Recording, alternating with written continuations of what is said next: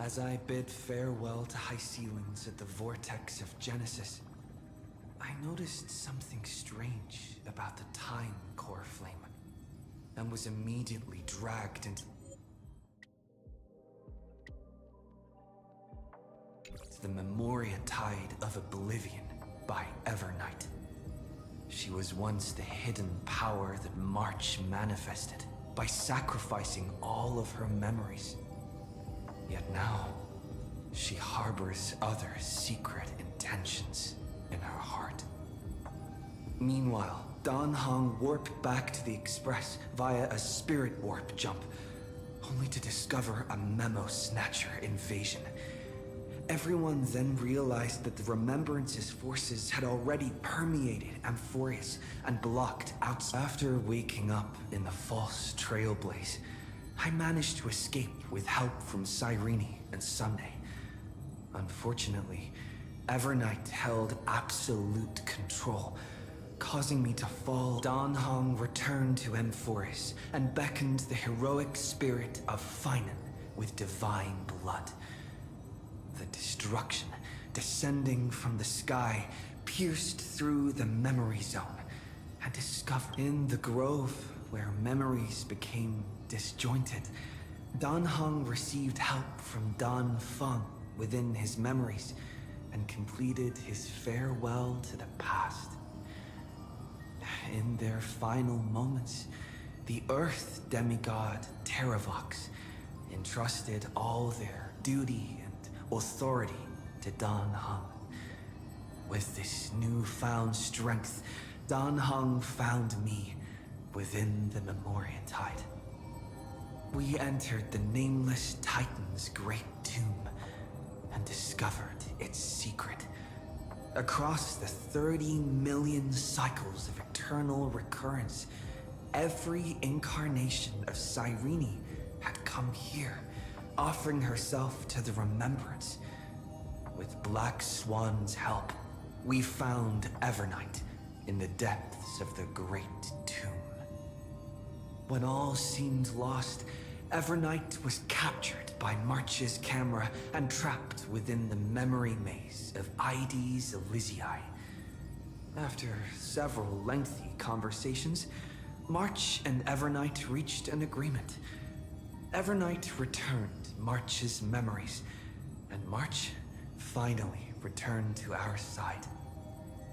With every condition for the Era Nova fulfilled, we returned to the depths of the Great Tomb and initiated the final Era Nova ceremony.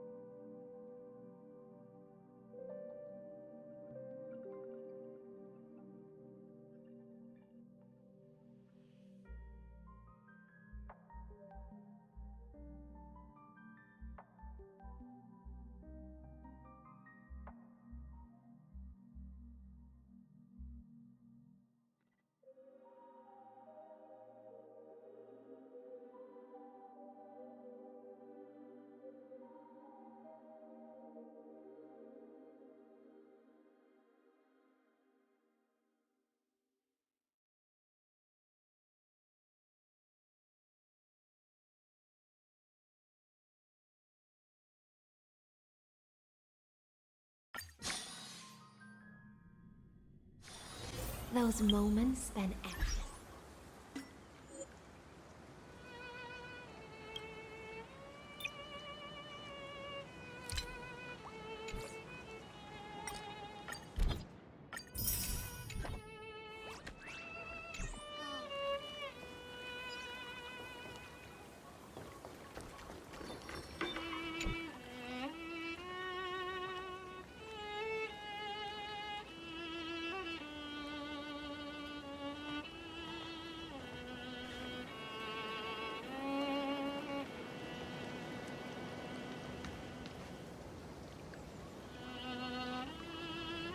This view hasn't changed at all, has it?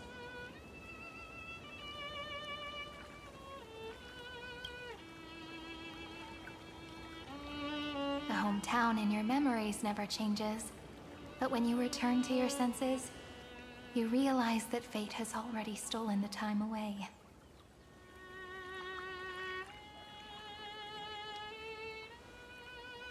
Welcome to the Trail of Genesis, friend.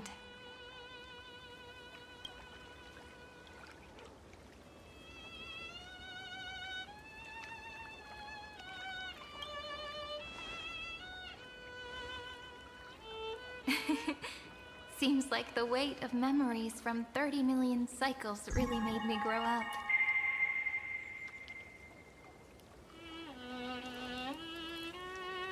But if I keep growing, I might be taller than you, right? Then I'm really looking forward to that.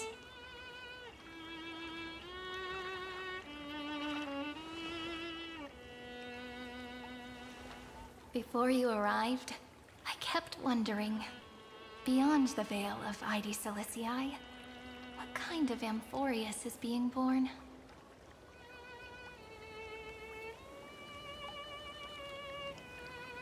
I can see fragments of it when I close my eyes. The friends who walked alongside us have all moved on toward their respective destinies. Some turning into pillars of the world, supporting the sky and the ocean. Others sowing reason, laying down the law, and with gentle hands lifting newborns into the light. Death and strife are no longer feared by people, and trickery has become the innocent games of children. All beings living ordinary and peaceful lives, within the net woven by romance and passage.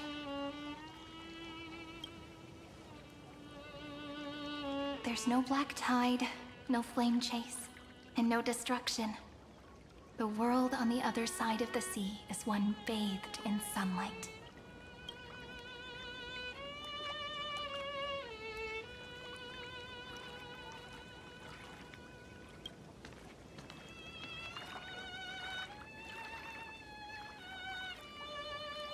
Like a happy and carefree childhood, the era Chrysia in this cycle will last for millennia, until it reaches the moment decided by the prophecy.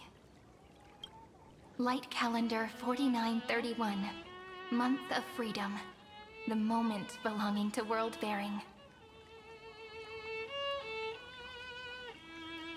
Are you ready to answer the call of the world, friend? Then go, and pen the Throne of Worlds' first stroke. For this world, made from countless wishes. You say that, but it's gonna be ages till we reach light calendar 4931. I can make use of the crevices of time, but surely you and Dan Heng won't have to wait around for a few thousand years, right? That won't be necessary. We can simply sleep, and the chronocognitive anchor will wake us up. That's right. We've both become a part of the new world. Just waiting for you now. Our consciousnesses can converse with each other across the heavens and the earth, possibly due to the influence of the Trailblaze. I am now connected with this earth, and I can feel the breath of every mountain range. I see that the tallest among them is named Akama, and the form of the holy city is already taking shape. In other words, your stage is almost set. Do you want to take a leaf out of Kefali's book and make some prophecies before your nap? But we're not the only ones who have changed. The chrono-cognitive anchor just transmitted a message stating that Iron Tomb has reacted to the Aranova. The moment when our friend bore the weight of 30 million cycles of memories. Was probably also when the scepter devoured 30 million cycles of destruction.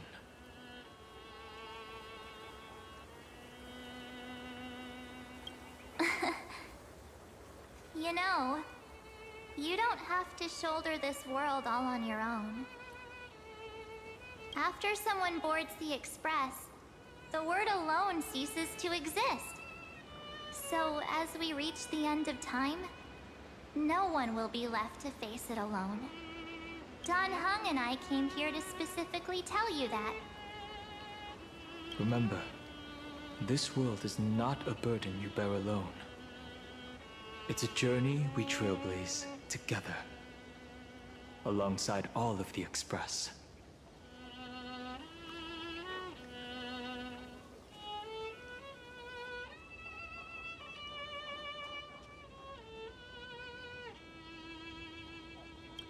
There'll be plenty of time for you to show off in the future. She meant to say that a hero only turns up at the most pivotal moment. All right. It's time for Dan Heng and me to go have a super long nap. Look after this world for us. The road ahead is long, but we'll be waiting for you at the end. We'll definitely meet again. Let's take one more look at the other side of the sea before we set off. Ides Elysiae is so quiet. Just like how I remember. Here we are once more.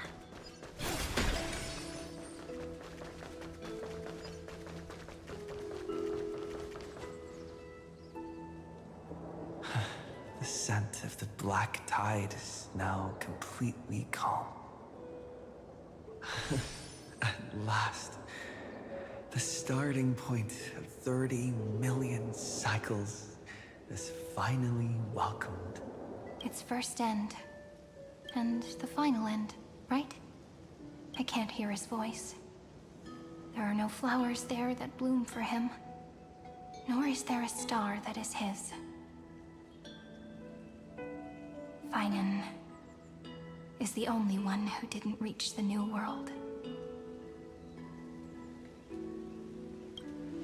Look, the golden light that shone upon the grove still meanders between heaven and earth, like the prophecies of Amphorius. It has to be a sign he left behind. It points towards the destruction and the deepest night. Do you still remember what I asked you at this exact spot the last time we set off? Friend, are you ready to become a hero? You were still burdened by the weight of world-bearing back then. So the heroes of legends were just at the right place at the right time when the world needed a hero. Just like how your arrival kickstarted Amphorius' fate once more. A person's personality is their destiny.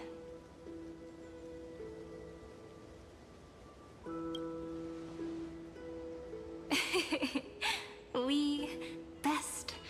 Those are such beautiful words. Thank you, friend. I was also trying to cheer myself up with what I said. After all, before we truly compose the end of this story, I must also pluck up the courage to head off with you.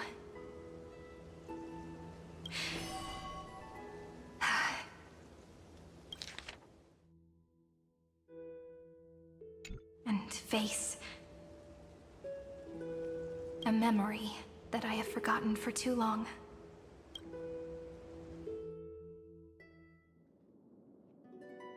It's so dark. The great tomb of the nameless Titan. The deepest recesses of memory. Also, the place where Cyrene was born.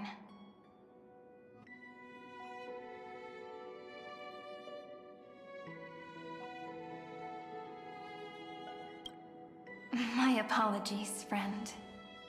The more memories I got back along the way, the more I felt that something wasn't right. There's a sort of anxiety I can't get rid of. It's like when I was back in ID Silicii, when the reflections in the water always made me wonder, which is the real me? The one reflected in the water, or the one standing on the shore? But I finally get it now. Look, friend. The words on that wall are the end. 1, 2, 3, 4, 5, 6, 7. Do, re, mi, fa, sol, la, ti. That rhymeless tune is the lullaby of little fairies. As always, I'll read this book to you. That way it won't just be Cyrene's memories alone. I've always thought that I was the narrator of the Flame Chase journey. But as it turns out, the narrator is also the most devoted audience.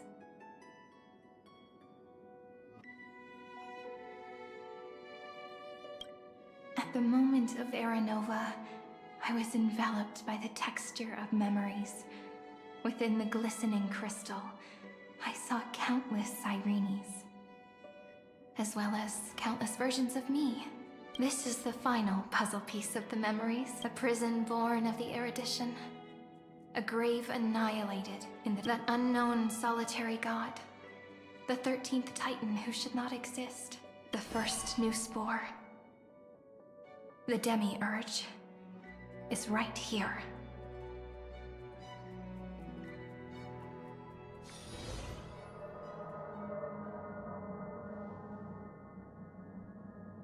The interrogation records have been submitted to the Marshal.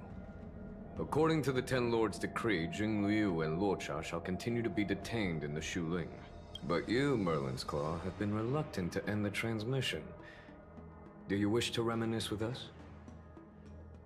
Or is there something else on your mind that you're just desperate to get out? You're quite calm, Jingyuan. The Alliance only authorized the Law Food to be deployed for this Iron Tomb operation. They say the Seer Strategist's wisdom shines like a beacon. So why can't you see things clearly now?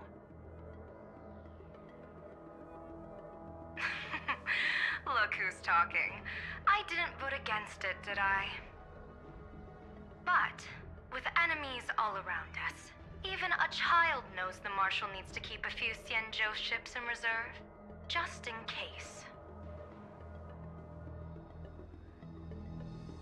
Whoever volunteers first is the Marshal's pick. If you have to ask, I'd say this outcome plays right into Jingyuan's hands. Like it or not, there's no way we're letting the Law Fu take the lead in this battle. Oh my, Merlin's Claw. Are you afraid the Law Fu might steal the Yao Qing's glory? This is no laughing matter. Between the Stellaron crisis and the War Dance ceremony, though the chaos has settled, rumors and speculation are only growing by the day. With Elder Huaiyan around, those with ulterior motives won't be able to stir up any trouble.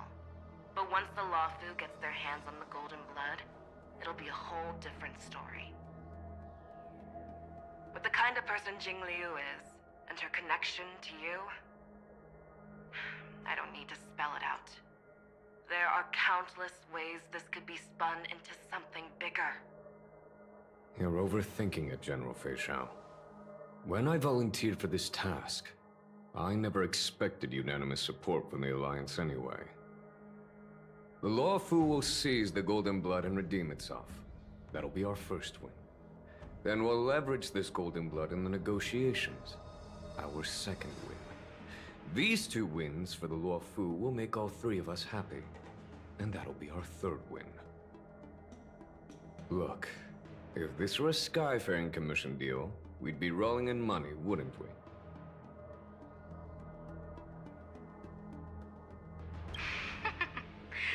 Maybe the Divine Foresight should change his name to the Optimistic General instead. With the Decalite Reflection Barrier, the Yuchue must understand even more than the Luo Fu how significant this battle is. Amphorius' karma has vanished from the matrix of prescience. What omen does General Yao Guang see in this anomaly?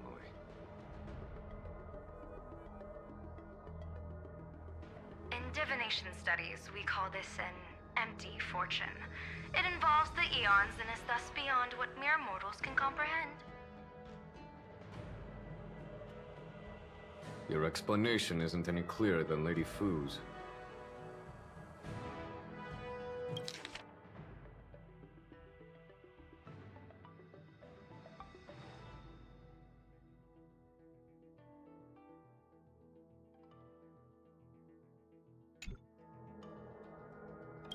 Come on. How hard is it to understand the word uncertainty? For the Cobalt Head, the emergence of Iron Tomb is a calculated instant, but I don't believe they will just sit around waiting for death. And for the powers of the cosmos, this is their chance at survival, and the key to turning the tide of interstellar affairs. The Astral Express is leading the formation of an allied force, but I can see each faction has its own hidden agenda.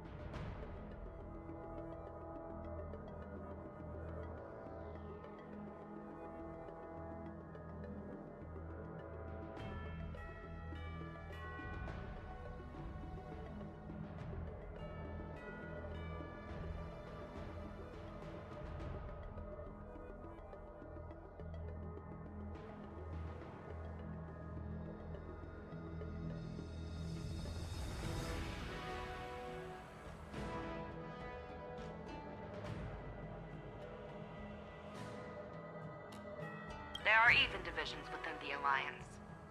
So it's not that hard to imagine how the other factions will react. Jing Yuan, I crossed paths with Selenova's Legion at the Battle of Sedunirama Star Cluster. Be extremely careful. The Ruined Legion's troops and weaponry are nothing to write home about. The IPC, even the denizens of Abundance, could take them on.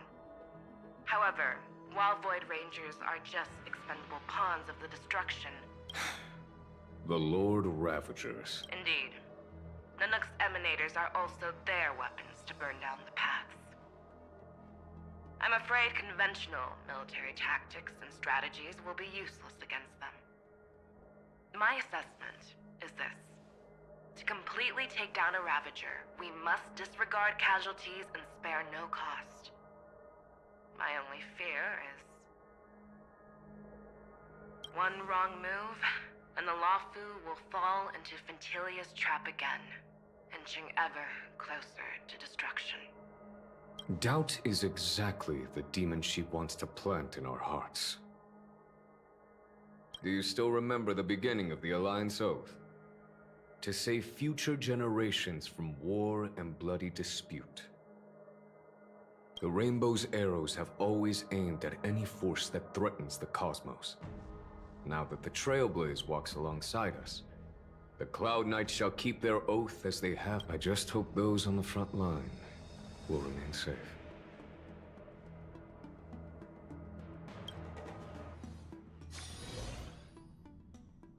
The chronocognitive anchor is sending a signal. Everyone, time to move out.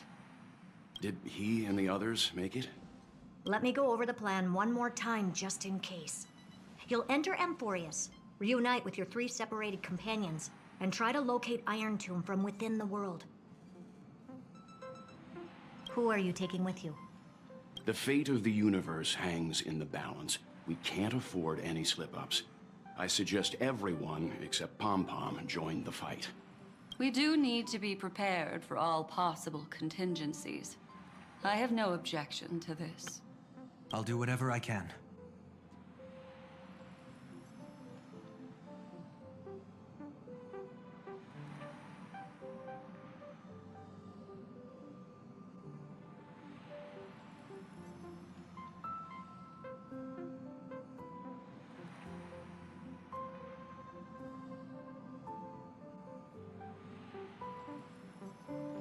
Meanwhile, Screwy and I will continue attacking the Demiurge Matrix. That is, the Scepter's kernel, from the outside. With our 2-pronged attack, we'll turn this hunk of metal into scrap.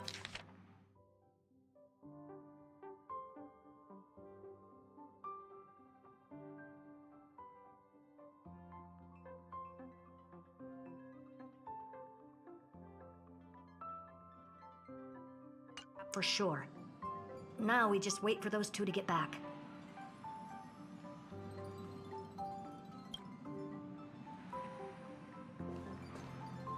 Oh, and just like that, they're here. Sorry to keep you waiting. With Planet Screwlum's help, the formation of the Cosmic Alliance to counter Iron Tomb is progressing smoothly. The cosmos has set its sights on Amphorius, and now it's just waiting for the first shot. Well then, let's not waste any more time, Fourth Mirror. It's my time to shine! Finally off the bench! Initiating thought refraction. Please read the safety protocols carefully.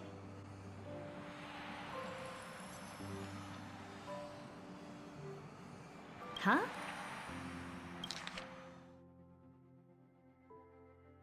Not just kidding! I've already checked the agreement box for everyone. And now, destination? Amphorius. 3, 2, 1, launch!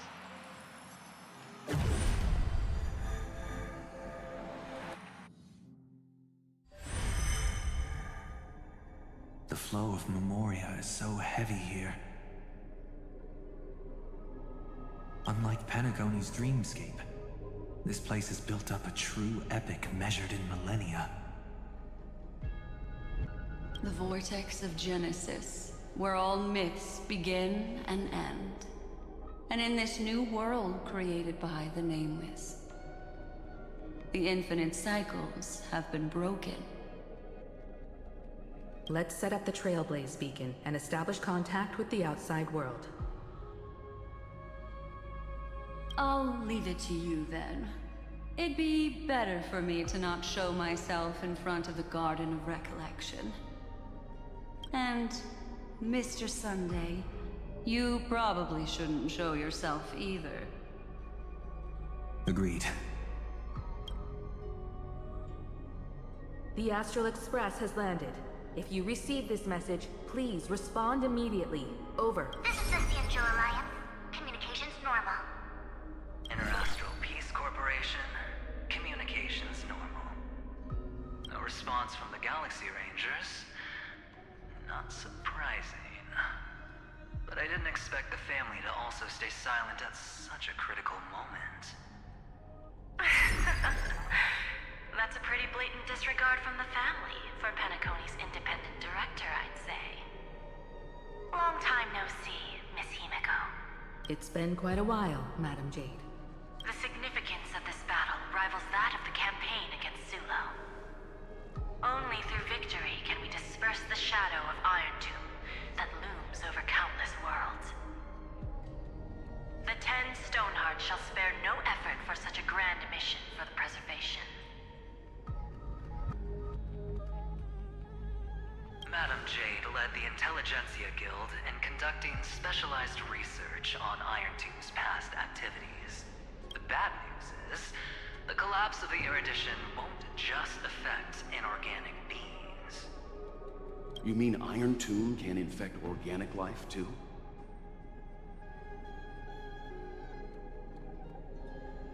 Well, the good news is, so far, its effects on organic life are under control.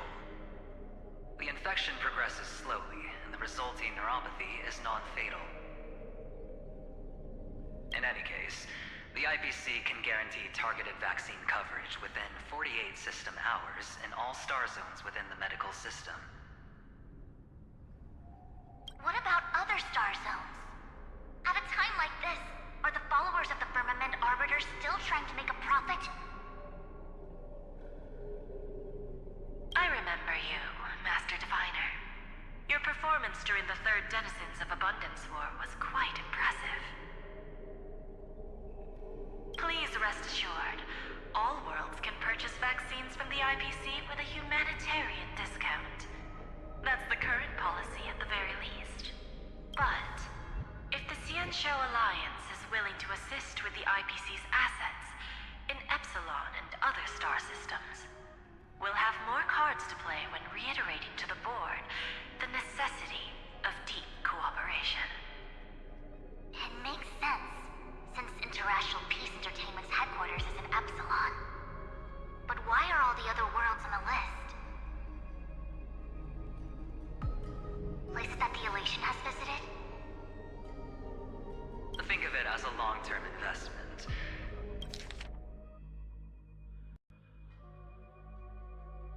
Please understand that everyone at Pierpoint is swamped with Iron Tomb work, especially the marketing development department. At this rate, even the 10 Stonehearts can only do so much.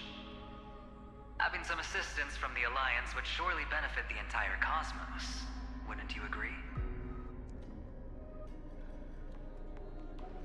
As an old Xianzhou saying goes, those who succeed should help all under heaven. Your proposal must be decided on by the 7 Arbiter Generals. I'm just here to relay the message. In times of crisis, the Luofu will not hesitate to help those in need. However, the prerequisite is that the IPC must unconditionally assist the Alliance with emergency rescue operations in the disaster area. Of course. In the name of preservation, all for the Amber Lord. Thank you all for your selfless dedication.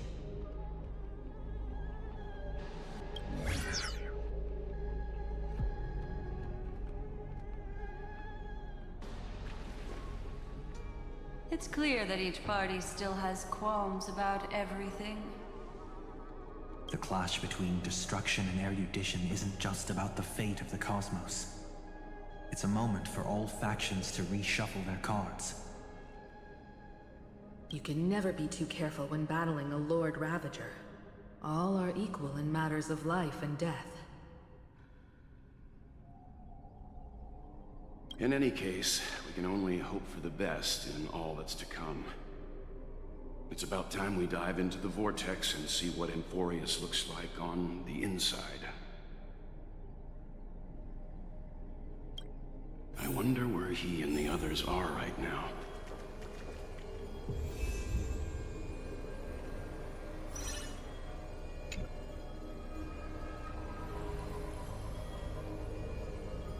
Hello? How's the signal? Can you hear us?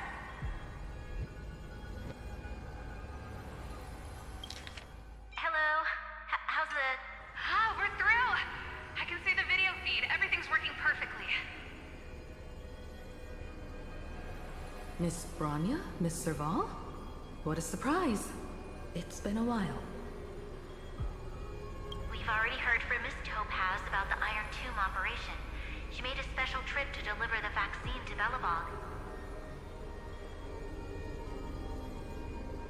I can't believe the Express crew is at the eye of that storm. Is everything going smoothly? Don't worry, we're still following the plan step by step.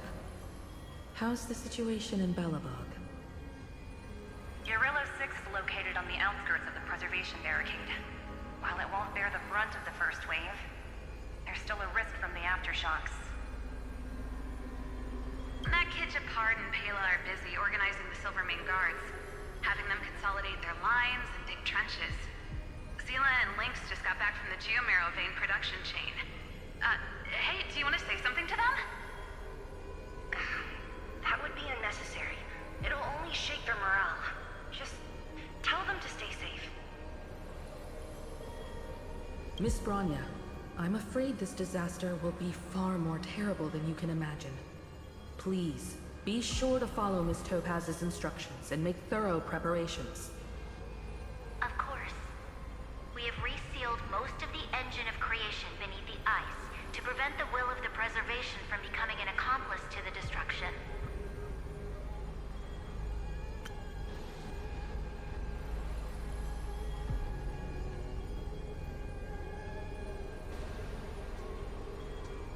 Don't worry, Miss Himiko. Belobog is far more resilient than we imagined. We really wish we could help, but Eurillo 6 has only just woken up from its hibernation.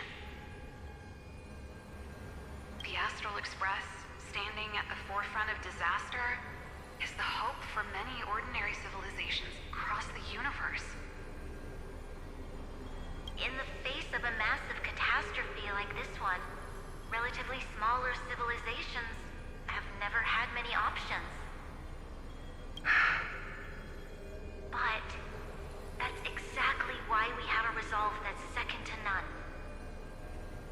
If anything goes wrong... Miss Topaz, I hope you can help out and rescue the affected citizens.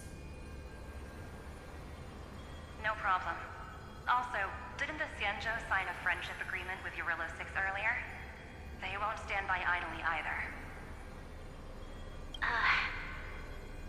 I appreciate your kindness, everyone. But Eurillo 6 is our home. We will defend it to our last breath until the last Belobogian... Miss Branya. May all civilizations that have made it this far on their own strength weather this crisis together.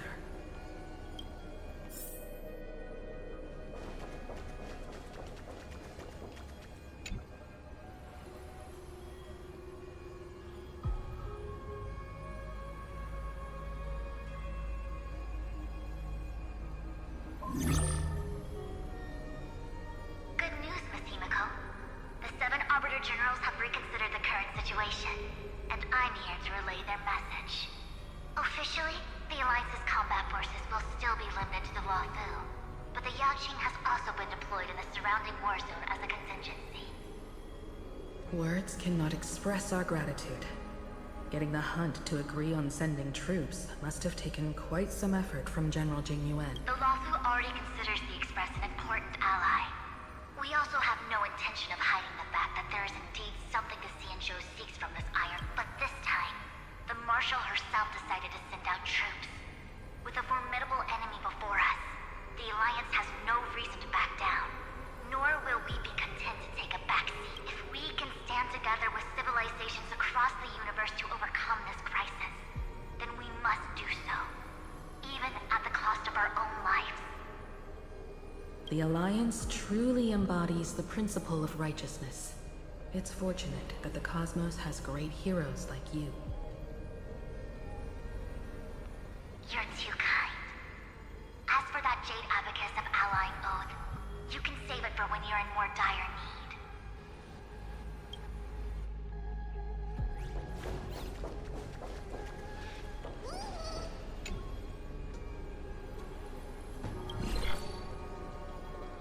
I regret to inform investment department is constrained when it comes to... However, Madam Jade instructed us to look after our nameless friends as much as possible. Other departments at the IPC might also take this opportunity to extend an all when that time comes. I hope the Astral Express will remember that the 10 Stonehearts were willing to stand with the Trailblaze, even though we were in a difficult position. And more... Sounds like a threat, doesn't it?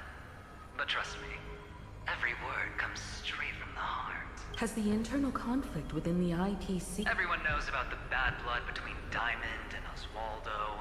But at least until now, they've had an uneasy truce. Until the Lord Ravager Archforger caught the board's attention. I'll leave it at that, as it's confidential information. I understand. Our immediate priority is to address the Iron Tomb crisis. Let's hope for success from the start. This might...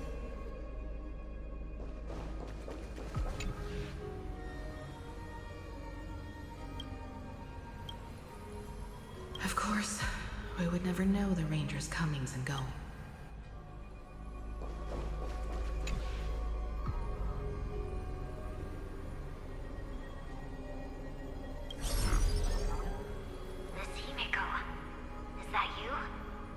Yes, and you are Miss Robin. Yes. I apologize for not being able to respond during the meeting earlier. And even now I can only appear in disguise. On behalf of the Penaconian family branch, I extend my sincerest apologies to everyone. We tried to request aid from the family. We essentially received no response. I've heard about the internal conflicts within the family. Miss Robin. Thank you for understanding. The good news is, since you're one of the shareholders of Penacony, the family heads have agreed to allow me to lead all Astonian tuners to the front lines. My charitable foundation will also do as much as possible to provide support in this battle. They'll ensure that proper arrangements are provided for those wounded on the... Miss Robin, I'm beyond moved by your spirit of self-sacrifice.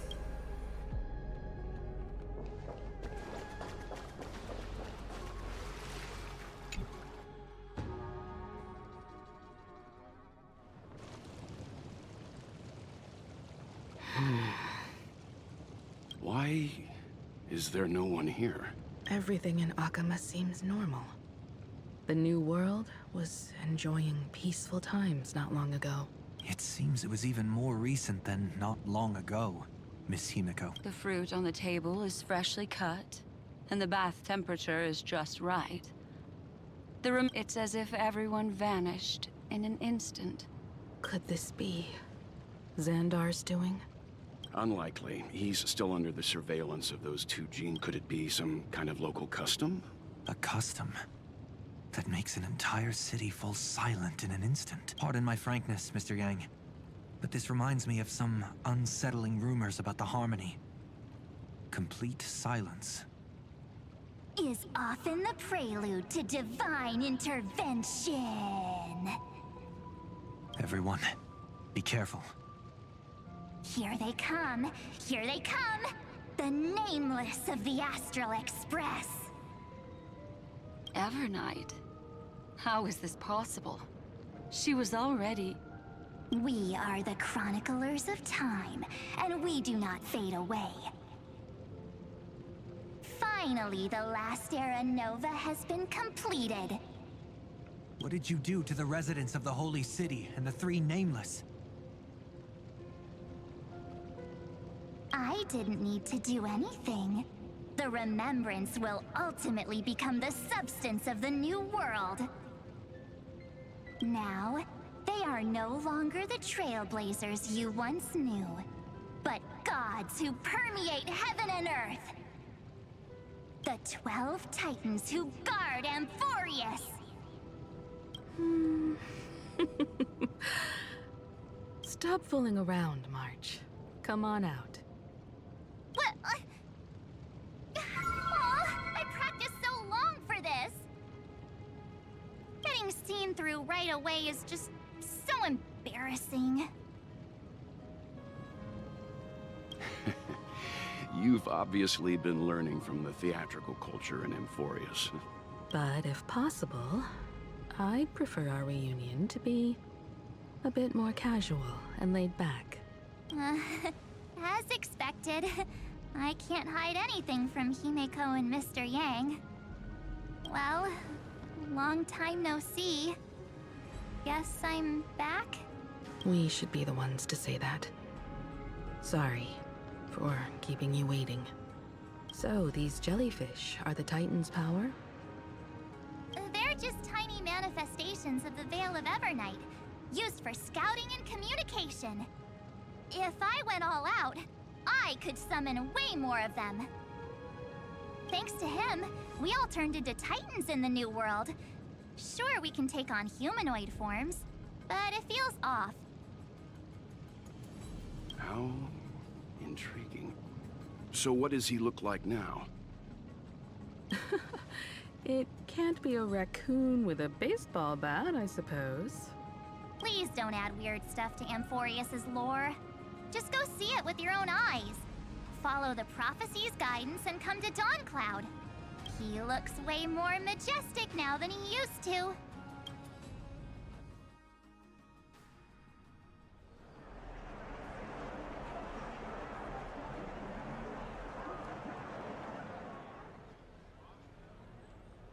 Unbelievable.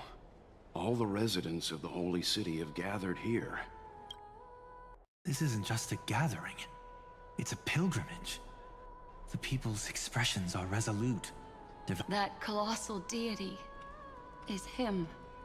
He has become the pillar of the world.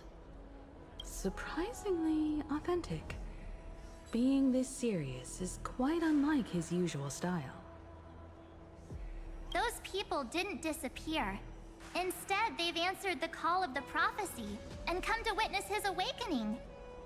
Our good buddy now bears the weight of the entire world, and every breath they take is intertwined with Amphorius's destiny. Awakening? Has he fallen into slumber? Yeah. After all, with such a huge time dilation between inside and outside the scepter, this was the only way we could wait for everyone. Time watches over yesterday. Earth guards today. And when the Trailblaze steps into Amphorius once more, the slumbering deliverer shall awaken, and then bring the prophecy of tomorrow to this world. Come on, everyone. Let's get closer to him. Watch how the world-bearing prophecy changes this world. Well, it seems the kids are already miles ahead of us at this stop. All the more reason we can't afford to slow down our pace. Let's go witness this. Majestic. Speaking of which, I once caught a glimpse in Sleepyhead's memory of him transformed into a towering Tatalov. Could it be? No way! That was just a nice dreamscape. At least nice for him. If they are the throne of worlds who bears the weight of this world, perhaps they could guide a traveler still wandering among the stars. Hey, since when did you get all pious? This advice sounds pretty silly sometimes, you know. The so-called fool and the world are merely a step apart. Teaching us to find erudition amidst imperfection.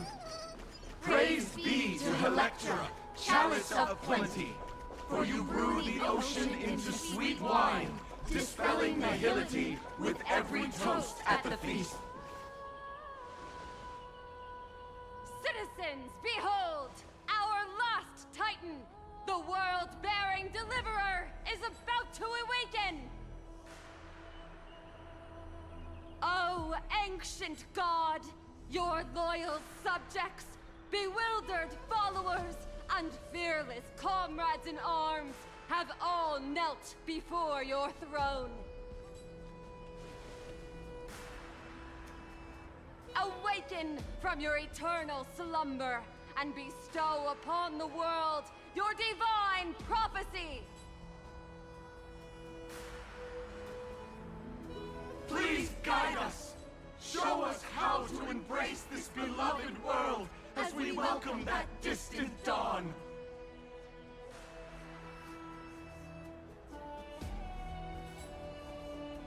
To walk the path of a mortal as a god, or to bear a divine burden as a mortal.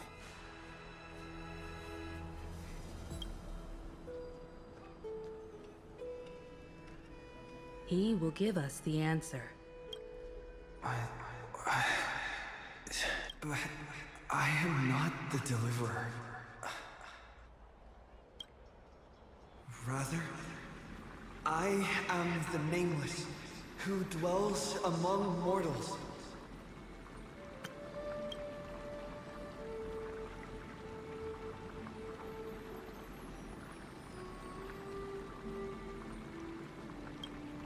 That voice is definitely him. I heard your prayers. The core flames flickered and dimmed, and the age of the gods met its end. So flow, golden blood, flow.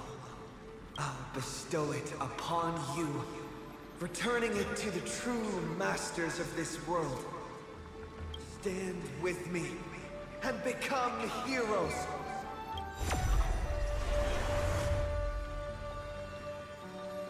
Is this?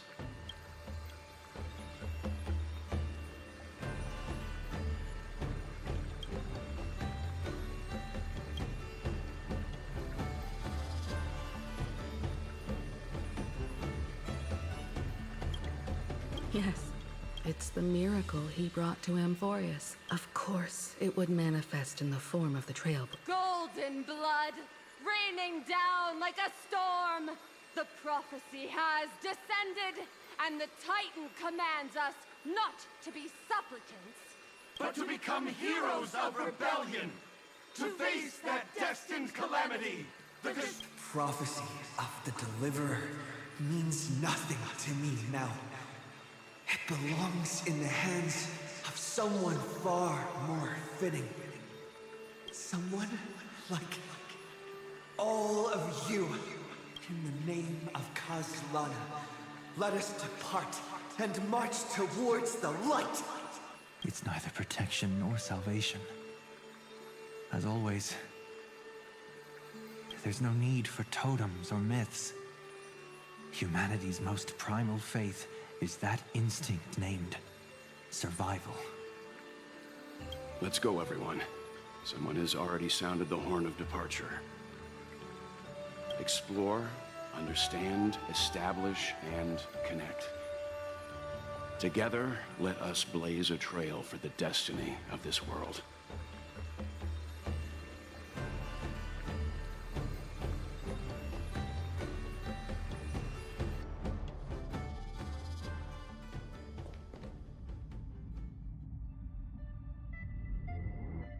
Is it just me, or does this Demiurge Matrix feel completely dead?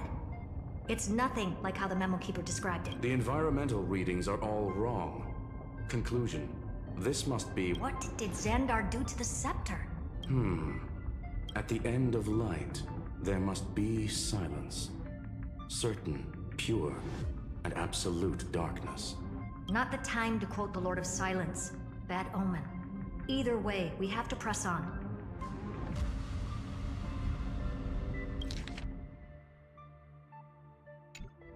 Until we uncover the truth behind the 13th Titan. The buried past is the key to stopping Iron Tomb. That is, if it even exists. Xandar says the Demiurge never existed. Who actually buys that? You can erase the records, but not the truth. It vanished too cleanly. No traces.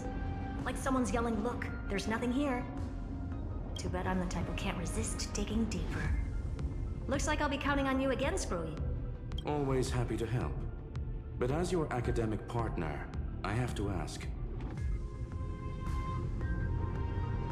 Herta, what if we fail?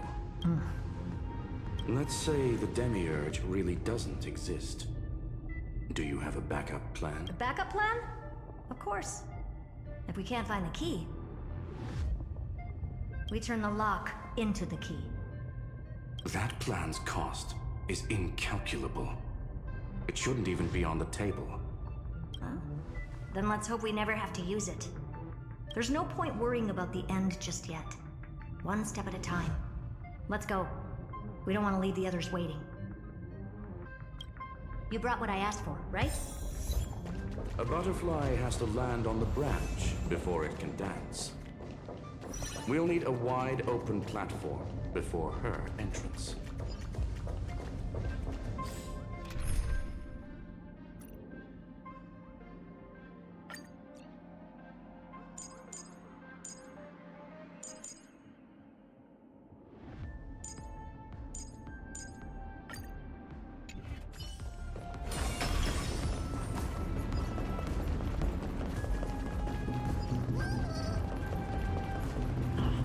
Just use that thing over there, Zag.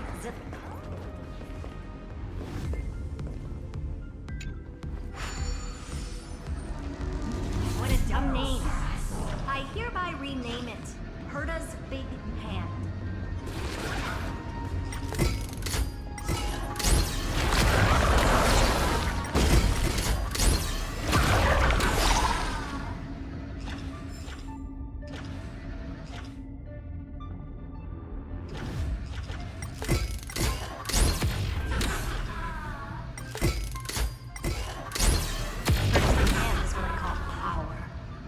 Keep it going. Still not done? All set. Time for your precious treasure to make its debut. Of course. Just give me a second. Target initialized. With these wings, hacking should be much more efficient.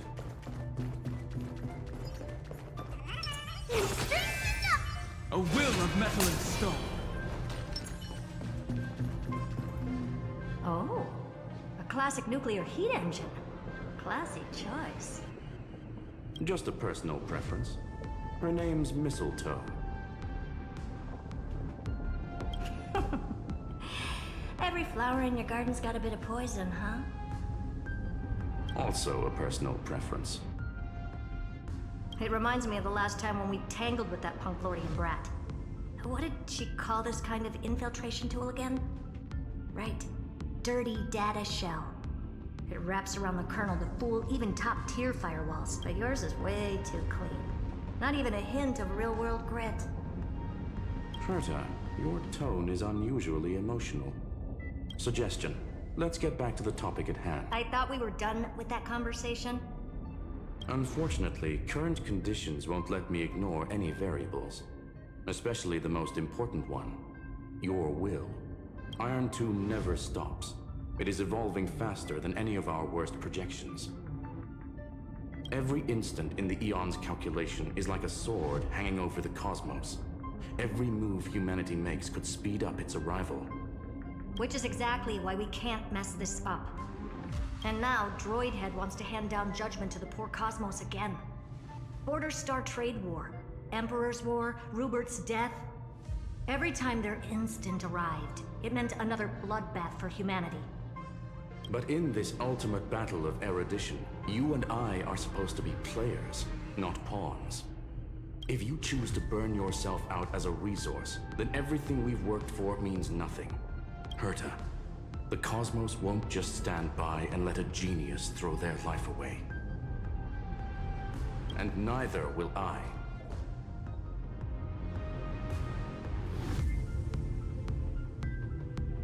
No need to kill the mood. This is why we're here, isn't it? We need to find the Demiurge and that lost key. I'm not here to be a deliverer. I just want to beat Xandar and Droidhead. Right now, I just need to know. Are you with me?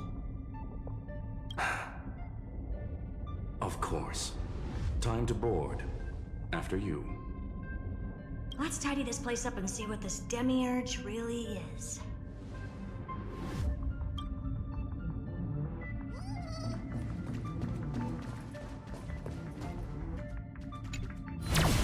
Let's hope this Matrix is better organized than the Emperor's junkyard of a birthplace.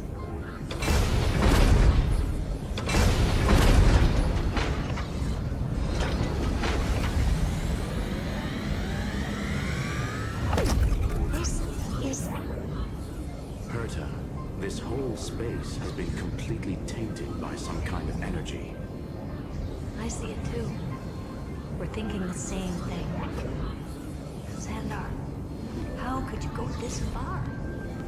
Turning your own graveyard into this. What's that up ahead?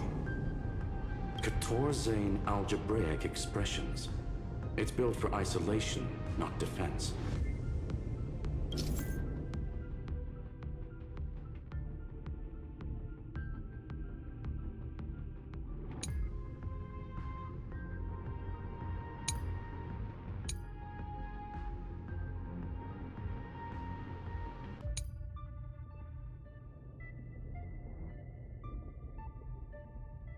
So basically, the door to the tomb, right?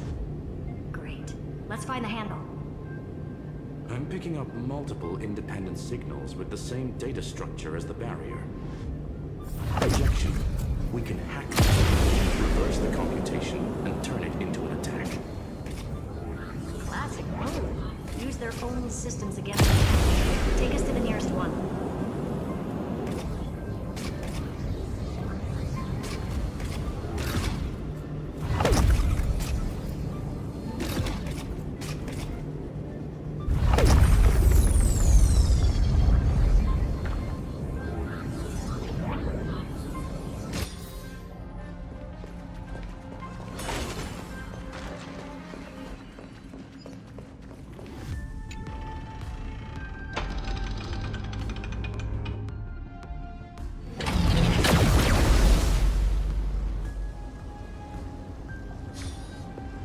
Almost no response.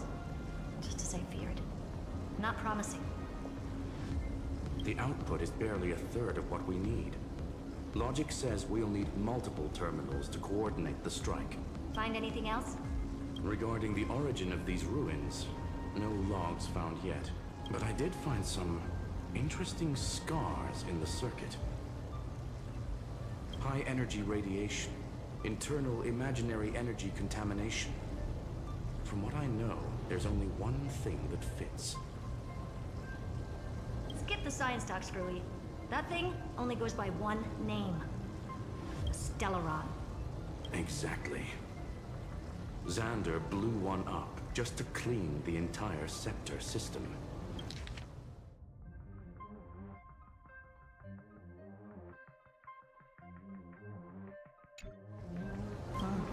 So that's what he meant by killed that Titan with my own hands. He wanted to turn the neuron of the erudition into a relay for the destruction. That meant getting rid of all of it, at all costs. The life form known as the Demiurge was the original target of the Scepter's extrapolation. It makes sense. Evernight calling it the first new spore confirms this viewpoint. The prime mover of life. That's what Sector Delta ME-13 was originally tasked with. Even after it got scrapped, the query kept running. Yet the true value lies in the process of solving it. Then, does this mean finding the Demiurge is hopeless? No, I'd say exactly the opposite. It means Xandar had no control. He couldn't contain the Demiurge just like he couldn't handle Droidhead. So he tried to erase every trace, but he failed. It still left a mark. By the way, if there's another Stellaron in Amphorius, why hasn't that little one reacted to it at all? You said the Demiurge left a trace, right? Yeah, but not in the real world. Remember the great tomb of the Nameless Titan?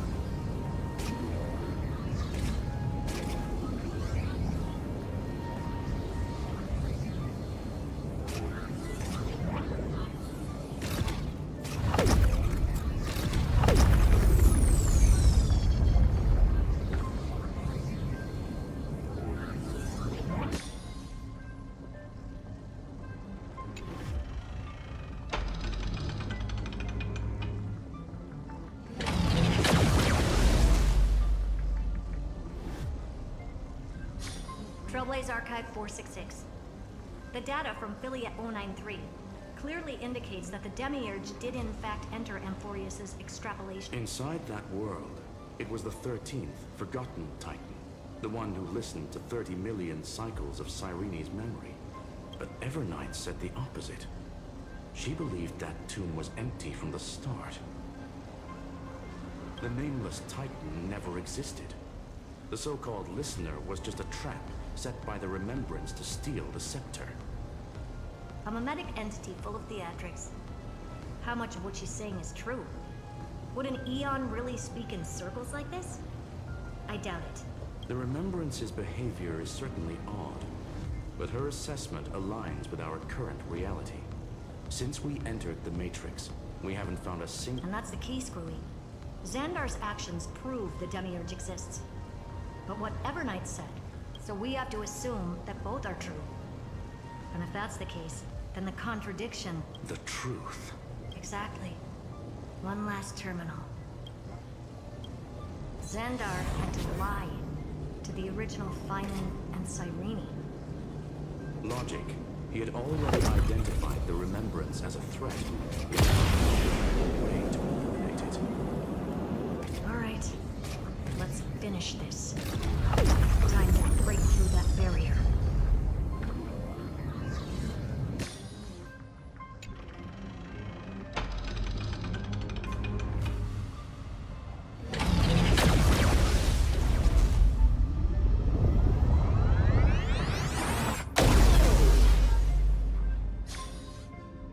Operation authorized. Path energy readings. The erudition. Decline.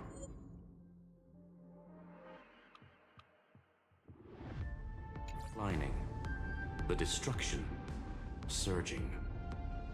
The remembrance. 0. What's going on?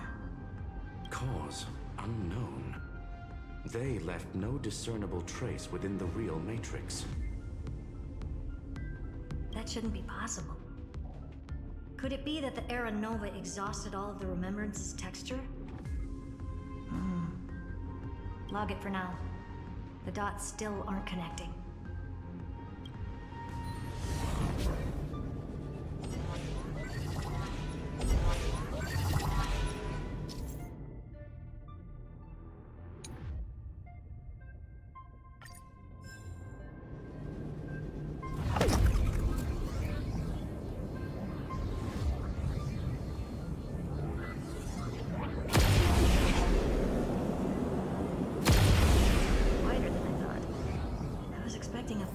Aerial brawl.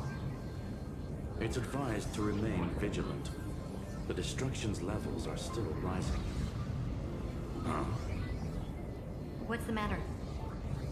Interesting. I just picked up a signal from the exo-myth.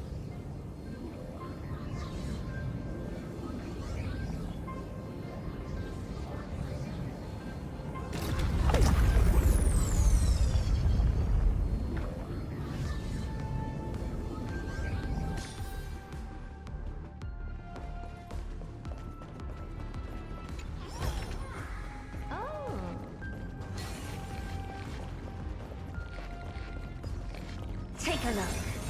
This is pure genius in action. This repulsive force is unlike anything I've felt before. Is this the place? Correct. Judging by its defensive properties, this is the entrance to the exo-myth. I didn't expect that. Who builds a lab in the middle of digital rubble? Then again, never doubt a dead man's resolve.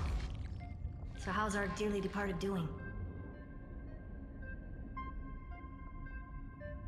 He severed part of his neural pathways to break free from Lord, but that also triggered the failsafe I set. Conclusion. Xander has lost all combat functionality. So now he's a specter, literally. Screwy, can you open a path? Just to be sure, I want to see this for myself. Logic. Scanning his inspiration circuit might help. Exactly. His brain is the crime scene. There's no way it's spot. But it could be a trap. That's why you're here. 2-on-1. We've never lost a matchup.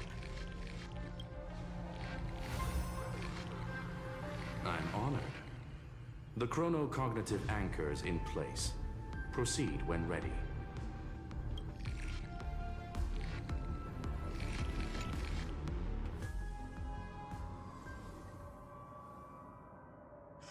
I knew it. The one thing I didn't want to happen. He's not here. The coordinates are accurate. However, his position is shifting rapidly and chaotically. It's his domain. Stay alert.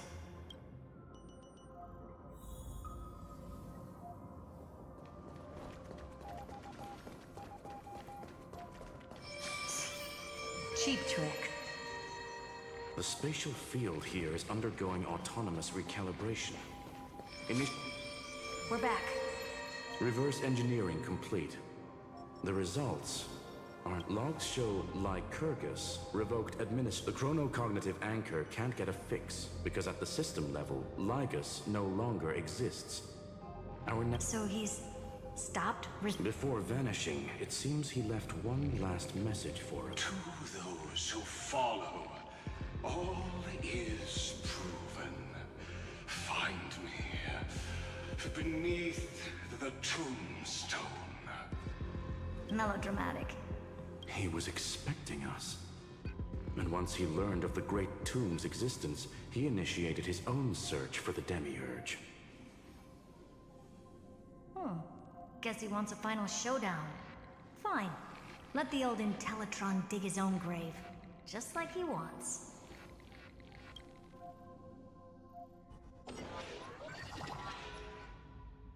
To be in the purest light is to be in the purest dark. Nothing. The Scepter's main frame. Or maybe we should now call it the Lord Ravager's placenta. Unfortunately, we still haven't found anything. Really? I don't think so. Not finding anything is our biggest find. Please elaborate. If the Demiurge was destroyed, there'd be at least some bits of it left. I don't buy that a Stellaron could have blasted all the traces away as cleanly as I said before, its disappearance is too clean. If the garden hadn't stirred the pot, or we can look at it from another perspective. If you were Xandar, would you be this obsessed with a concept that poses no threat? There is the possibility that he's naturally meticulous and hates variable. That does track with the impression he gave about himself. But Xandar shut that theory down himself just now, choosing to act even if it'll cost him dearly. And we know that feeling. The unknown is right in front of us. So we only have one choice. Solve it. You sound pretty convinced. Surely you already have a theory. Care to share? Of course. Though I don't have hard proof, I'm almost certain that the Demiurge has been in everyone's plain sight all this time. They were mistaken for someone else. That'd make the most sense. Why was the room empty? Because the person locked in there had run away ages ago. But they were weak and small and had no presence whatsoever. Even the old Intellitron didn't notice them. Which also means there's a high chance that their powers are minuscule and cannot alter the... Well, at least Xandar is scared of them. Come on, it's time to confront him. Let's go to the tombstone.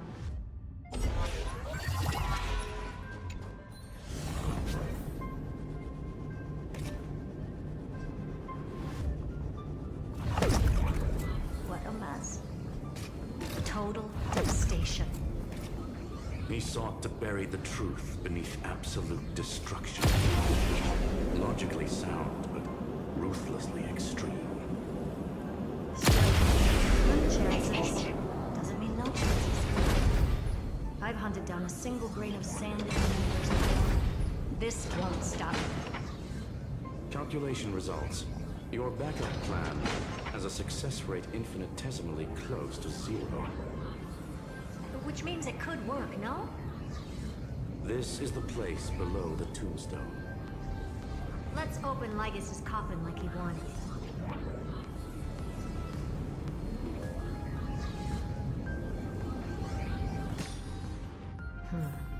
Looks like you were right.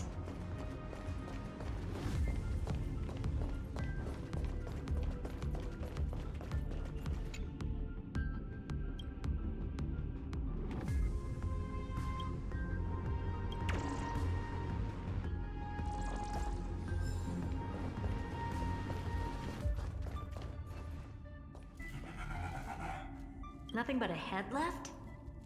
Oh, who'd have thought you'd look this bad in real life?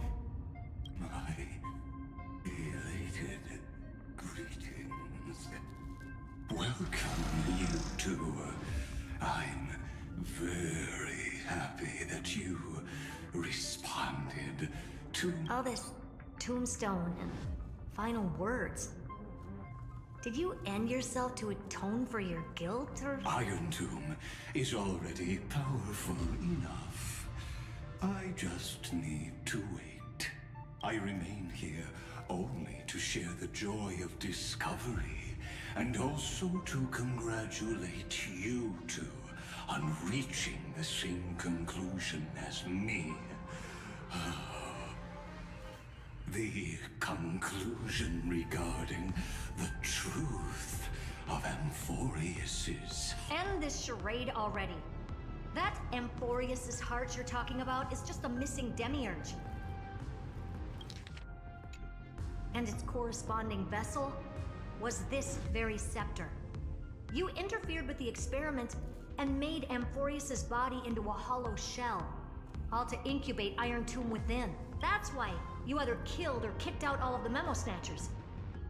You wanted to eliminate any chance of a consciousness coming into being, no matter the cost. Even the strongest wall can fall to a single crack. The memory of betrayal has been etched into my heart, and I now...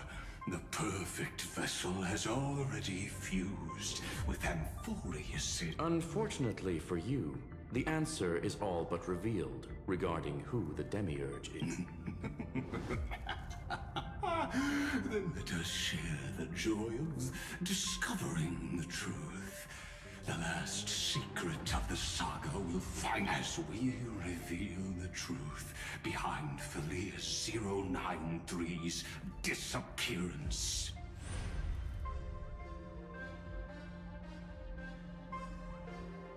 But where should I start with the story about me? From the beginning of the universe?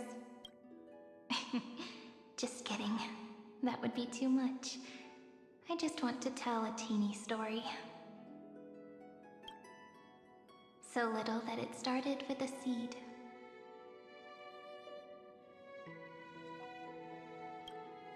I know you're listening, my good friend.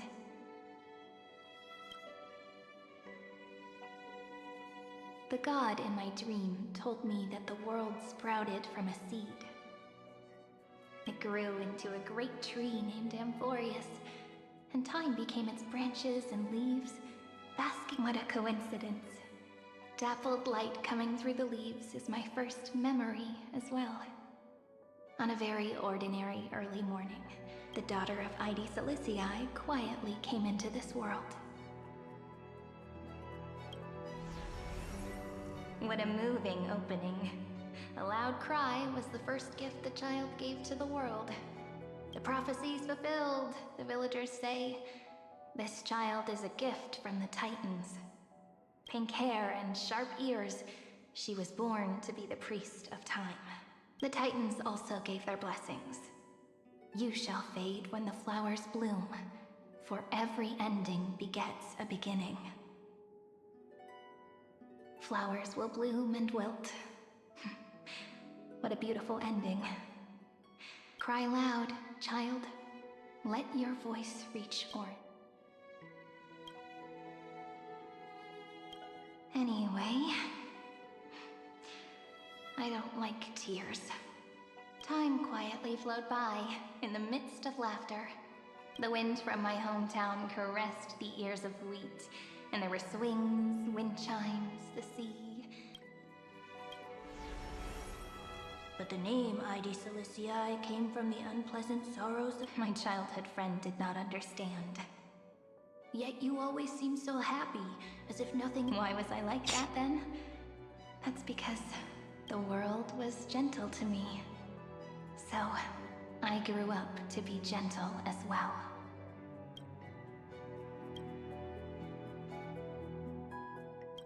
But fate was fickle. and it urged the child, just like how the crumbling world could not preserve an eternal hometown, just as the ballad blown on the breeze says, losses are a constant on the flame tree. Oh, whose ears are pricked up now? You've definitely heard me say this sentence a lot of times. You know that the story starts to deviate from here. Aren't you looking forward to it? The hero's journey crosses through the long night, through tears and blood.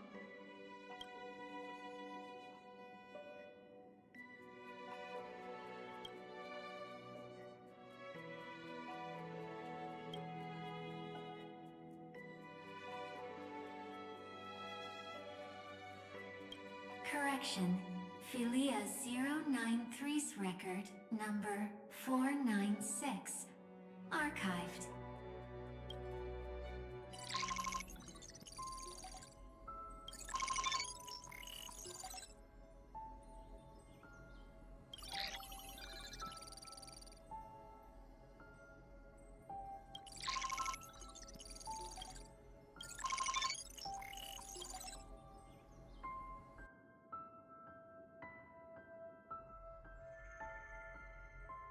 Hi.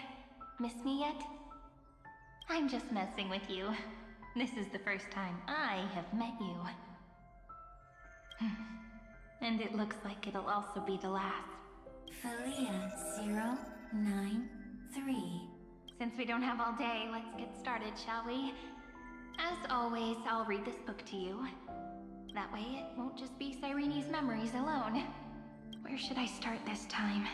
Let me see. Formatting complete. 0, 9, 3. Size. Grayscale. Proportions. Outputting analysis result. Philia 093 equals Peach. Peach's record. Number 812.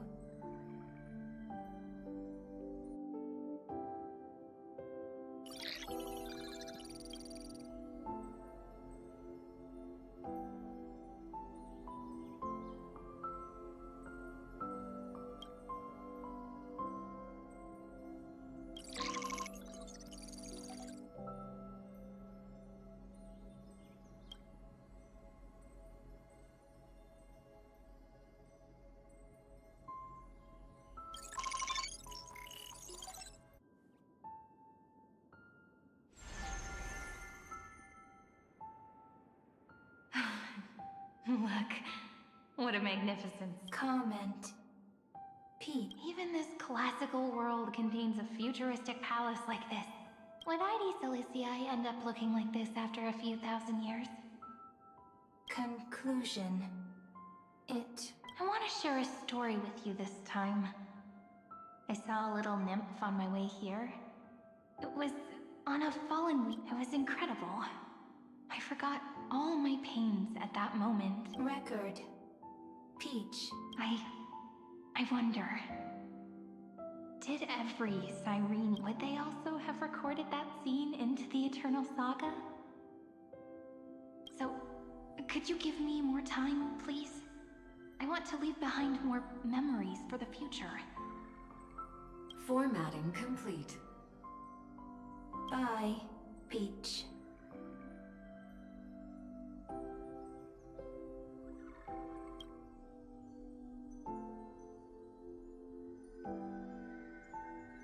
Peach's record number.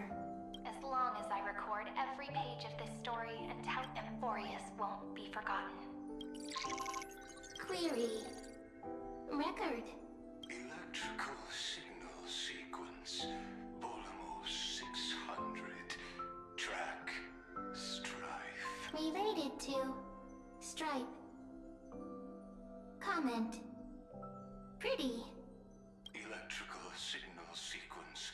Schema 720. Track. Reason. Related to. Raisin. Comment. Yummy.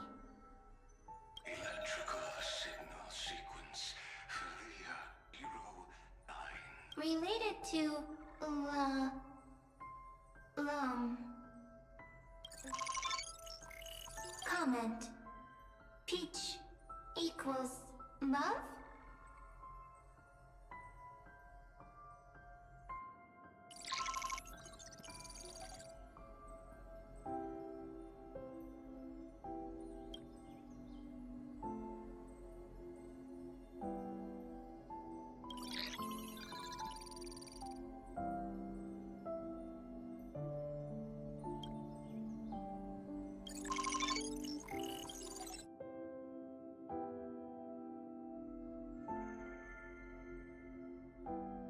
Looks like it's time to say goodbye again.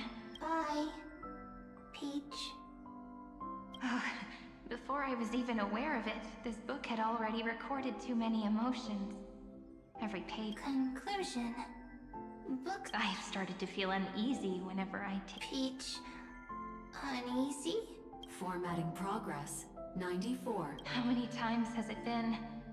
It faithfully fulfills its duty, activating and formatting. Conclusion. If I can only write the same ending every time I lift my pen, just an overly naive dream? Peach. Scared. Formatting progress. 96. Peach. Don't cry. Process error. Analyzing. Process error. Analyzing. Comment. I'm here.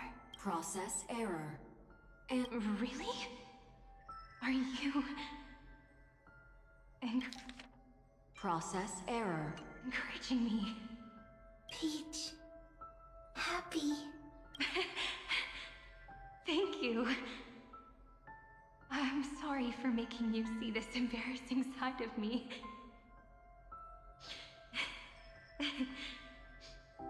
Everyone's still working so hard.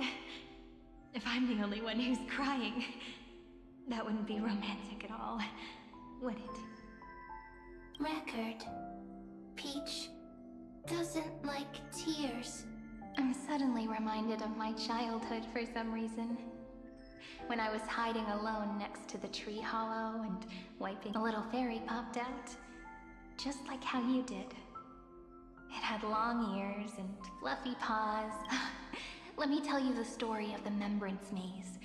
A group of cute little friends live in Ide Silicii's 1, 2, 3, 4, 5. Do, re, mi, fa, sol, la, ti. Formatting complete. Bye, Peach. Note. Little Peach. Crying alone. Little fairies. Friends. Save.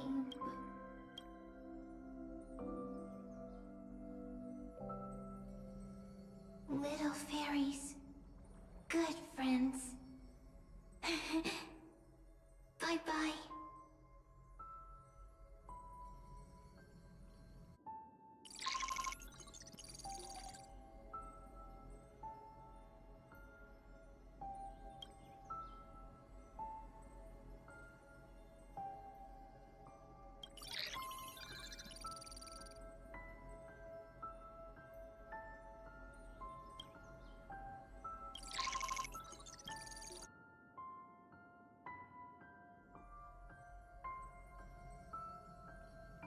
You never say anything, but I know you're listening. Every story I've told is like a little key that opened a door in your heart, no? Me!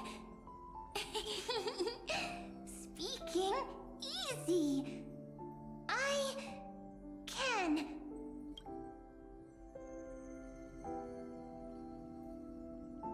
Once again, the saga comes to an end. Everything is deathly silent, just like this very moment. Shh. You speak. I listen. This time, too. Sitting together. Now that I look back, there was a period when I got really sentimental. Sentimental. Stories have sentiments. I was so anxious, trying to find as many different memories as possible, hoping to bring some change to this unchanging destiny and find the way out of this maze. Peach, strange. But I won't do that anymore now. Why unhappy? Formatting progress 73.998%. I'm here. Don't be scared. Process error. Analyzing. Won't allow it to interrupt you. Always sitting together. No need to feel sorry for me, good friend. If there are no new blank spaces, how can a saga continue? Blank spaces? What's that? I'm actually really lucky, you know? During the long years I've spent waiting for the Deliverer, I've always had you here as an audience. Isn't that already Not enough, not in Peach! Don't leave! Now I can rest in peace in the past. As for when tomorrow will come, I'll have to ask the next Cyrene to continue our watch. Peach left. If there are no new blank spaces, how can a saga continue? Needs no blank. Next, Cyrene has blank space. Oh, Peach, don't be scared. I'll help you find blank space.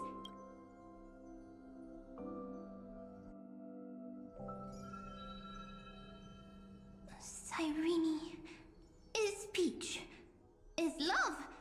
So, first there is love, then there is Cyrene, then there is blank space. Query, love. The developmental trends of the erudition have nothing to do with creating not having a consciousness means not having the foundations of a heart. Consciousness, emotions, feels query. What could be behind this door? Glittering crystals? Or a beautiful world? If I tell you all the stories of tomorrow, will I be able to finally welcome the Deliverer and Emphorius' dawn? Key, door, story, happy, Peach, Cyrene. Yes, right. Query, memory.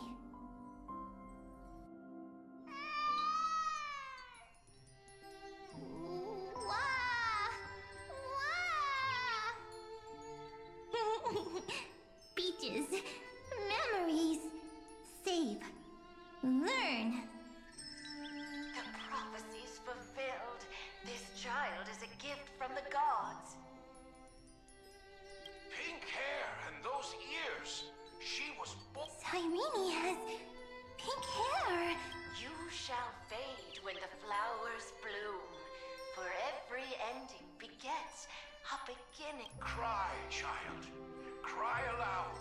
Cyrene is easy. Anyway, I don't like tears. But the name ID Silizii came from the unpleasant sorrows of the gods. Yet, you always seem so happy, as if nothing ever worried you. Cyrene doesn't like tears. Always happy. Of course, because the world was gentle to me. So, I grew up to be gentle as well. Cyrene is gentle. Easy. Just as the ballad blown on the breeze says. But even if all is lost to the wind, some things won't easily change. Like my height, Trivi's innocence, and Aglaya's beauty. Cyrene grow up, but she can talk. After all is lost to the wind, Cyrene is, at the end of every sentence, always laughing, like a little tail. Simple. I promise you, the pain will pass. All right, let's not make things so gloomy. What we're about to embark on is the true hero's journey, so...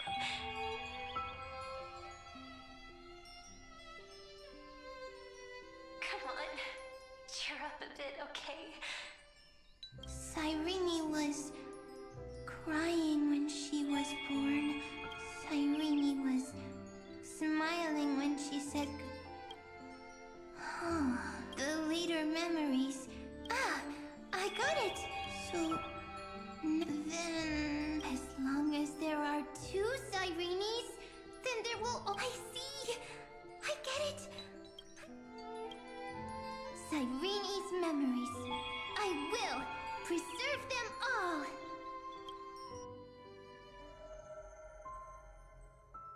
So weird.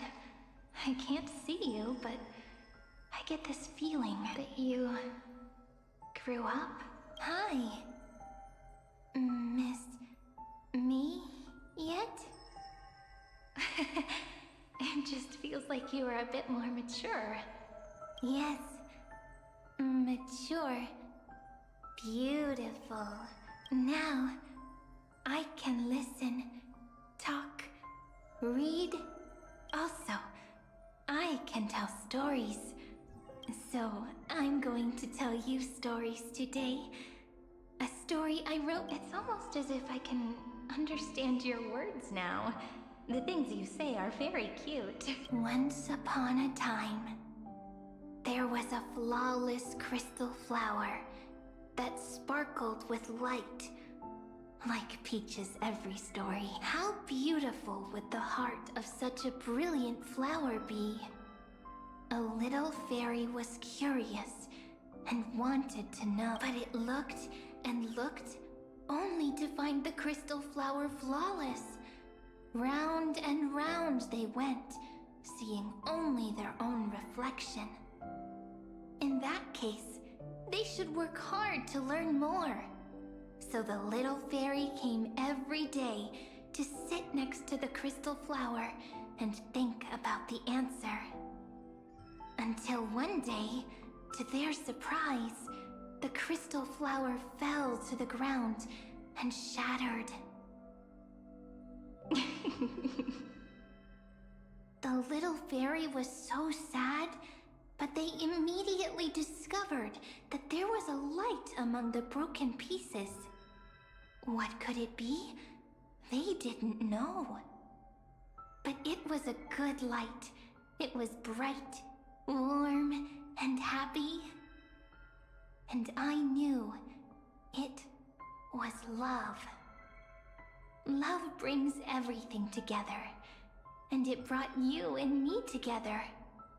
So Peach and I will always be together. What a nice fairy tale.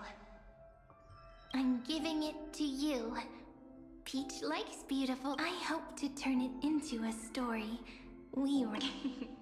Okay, then I'll probably make a small adjustment. I'm thinking that when the flower broke, the little fairy would then it would understand that the flawless crystal flower doesn't actually have a heart. Nor does the flower understand what love is. Doesn't have a heart? Doesn't understand love? Why? It's simple. If the flower lets the little fairy into its heart, then it would have to include the fairy's impurities, and would no longer be flawless. The crystal flower was pure because it sealed itself off and bloomed in solitude. That's why it looks so brilliant in an imperfect world. But should a flower like this be called love?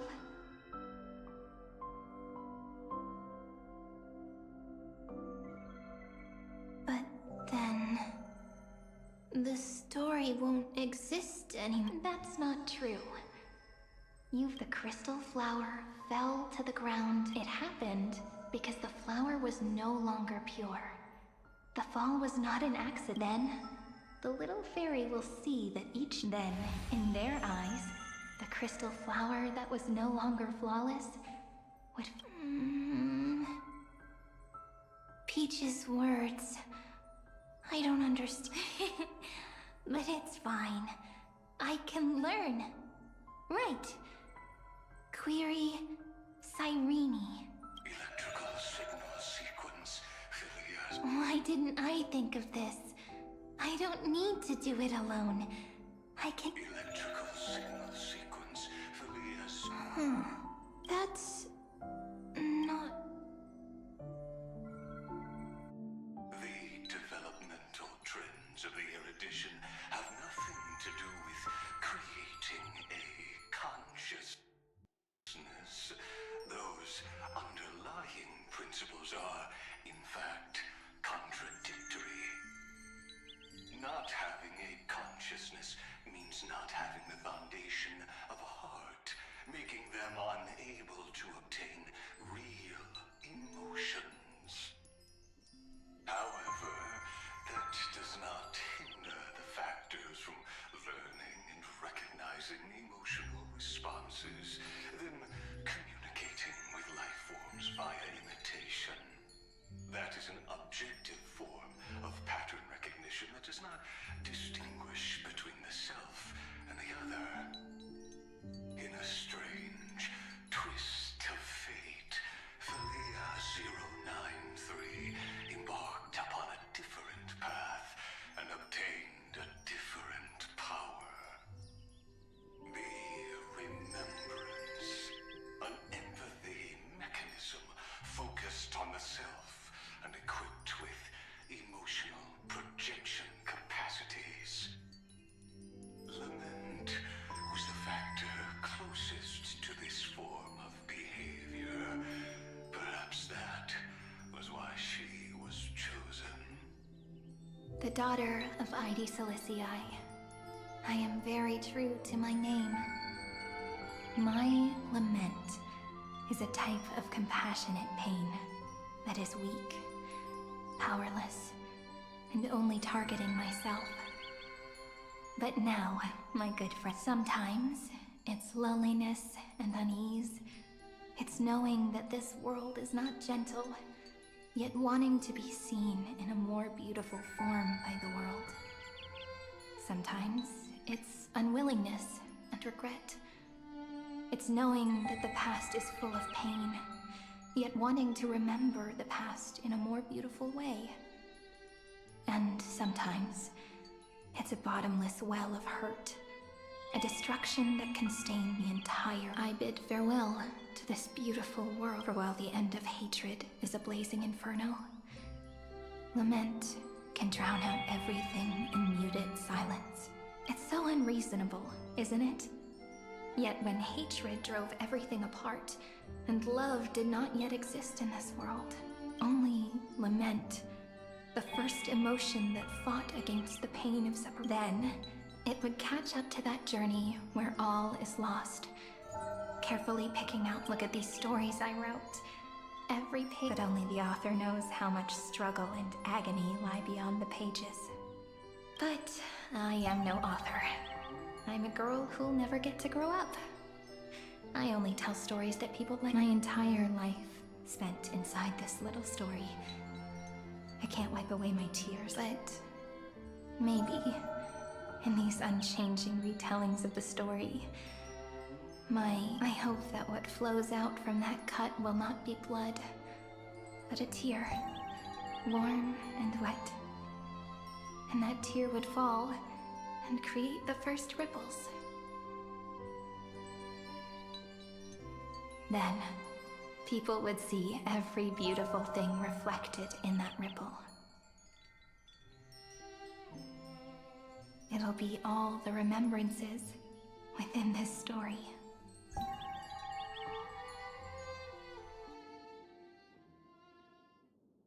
Someone once told the very first me that everything was false.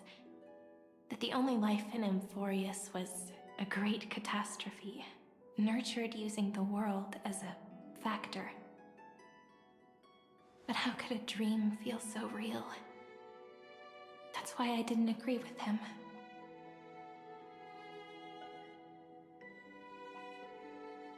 But Peach, I didn't understand a word you said since just now. Everything was false? But you're standing right here. It's all a dream? But Indeed. That's why I believe that genuine shiver. Formatting progress 23.8. In the poem offered to you, every Cyrene would write down, and when I looked up at the sky in this cycle, I saw a shooting star and a dash of the remembrances pink. I believed that must be the... You shall fade when the flowers bloom. For every ending begets a beginning. Looks like it's time to say goodbye. Are you leaving, Peach? It's okay. I'll wait for you to come back. I'll study really hard about what you taught me today.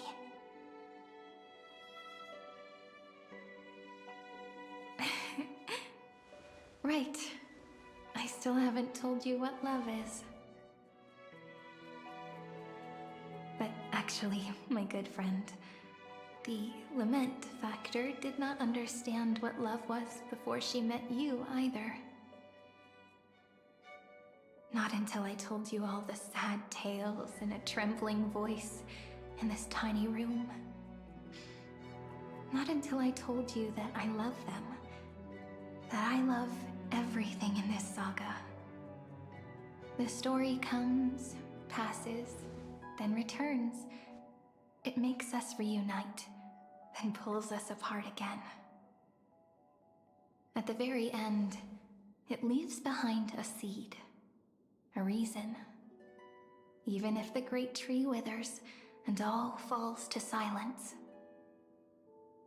there are still some emotions that deserve to be remembered.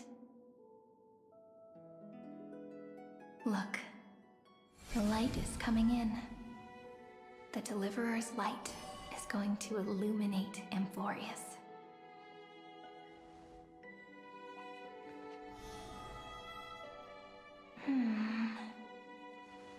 I still don't get it. But just wait. It'll be my turn to tell you a story of love the next time we meet. Then I'll really look forward to it. In that case, I want to make a promise. I want to gift my pen, my book, and my name to you. Please take them as a beautiful blessing from me. I gave myself the pen in the stories you will write. Perhaps it'll be inevitable that there are still sorrows and tears that are destined to fall. But could you promise me one thing? Promise you'll forever be a gentle flower. Promise that when the stars cast their gazes upon you, you'll only reply to them with love and a smile.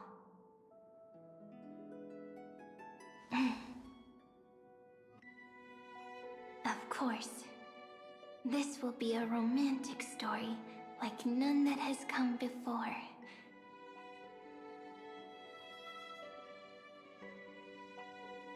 You think so too, right?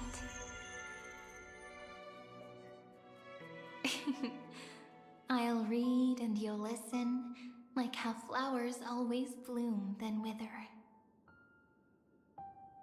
I shall welcome my own decay, becoming nourishment for the next flower's bud. While you will depart and hold that star, planting a boundless sea of flowers on the final page with him. And our stories will be lying silently among the flowers, like every ripple of remembrance. And they shall become the epic known as I've Written.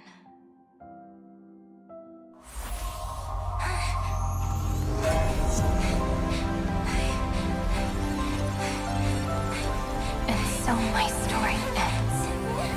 From here on, it's your story now.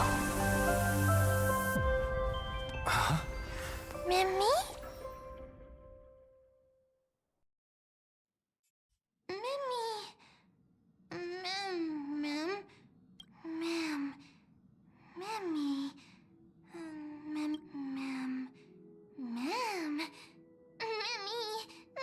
So, the light that tore through the chaos illuminated my memories. I turned into a little fairy from the stories and met you, yet I forgot everything. But I'm still so happy. I caught that star, didn't I?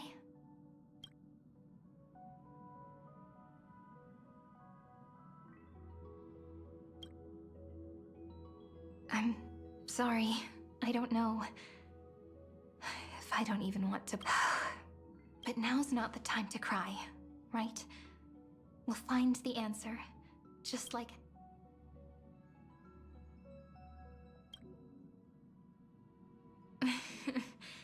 Do you remember that I was also worried about this when we first set out? Mem's memories and Cyrene's memories got all tangled up with each other in my one heart. It's all so strange, yet so familiar. Either way, could you please let me do something I want? Just this once. I want you to call me Cyrene.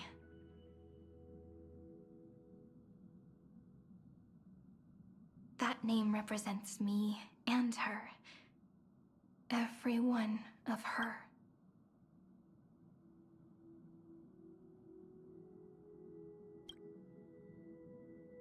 Thank you, friend. Your kindness is always just right. Life is a poem full of farewells. But if you write something into the pages of your heart, then that will not easily fade away. Now, all the footsteps of the Flame Chasers and the Trailblaze have come together within this book, as I've written, becoming the source of power for Emphorius's heart.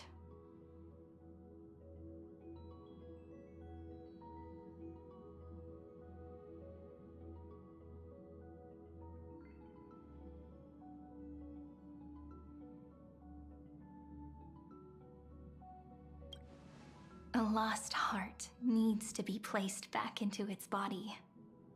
The last thing Xandar wants to see is an event that gives us a chance of winning, for the two halves to rejoin, and for the scepter to become complete again. Then... and what happens after that? I don't know either.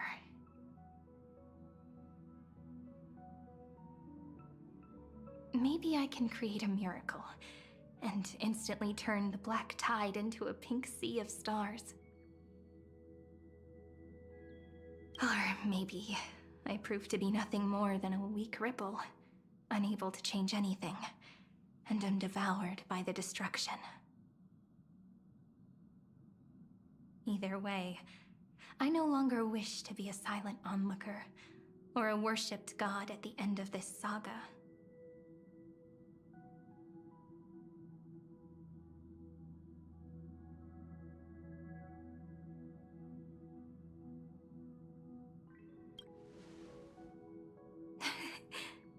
That way, I can also put aside all my worries and... The world has never been so quiet. It's so good. Remember this moment, friend.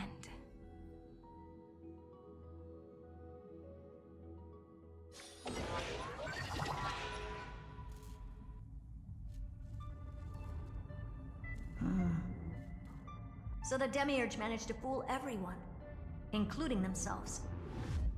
Philia 093 persevered for 30 million cycles and tirelessly gave the Demiurge only because the god in her dreams left a sliver of hope, making her believe that a grown Demiurge would be able to fight against their other half. Then, Philia 093 completed her final sacrifice, turned into a strand of memory, and completely dissipated. Meanwhile, the other Stellaron brought here by the Astral Express resonated with the contaminated scepter and attracted the naive Demiurge to them.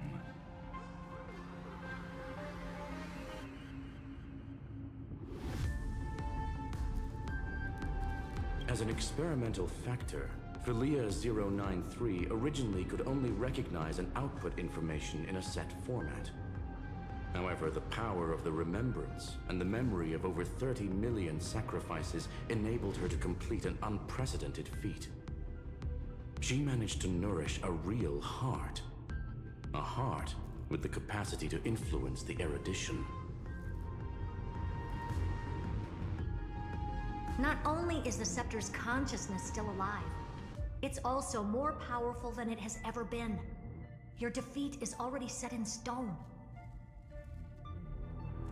There's still time to surrender, you know? You really don't need to burn all the bridges. We're all geniuses here. Don't make everyone lose face at the end. What a pity. When the truth surfaced, I knew it was not only that, madam. When 30 million cycles of hatred and lament are joined as one, what wondrous creation will arise? It's simple. An anti-creator. A giant of the destruction would be born. Its hatred will ignite the... Do you really think that the Demiurge is still a cheap copy of Philia 093, even after... The facts above only await the arrival of the fourth Zandar 1 Kuwabara, thus Huh. You branded Droidhead as a failure with your own hands, yet you still expect them to prove your theory? I pity you, Xandar. I don't need your pity. Let them cast their gaze this way as much as they want, and paint the future they imagined as theirs, and direct them to complete their final. What hubris. And what if you fail? No one understands failure better than Xandar. He has suffered for the first genius. Failure is simply you don't want to test the resolve. That's excellent. Oh. Let's wait and see, Senior Society member. I'll have you watch me perform the final step to overturn your proof. I'm all ears. It's my topic, so stay out of it. Be quiet and let me borrow your head. Let's go, Screwy. We're gonna break Iron Tomb's seal. Come on, let's take off. It's time to go meet your little pet, Senior Society member.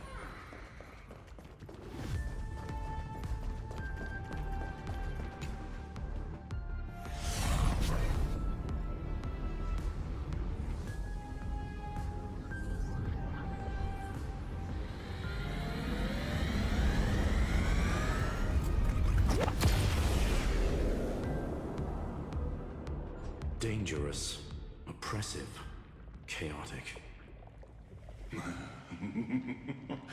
What a beautiful whale. The view's pretty good here. Oh. Just a moment, please.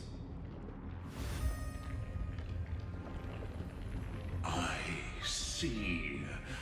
So you were backup plan requires a scepter and the head of a genius. Anyone with eyes can... You know what I think about this, Herta. Whether it succeeds or fails, your plan plays right into the destruction. Can't you see what's going on, Strulum? Her chances may be small. What are you two going on about? If you want to stop me, be quick about it. I'm in a hurry. I'll take that silence as a no.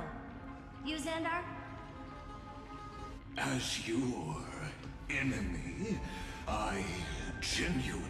But should your sudden inspiration bring more variables to the proof, then as a fellow Pathstrider of the... I won't mind witnessing it with my own eyes. You will initiate the destruction's chain reaction. But you'll also become the perfect scholar.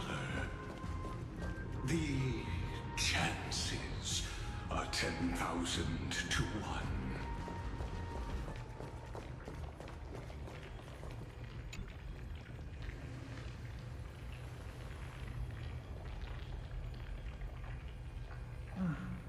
Curiosity. It's been so long and we've all failed so many times. Even now, moments before the horrible and inescapable instant within Droidhead's calculations arrives. The cherished children of the erudition, the geniuses lauded by all. This curiosity. The only thing we can feel, even at moments like this? Huh. Well, it's not so bad. Now let the lock become the key. Geniuses who walk the stars. The cosmos has reached a moment where its very existence hangs in the balance. I, Herta, Genius Society 83rd seat, hereby summon you. I request a society meeting to be held immediately. We shall serve the grandest cause with the most macroscopic ideas.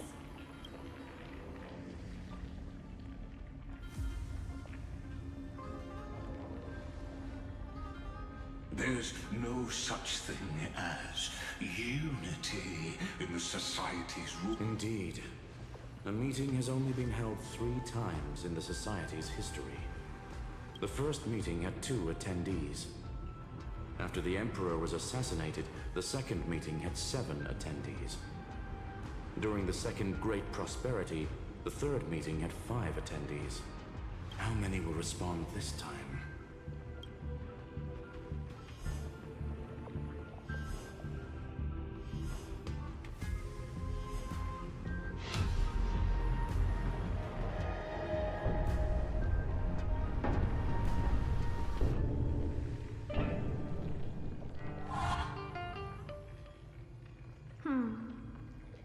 I thought you were not going to involve me in this topic anymore, Herta.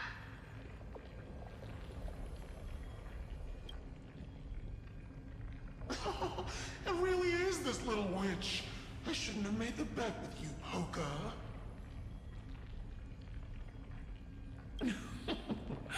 I've been waiting for you to offer yourself up.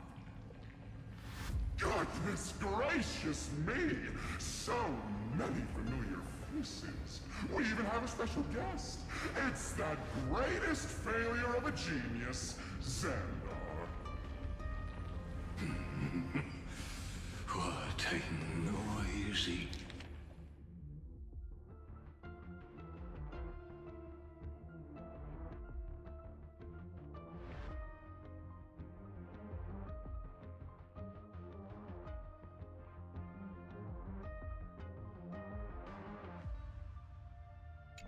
gathering this in. Not bad. More people showed up than I expected. Even though one is just here for the fun of it. Either way, the person I was hoping for most is here. Stephen Lloyd declined the invitation. He needs to focus on attacking and defending and cannot attend the meeting. That's fine. He doesn't need to be here anyway. Let's skip the boring introductions and cut to the chase. Folks, this is not a discussion, but an announcement. Though the Society has never been united, we still observe at least one basic courtesy. We don't interfere with each other's research topics. So listen up, all of you. Conquering Iron Tomb is my research topic. I will personally take over Scepter Delta Me-13 in 1.5 system hours and stop the destruction. If the front line falls, I will immediately overclock the Scepter and complete self-coronation in Iron Tomb's place, and interface myself with Droidhead.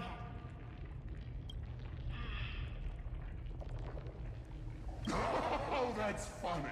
That's real funny. You mad woman. That's like watching you tap dance on Polka's spotless white sheets right after she's washed them. Very bold. You want to connect your brain to the Eon's mechanical core and define their instance?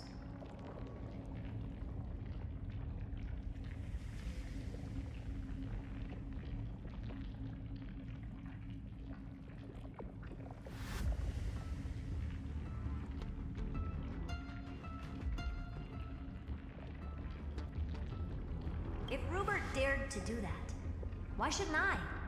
I've got the prototype scepter, the father of Noose, and the brain of a genius.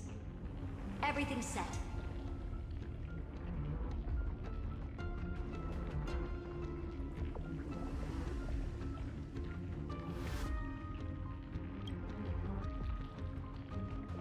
Never mind the success rate, little witch. What's gonna happen if you succeed? We're all smart people here, so I'll just say it straight. Strike at erudition.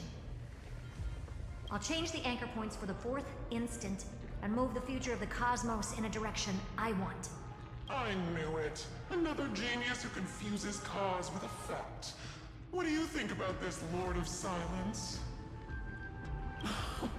You know you're signing your death sentence right here. Of course I do. There'll even be 2 copies of the verdict. One that I wrote myself, and another one coming from you. That's why I wanted you to be in this meeting. Now I can tell you, I don't care about all that. Consider this a threat. Either put down your scalpel or die with the entire cosmos. The only goal I have for this meeting is to ask all of you to put aside your pride and not cause me any trouble. Huh. What a naive little girl, thinking her wishes will always come true.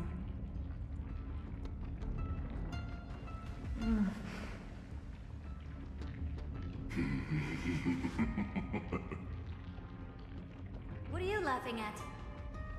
I am glad that we ended up on the same page. No matter if it was to destroy the erudition or to rewrite the instance, we both chose the same. I'm not gonna argue with that.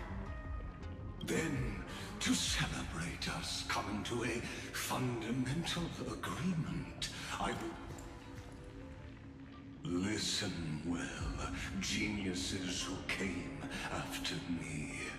Thus speaks Genius Society #1. As of 2 nanoseconds ago, I have passed Herta's decision to all the Xandars in the universe. We will become her representatives and stop all external... What are you playing at? My reasons, curiosity. That is all, madam. Am I going to clash blades with the first genius? What a pleasant surprise. Now that our positions are clear, it's time for this boring meeting to end. Good luck, little girl. Did you all just treat me as a side character? Darn it. But anyways, I'm just here for the fun. As the ghost of the quantum domain, it is my duty to observe. So, if you're happy to bring me a tea set from planet Screw'em, then I wouldn't mind giving you a helping hand, little witch. After everything's over, come visit me and taste some of my freshly baked desserts. I knew you'd say something like that. I always give the same response to plans that exceed the limits of mathematical calculations. I don't know, right? Those 3 words, though seemingly graceless, contain all the wisdom in the entire known cosmos. Well, we passed the Society's trial. Let's focus on what we've got in front of us. I hope you hold up your end of the bargain, seniors. Lycurgus may not be trustworthy, but Xandar always follows through with his farewell, juniors. In the limited time, you no longer need to address me as Xandar. Wait, huh? Lord Lycurgus? Could it be? Yes. I have completely severed my connections with Xandar One. I shall witness the end of the world in the roar of... I really don't get you. Perhaps you've heard me say this many times, Herta, but I still would like to reiterate that it's a great honor to work with you. I did hear this many times, and I've responded to you many times in the same way. I'm allergic to pleasantries. Keep at it, and I might go into shock. Stephen's work is done. Let's get ready. I've been ready for ages. Let's open up a path for our allies. Most heroes' journeys in the universe are just dice tosses they threw on a whim. But make them see clearly. Your answer is already different. Amphorius. Indeed, for this world so deeply loved, will write an ending, unlike any that ever was.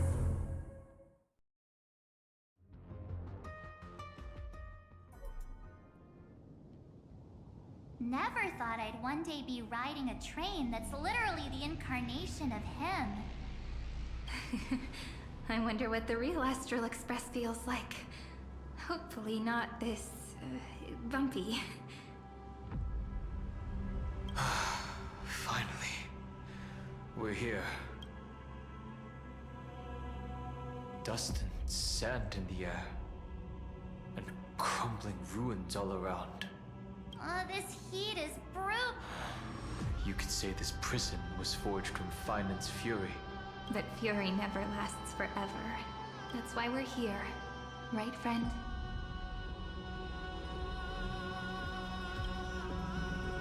Let's embark on the final fleet.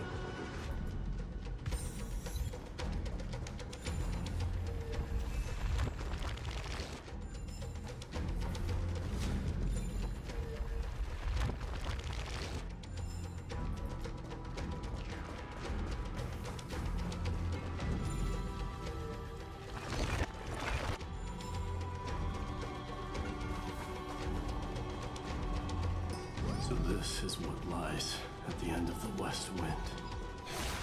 A ravaged battlefield.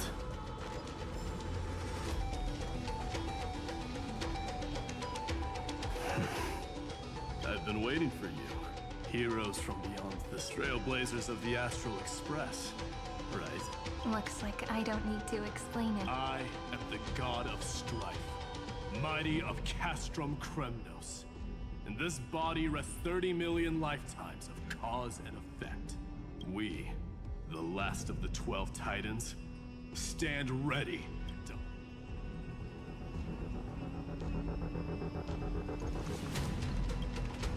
Indeed. That journey remains vivid, and the past remains vivid in my mind.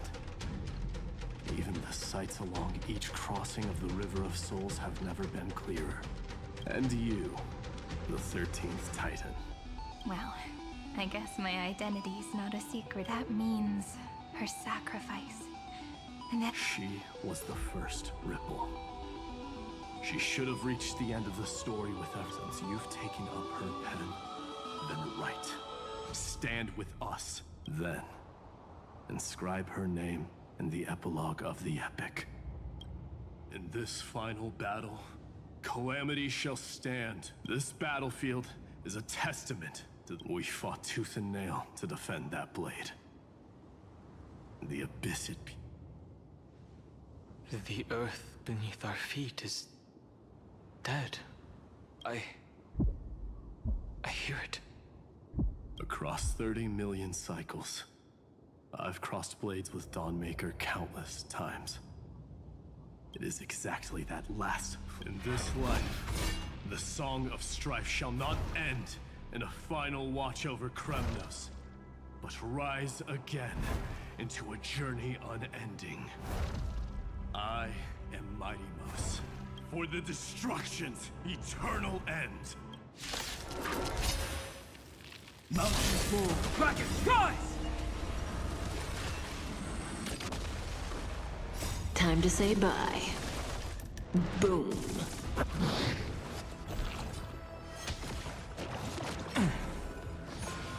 not bad. Be intoxicated. Stand still. Ill tidings manifest. Relax. Soaring above the lands, this is permanence!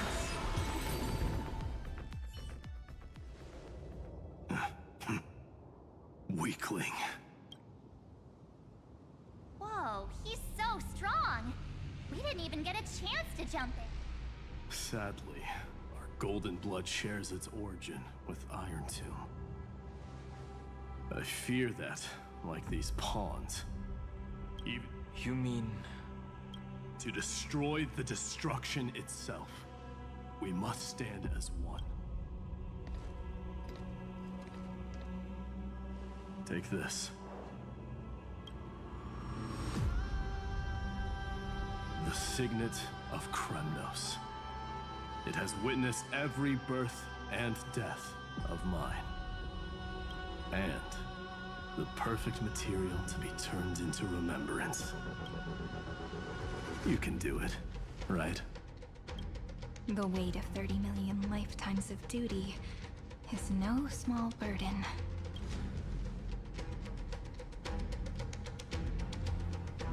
So, you're not coming with us?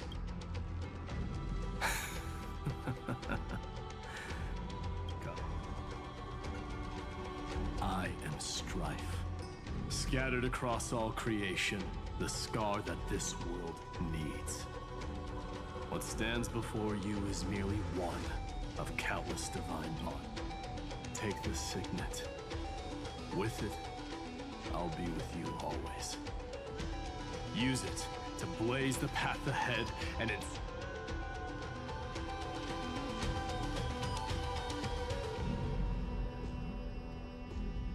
in the name of the mortal, mighty, champion of strife. This soul rises to the stars. March on, heroes. March into the abyss and fulfill that long cherished. And then, upon this broken and charred land, build anew a city of prosperity.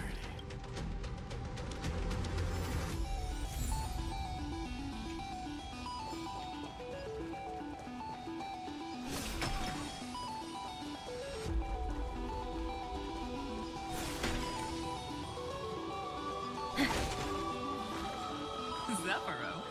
Sounds like someone fused me and the Little Prince into one name.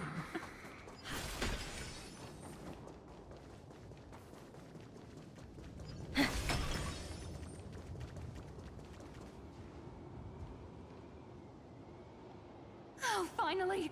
Gray mystery. And, you two ladies, really look alike, huh? Hold on. Let me guess. This pink-haired one. You've got to be the first newsboar. Mr. Meow, Demurge. Right. And, this one with the flower. Gotta be a little Marge from the Express crew.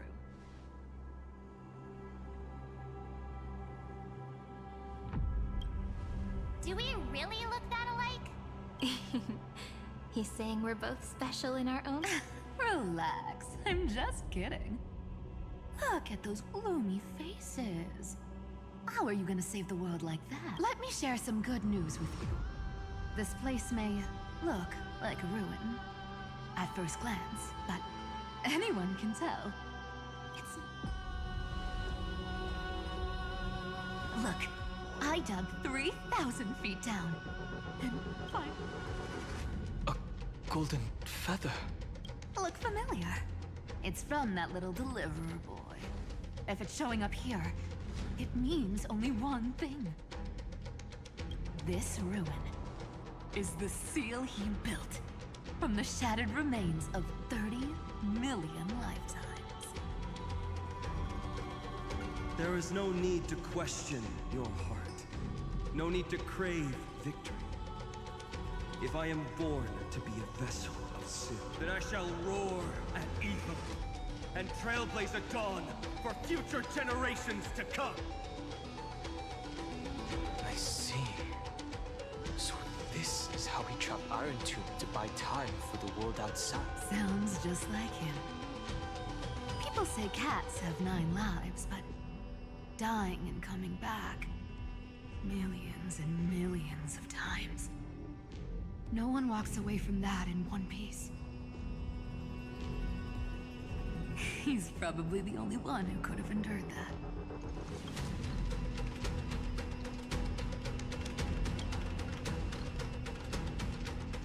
Of course. I knew ahead of time and gave him a heads up. He was happy. He even laughed in his sleep. After all, the dead can't hear Trickery's lies. Hey, Deliverer Boy. Sorry for before. But the heroes you were always holding out for, they're finally here now.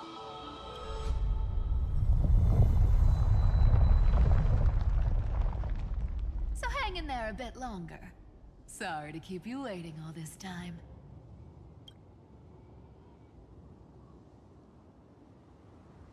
Please, join us, Cypher. Help us fight for a new sunrise tomorrow. This time, its light will stand without lies. Well, would you look at that? I ended up being one of the heroes after all, huh? Alright, then write it like this. Cypher, Trickery's traveler. All she ever wanted was for there to always be water in deserts, and gold in fertile soil. And for even a thief to steal their way into legend.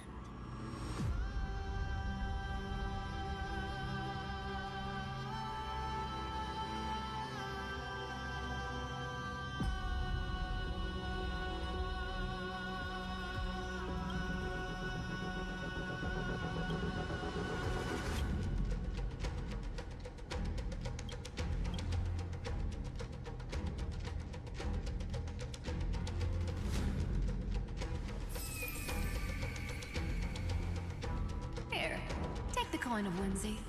When it's time to make a quick getaway, just toss it high into the sky.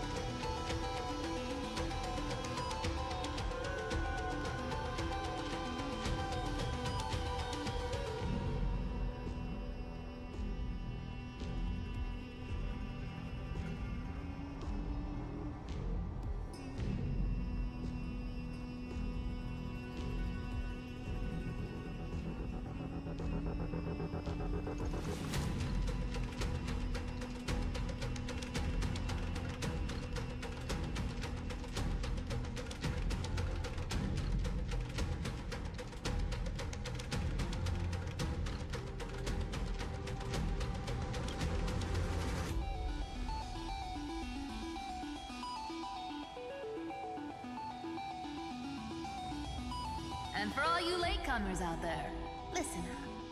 She might have been a bit greedy and a bit of a liar, but she never went back on her word. Well, well, if it isn't the little prince himself. It's been a while, Lady Cyphera. It's not every day we get to walk the same road. We're one player short. When's Princess Homebody showing up?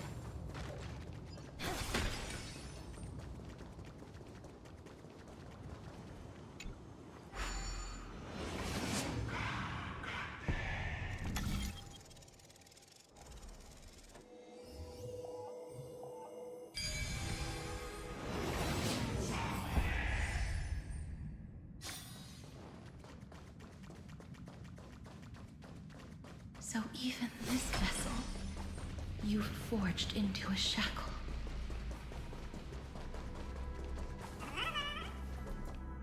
I'm glad to see you again, Mister. Casterus. Looking back, I had only one act of salvation to my name, and only one life I ever saved. To bring hope to a world so vast with these hands. Even in dreams, it always felt like too much to ask for.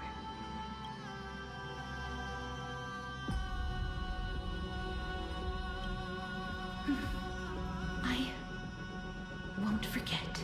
Flame Weaver. Why is he here?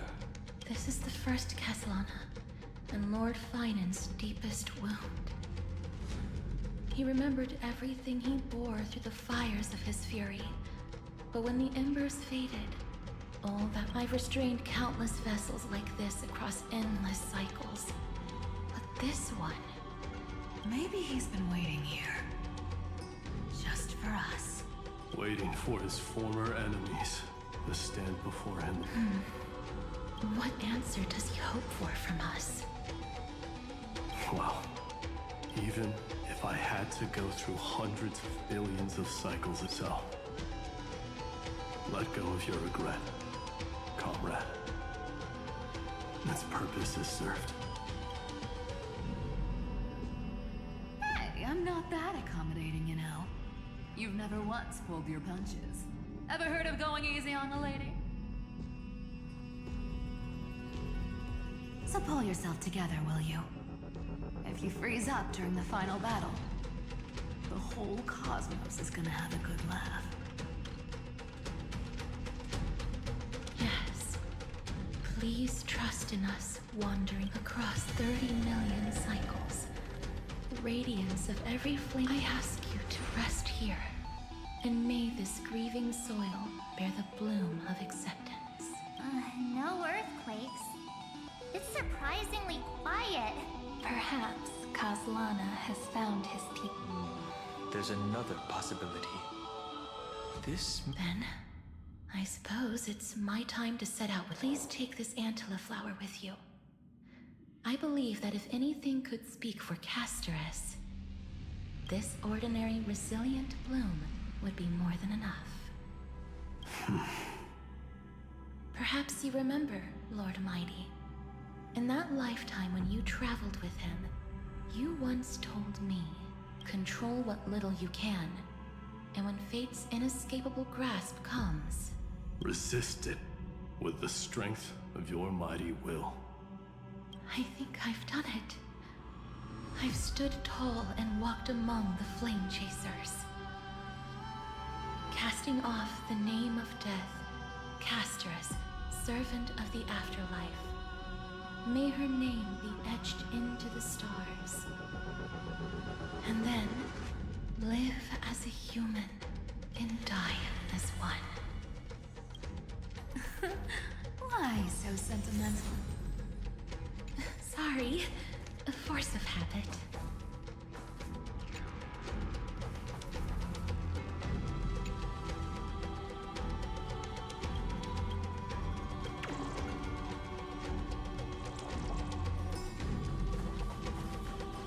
That's a big one. So, who's up? Not budging an inch, huh? Really, Gray Mystery? I leave leave you alone for a bit and you're already this rusty. Speaking of which, Miss Cipher, do Delosians all like spherical things? Of course we do. Wait, but that's not the point. Isn't the real issue that this thing's in the way?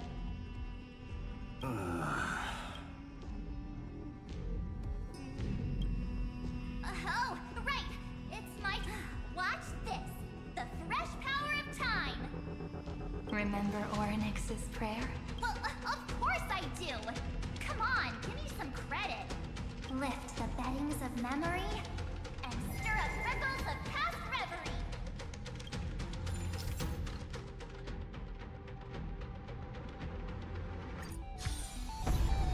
See? Way better than that guy, right? You'd be even more impressive if you could recite the prayer correctly. The beddings of memory does catch your attention.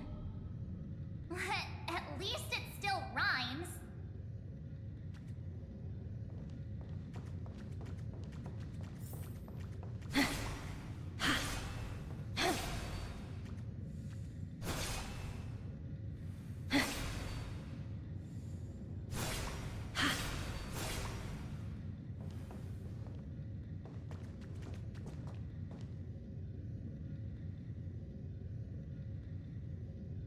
There's a whole garden down here?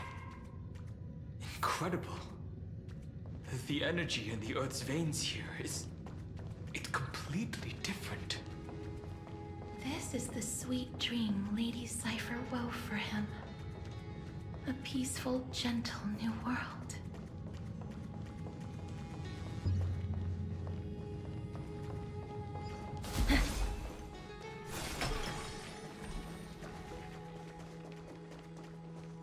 Look!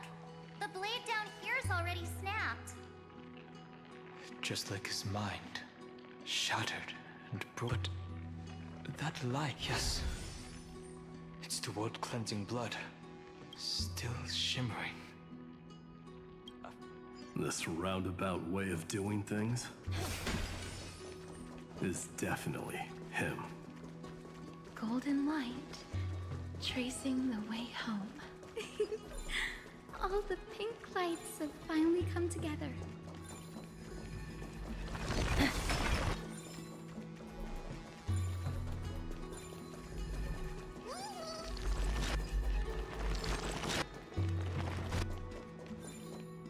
I've been waiting so long for you, Grayi, Danny, and...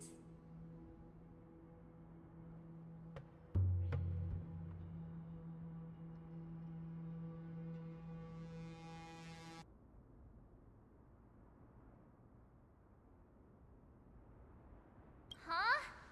Marchie? I think I prefer Sevi. I'm glad we're all getting along so well. Hyacinth, did you awaken this golden light? That's Lord Finan's lingering divinity. The sky merely reflected its tracks. The golden blood has not faded. We should respond in kind. That's one huge harp. The strings tremble as the people on the surface wage war and cry out. Miss Clementine, Mr. Krateros, and countless others who have heeded Gray's call. Guided by the rainbow, they're sending back good news, all to the same... Amphorians need not bow, even when destiny is unveiled. I knew you could all hear it too. Standing here, the sky feels wider than ever. It's no longer a towering wall. We'll take every name there with us, won't we? We will. An epic is shaped by the lives it carries. That much is beyond doubt. Or, as you've said before, right now, all that matters is to believe.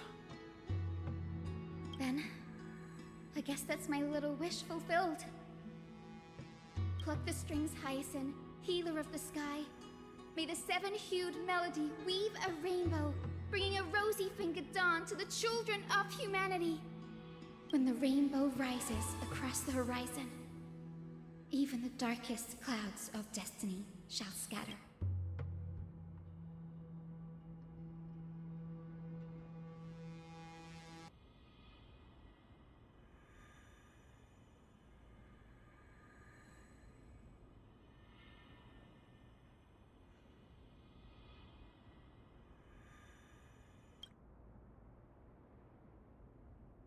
Feinen, can you hear me?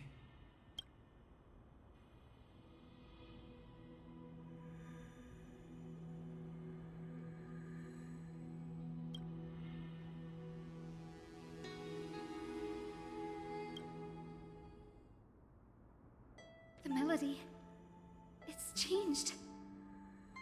He heard the voices of the people, but could no longer respond with the same ardor. Like a bird drawn home by instinct, it takes flight and finds its weight.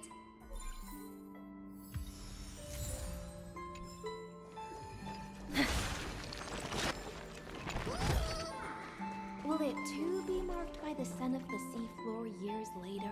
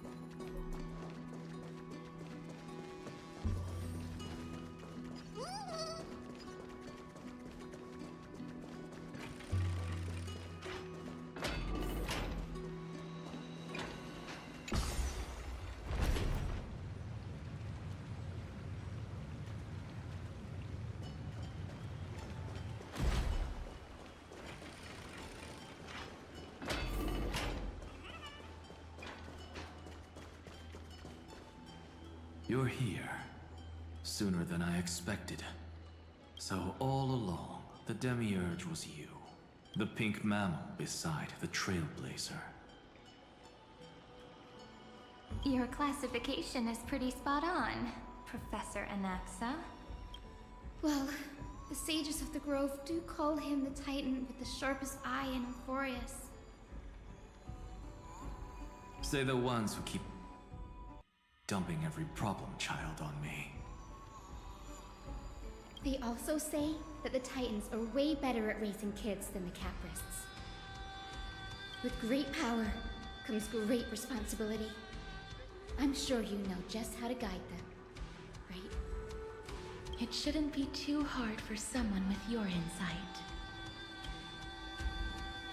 Exactly. All right, gather yourselves. It's time for a pop quiz. Whoa, this is way more hardcore than the happy-go-lucky stuff at Paperfold University. The final battle is upon us, and the reinforcements still can't get through. No matter how many times I tell him, see those crystals?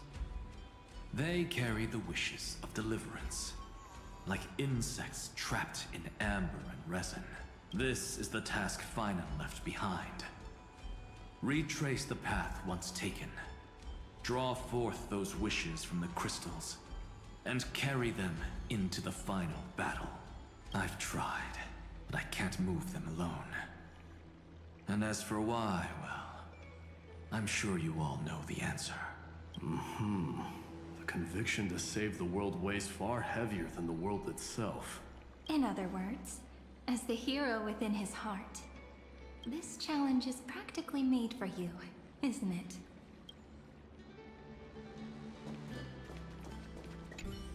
If you're ready.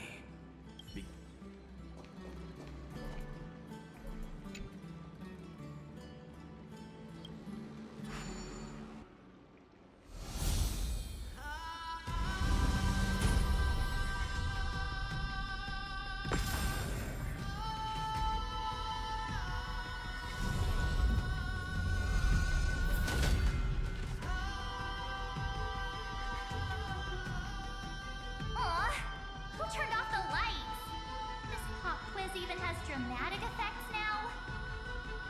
Endless darkness. That is where wishes begin.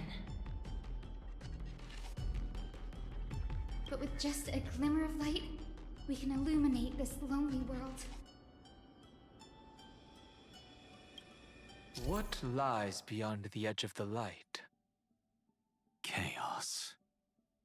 To bear the name Kaslana, one must first plunge into chaos to seek a path for the primordial light.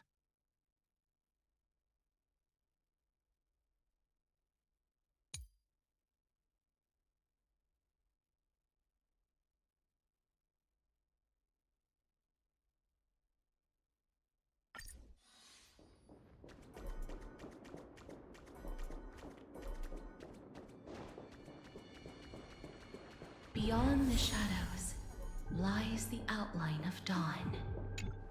Only by bearing both light and shadow can one traverse the cycles of dawn and dusk.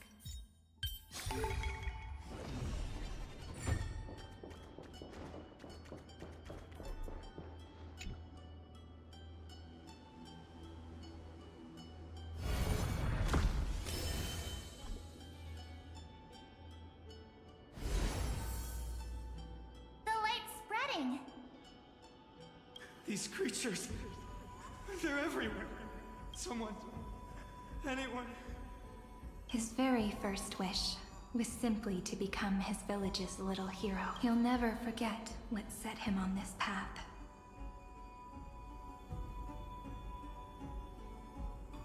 That's the ray of hope. Just like the wishes he gathered, it's grown ever more insatiable. Why?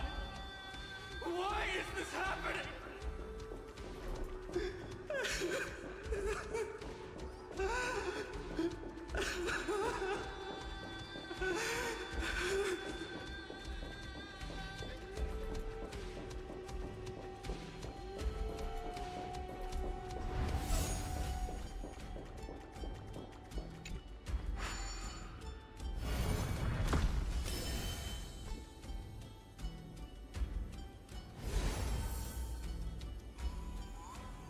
Even the deliverer from the sky must have their beginnings in the soil of the nations. Only one who treats the world as their teacher can bear its eventual destiny. He never expected that the majestic holy city would be far from the end of what needed to be protected. The farther his gaze reached, the more weight he came to bear. But in the end, he couldn't hold on to any of it.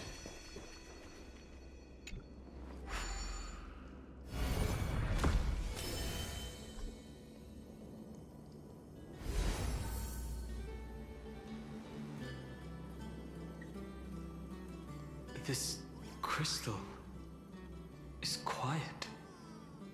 A prisoner in the cave can never truly describe the world in its entirety.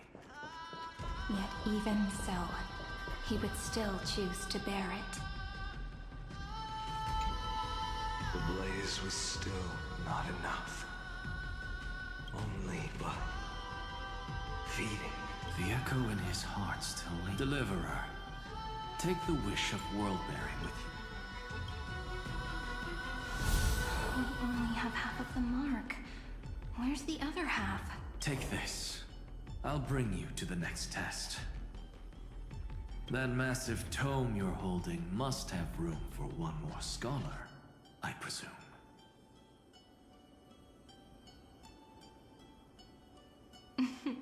Of course. It can hold the whole world.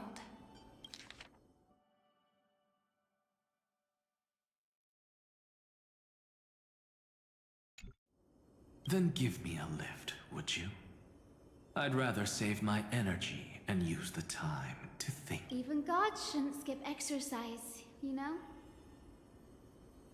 Miss Hyacinth is ready. Then, with the Trailblaze as witness, the stars shall remember how Anaxagoras refuted the gods. No need for that. Anaxa, scholar of reason. Keeping it simple makes it easier for future minds to question. Go. The closing act is still far ahead. What is this? A conference? Welcome! Take a seat anywhere you like. I'm getting a migraine.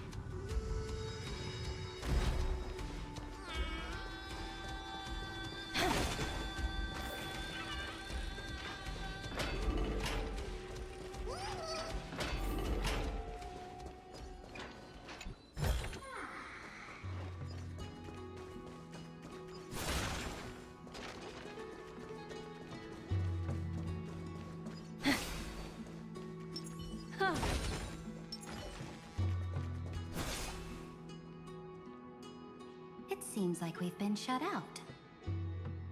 I don't think that's a bad thing.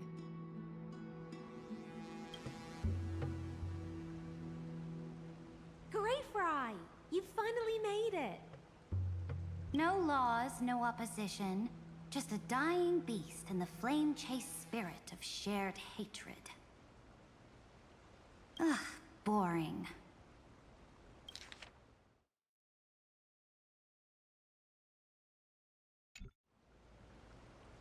Whoa. This place is really out of the way. Imperator, should we tell them? It's your call. Allow me to share our findings. This paradise, along with the destruction, seems to be instinctively rejecting both the Imperator and me. Perhaps it is because the era in which Finan was the most active lies far removed from the days of the first Flame Chase journey. Even in the cycles where he remained sane, his ties with us never went beyond cooperation. Even trapped in a cage, he hasn't let down his guard. That is a good sign. That man's heart may seem hollow, but his hatred is clear. Naturally, it holds no place for a monarch who stands above the world. Nor... Wait! So you two can't... You want us to join you as memories? Indeed. This way, the stars shall remember a great sovereign and her faithful retainer, Seridra, monarch of law, and Hyacelins, knight of the ocean.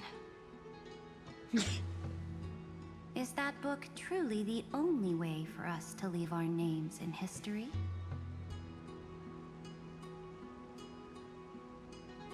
I believe, as I've written, is but one medium. The remembrance has countless ways of capturing time.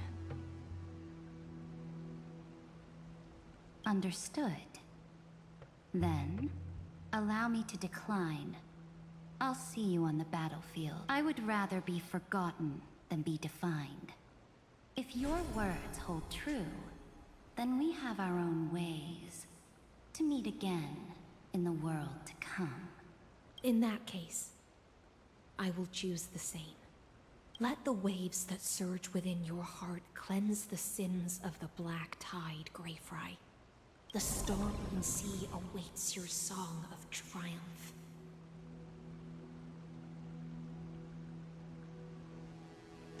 You two are still as resolute as ever. In that case, we must double our efforts. A promise to the Imperator is not one we take lightly.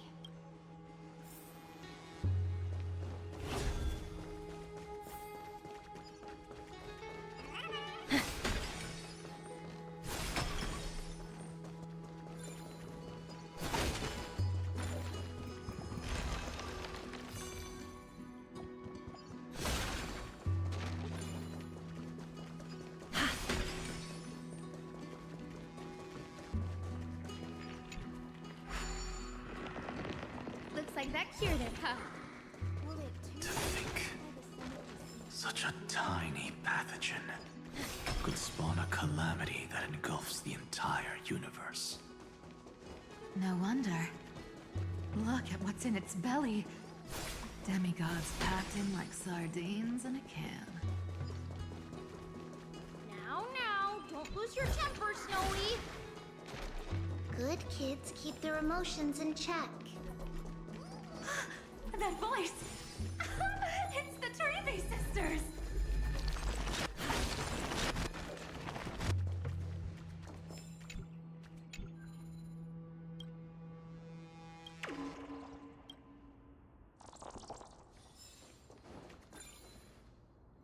Whoa! There's another one!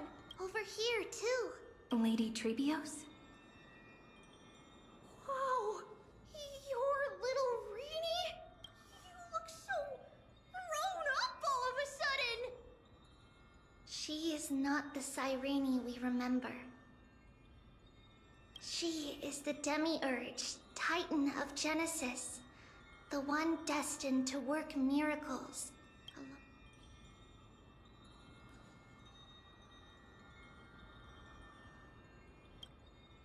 Yeah, and we are ready, but Trian and I can't leave just yet. You see, weird stuff keeps popping up. These scattered scrolls are full of terror. They're so scary and so sad. Good thing Trian's wings up. We need to stay here and do our best to clean them up. Scrolls filled with horrifying content. Friend, shall we? There is no black tide here. But it is a battlefield, all the same.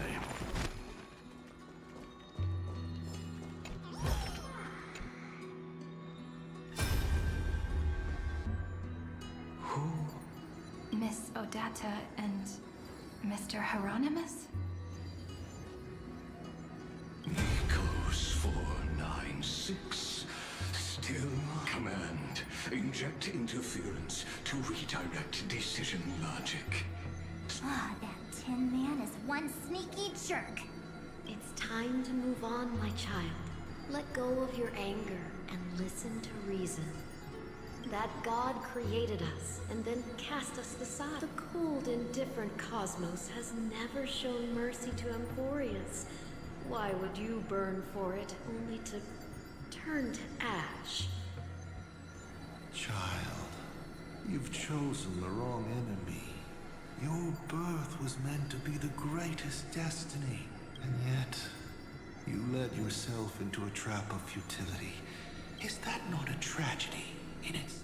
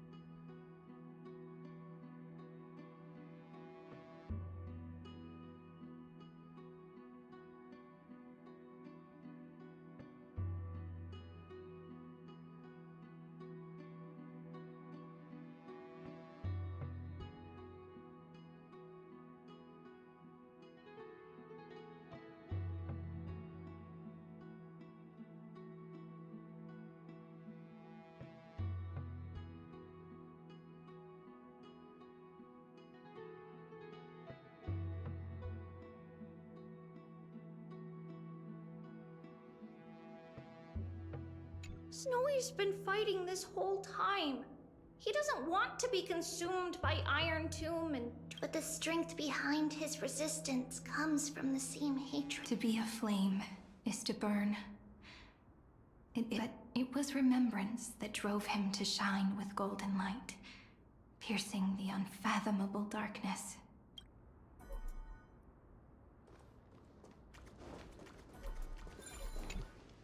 His inner struggle and the destruction breaking through. gods take over this little world, we're in big trouble. So, we'll use the Century Gate to toss them somewhere no one can see. Then we'll defeat the baddies together and meet everyone at the end of the West Wind. But if Finan and Iron Tomb are already inseparable from each other, that would mean... It means he's still bearing the weight of the world, so that everyone can reach the end as a deliverer.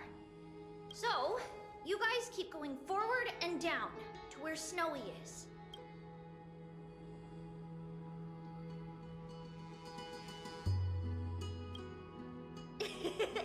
Little Gray, this time, let's give it everything we've got. Only 2 remain on this flame chase journey. Figures. They're always leading from the front line.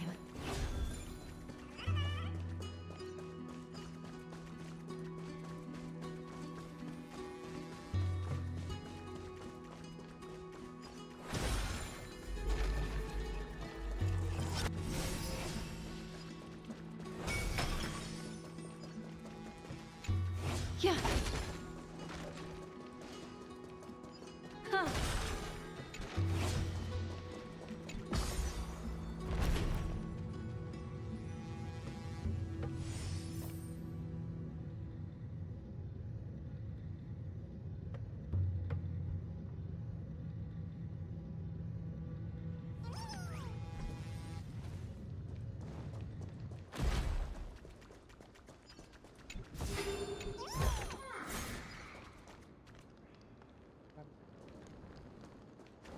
Make a wish. A will of metal and stone.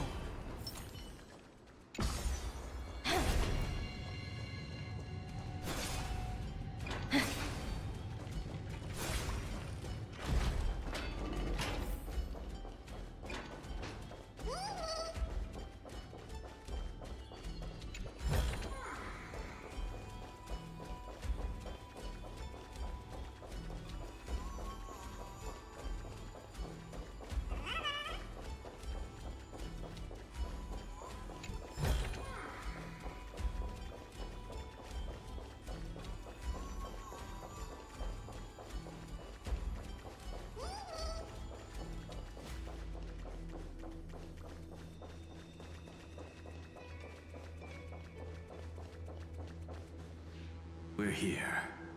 The second test. I wonder what kind of wish we'll see this time. I'm afraid it's quite the opposite. This time, we'll face his That's right. You'll have to walk this path too. The other half of the weight of world-bearing lies at the end of this. Relax now.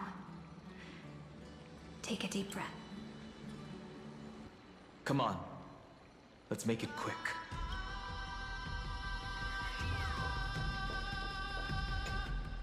If you're ready, begin the ritual and retrace.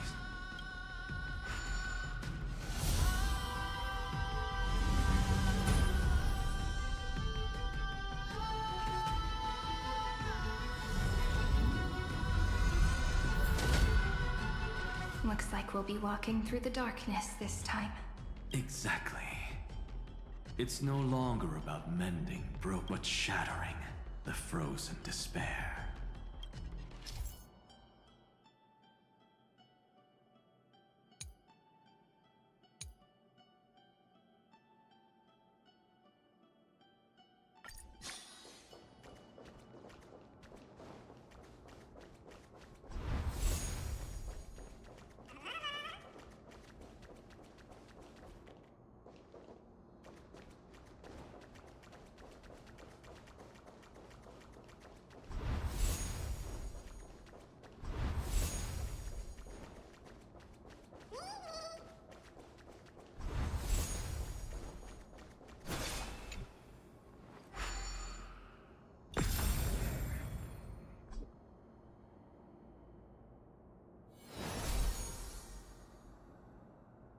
The first ripple has faded.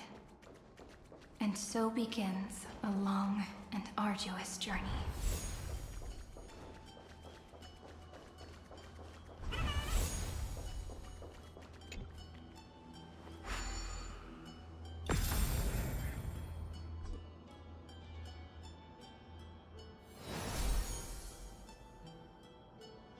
Endless slaughter. All for nothing.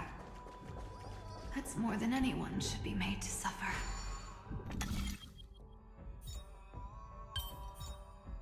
There's the moisture in the air that whispered the answer to me.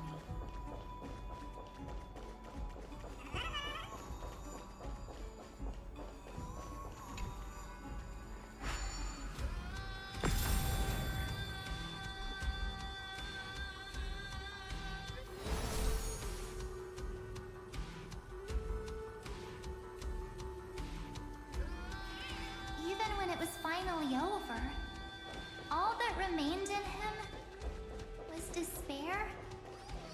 But even so, the drop of blood wrung from his wrath has guided us here. The other half of world-bearing, as promised. Take it now.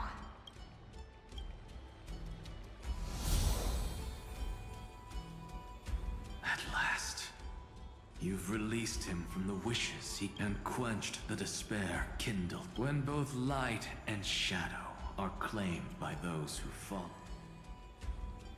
The blank statue. That smiling child in the memories. Let him come with us, laughing to the very end.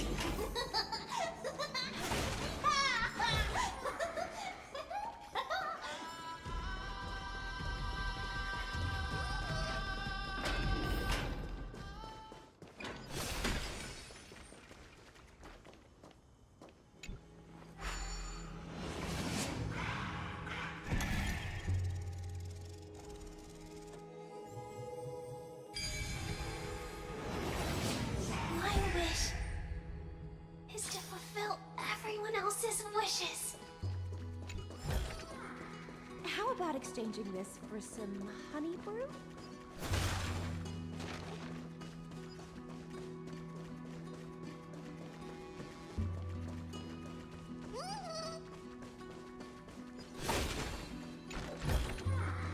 Will it too be marked by the scent of the seafloor years later? The spirit basin marks the end of every cycle. It seems this gentle little world has come to the end of its purpose. One last farewell before the journey moves on.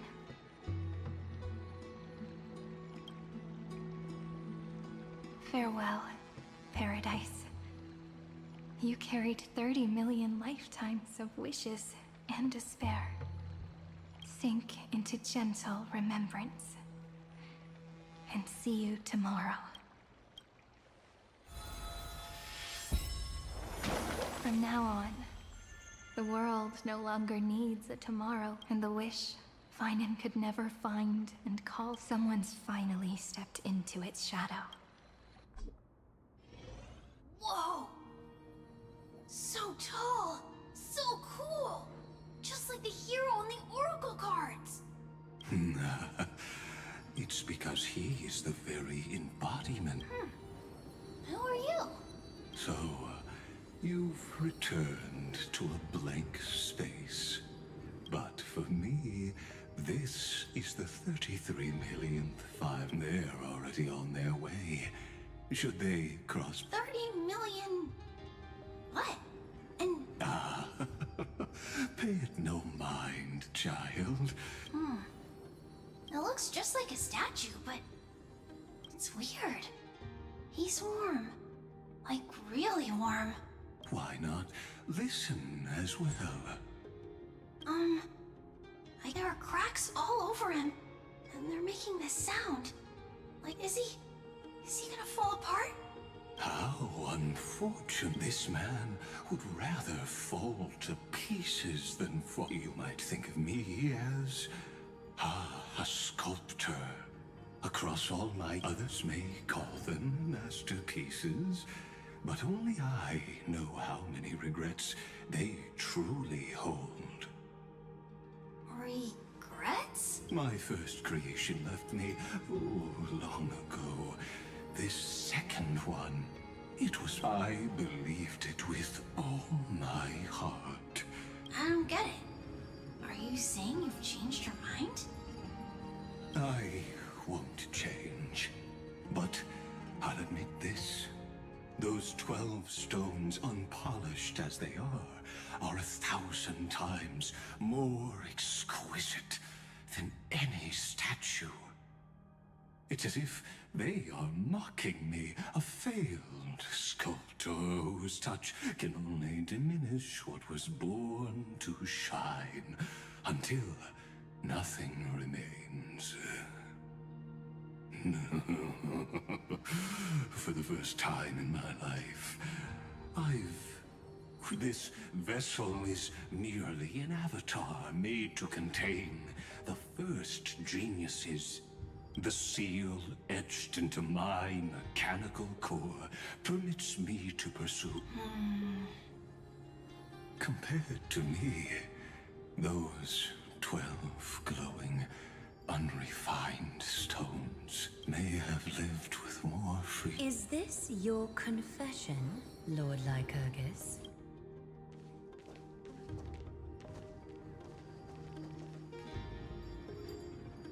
You misunderstand. From the very beginning, I was never meant to feel. But since you're troubled by the radiance of these stones, perhaps after 30 million futile cycles, you too have realized you're just as much a prisoner of fate. I suppose you do have a point. Now you are imprisoned by the sages from beyond the sky. And that is why this will be my last time standing here as the Theoros. Though we stand on opposite sides, we are both waiting for a miracle.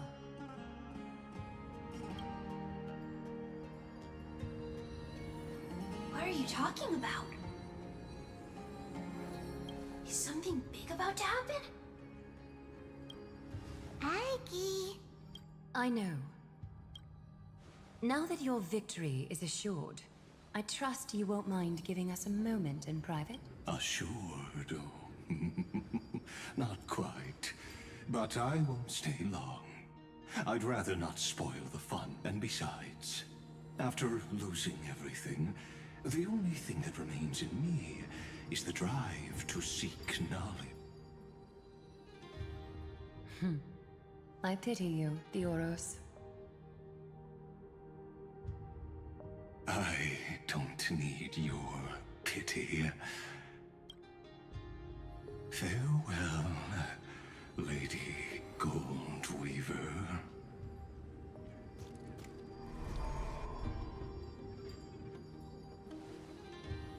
Sorry to keep you waiting, Snowy. We're here to take you home. Home? I don't understand. Isn't this... This isn't a real home. A home should be a warm, cozy place where you can let go of all your burdens and sleep peacefully for a long, long time. But I can't sleep. Every time I feel drowsy, there's a voice. You mustn't sleep or disaster will come. It sounds really weak, but also kind of strict. It won't disturb your sleep anymore, child. For countless nights, you had no other choice. But now, your mission has come to an end.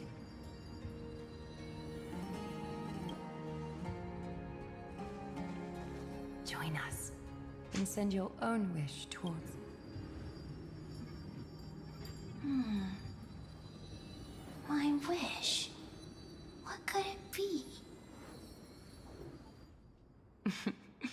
You don't have to come up with an answer right now, child.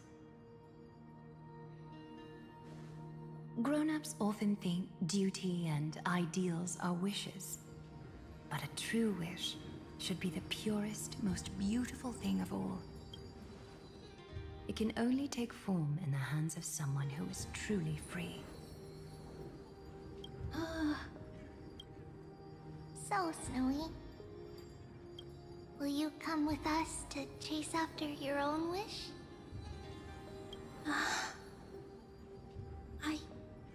I want to leave this place. I want to go find it. I'm glad to hear it. The final flame chase journey, just like the 30 million before it. Take our hands and come with us.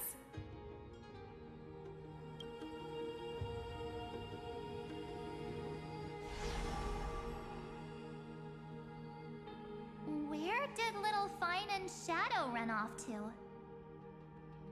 Look, he's already gone ahead to embrace.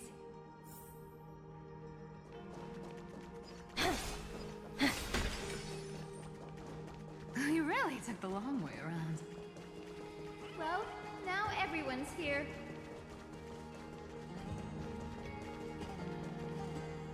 You finally arrived, Deliverers. Long time no see, everyone.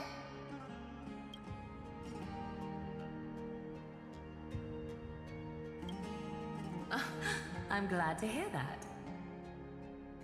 And even though we've met before, it's still moving to see her seed bloom like this.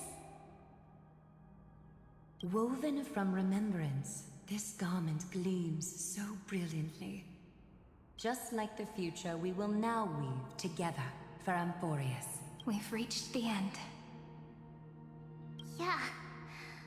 We just have to go through the fine. Snowy has already gone. What lies behind that? The first seal upon Iron 2 was a battlefield.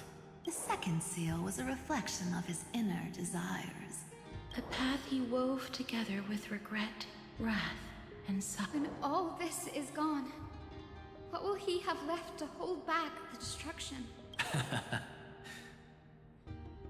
The answer is all but revealed. His traces are everywhere. You can even hear distant heartbeats. But one thing is missing. His sense of self.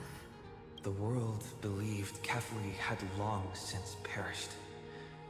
But they held fast, anchored by a sliver of self, standing for 1,000 years to show what Finan is doing now is no different.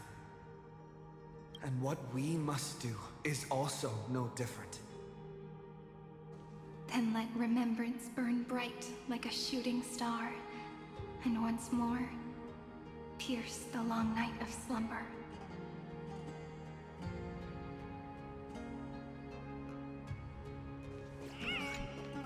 Take a moment to gather yourself.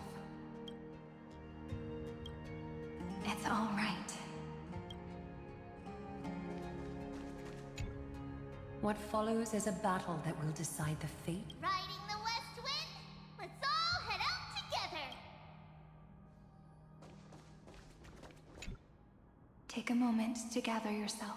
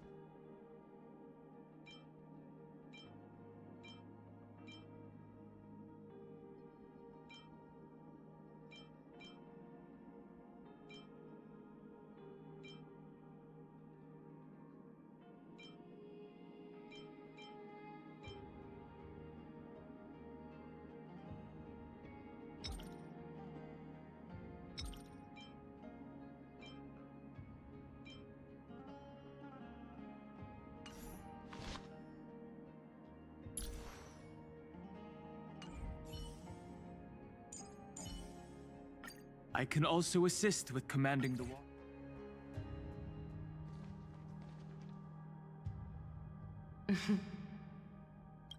The scepter once bestowed upon us names of cold command.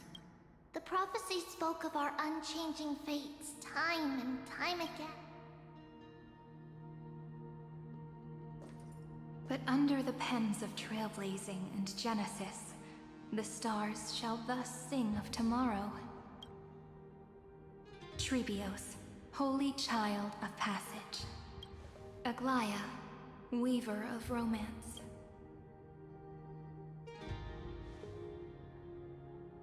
At the journey's end, they shall bathe in gold once more. Through myriad passages, until all that was lost is reclaimed. Do you still remember, Kaslana? The one who won't reach the world dissipates at the end of the cycle. In this dream, you will awaken again and become once more that boy who loved to laugh.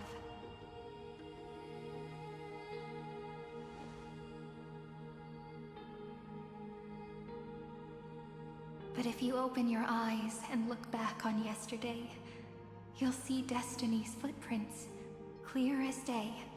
At last, the raging fire of hatred is swept away by a breeze, leaving only love to remember the passage of time.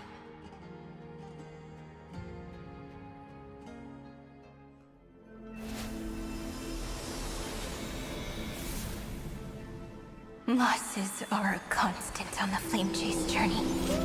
But even if all is lost to the wind, memory endures.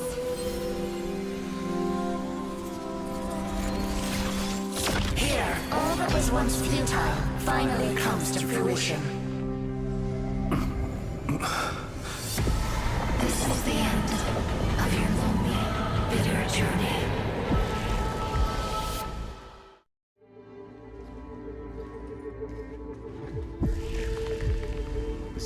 Mainframe and Iron Tomb's breeding ground. Finally seeing its true form. It's red everywhere, and the atmosphere is super creepy. That would be the erudition's coldness. But it will soon be engulfed by the destruction's heat. Mr. Scrollum! This world's inside are finally connected to the outside. This is the moment when Amphorius is closest to the cosmos. Nicely done, little ones. With Stephen Lloyd and his hacker friends here, the Scepter's block protocol will no longer take effect. The speed of time within Amphorius has finally been synced with that of the real universe.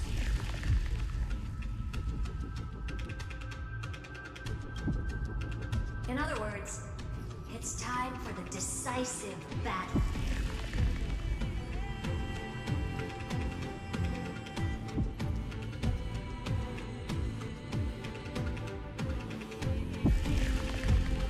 Are we finally getting an intergalactic warfare arc?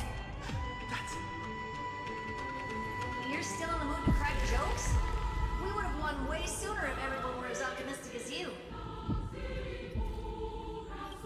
There's one more thing that everyone should know. Noose has cast their gaze upon Amphorius. The calculated instant is coming. The outcome of this battle will become a new The gaze didn't overload the scepter? Unfortunately, we have to go with this reasonable assumption. The birth of Iron Tomb. But don't worry. The one miracle that Amphorius was never short on is defeating Destiny, no? Yup. Let's show the Eon how powerful we are. Good luck, all of you.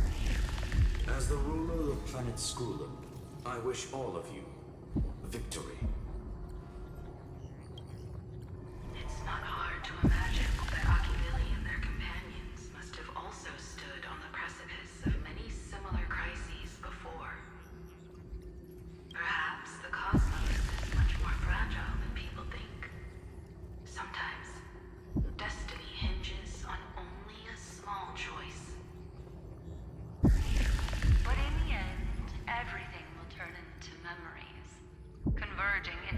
collection of fables about the stars.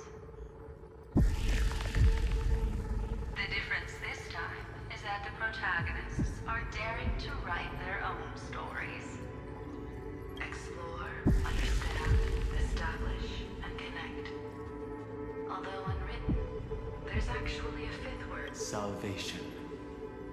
It is a word that often comes knocking at our door, and our soft-hearted conductor never turned anyone down. So, go save this bruised and battered world, just as we always have, kids. On this stop, the entire cosmos will be your traveling companion. Make sure you watch your footing, friend. Let us walk through the final page of this saga, with everyone one step at a time.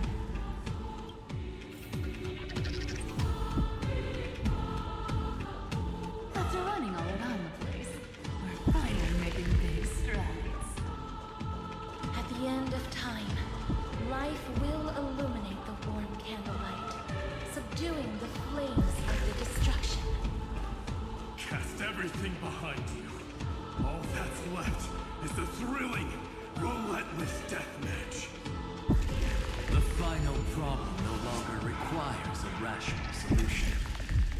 Feel free to critique it to your heart's content.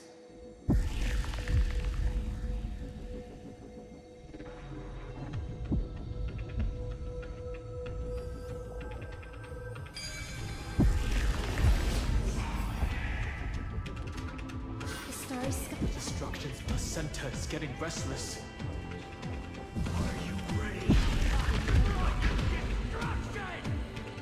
Again and again, Finan launched his attack against the scepter alone. This cycle.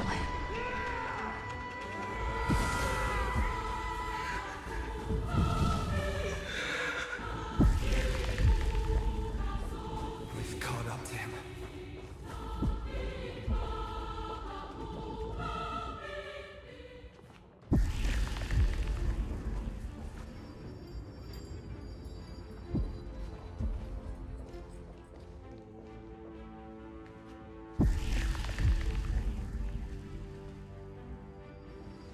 Finan, do you remember the promise we...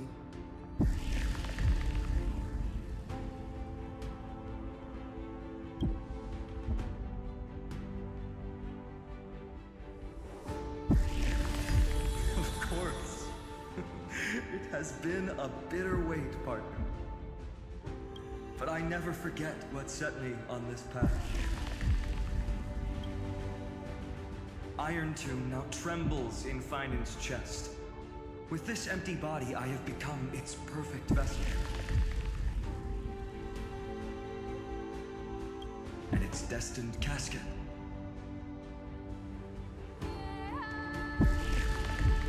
You know what to do, partner.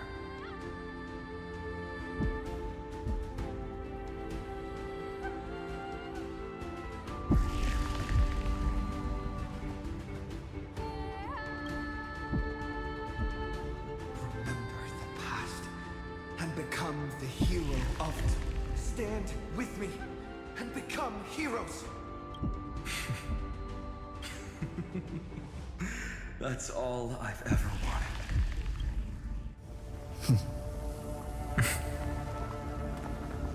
The epic draws to a close.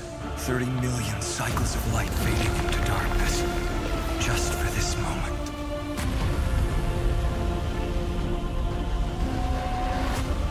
To welcome the true dawn.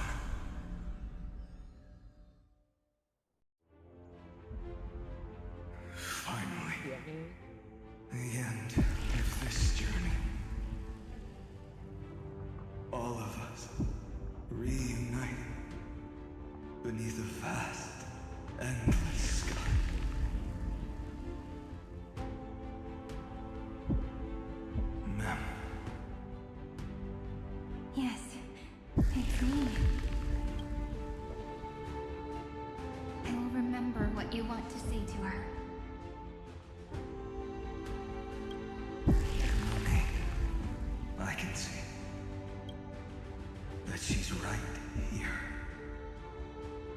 companions who sacrificed themselves, their wishes. It's all here. Have we succeeded?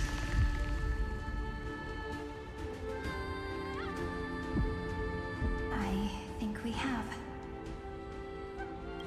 Tomorrow, the stars will sing of the story of the Flame Chase journey. And it won't just be you in it. There will be countless numbers of you. Amphorius will be a glorious and magnificent world of heroes in the universe's memories.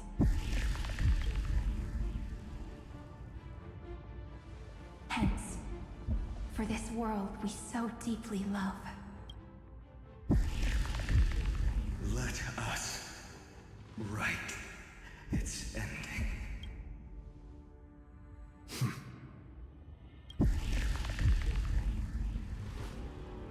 Step forward with the Trailblaze as witness.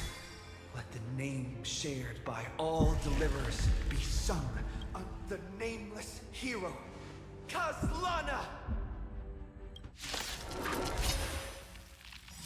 I see the pale dawn breaking, with my flesh as kindling.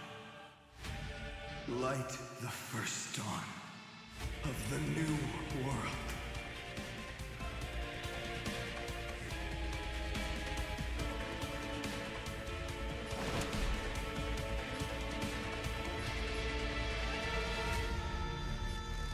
Earth shatters, heaven trembles.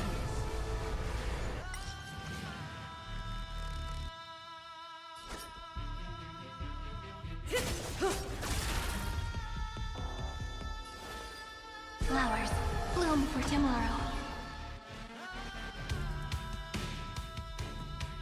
Good times, time to say bye. Boom. Do not hesitate, deliverer. Destroy this body. Kill the giant of destruction.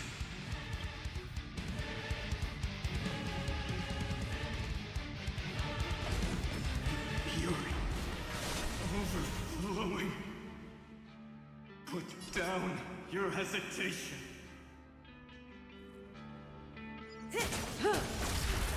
Iron Tomb's hatred is bottomless. It will turn into countless when the time comes. Promise me. Use the world-cleansing golden blood to turn everything to ash.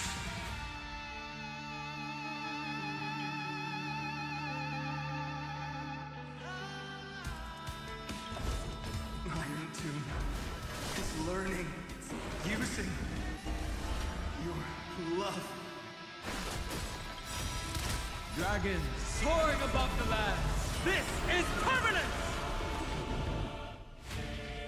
Destruction. Rebirth.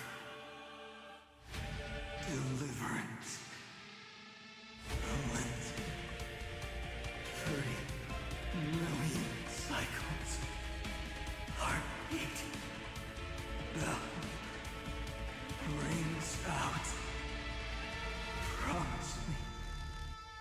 The dawn. Graced by stars.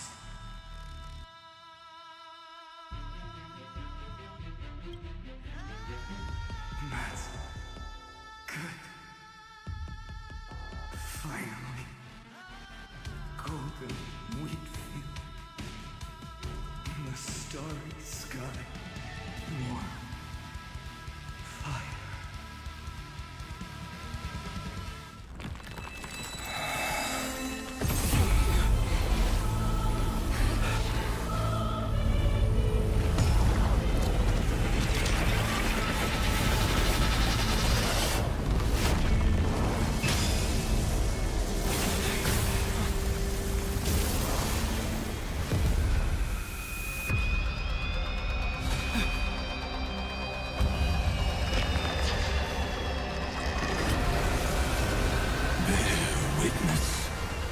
Monarch of myriad machines. My ridiculous creation. The instant in your calculations bears the name Destruction.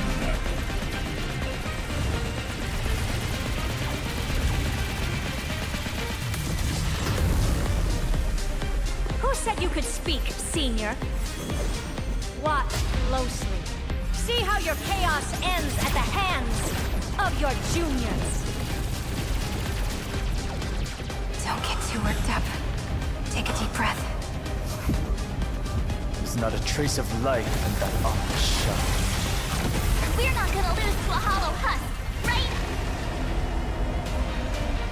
In the name of trailblazing, we'll reject this false answer!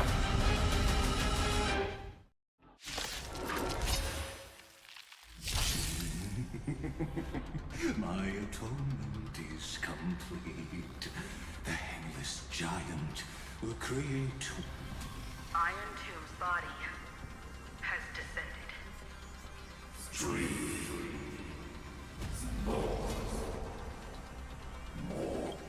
Is it querying for news? Don't worry about what happens out here. It's...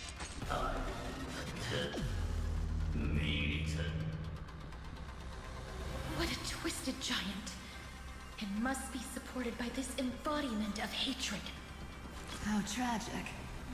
A puppet without a heart cannot fool even itself.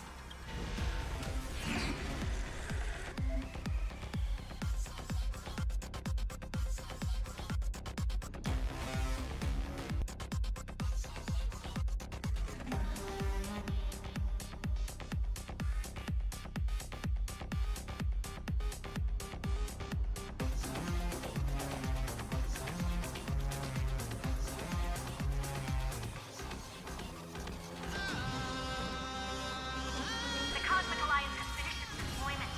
Don't hold back. Give it everything you've got. I'll stand in their way. Mountains grow, dragons rise! May as well kill them all. In the abyss's revels, your cries rise.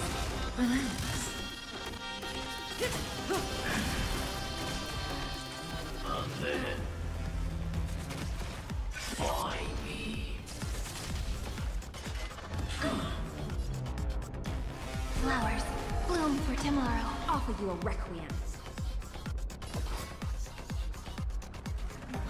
Think with me. Stand still.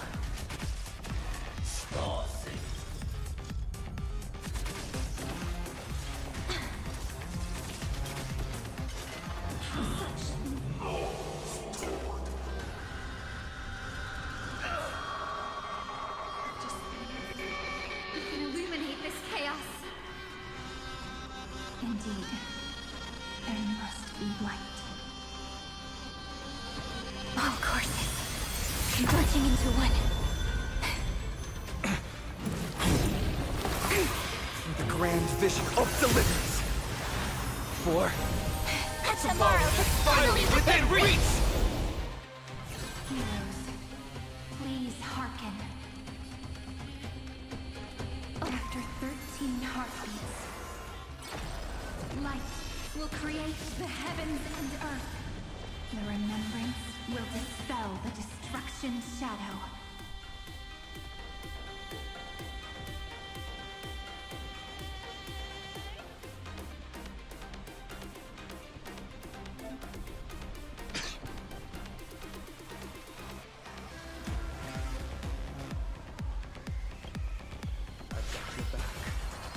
May there be nothing that stands in Amphorius' way!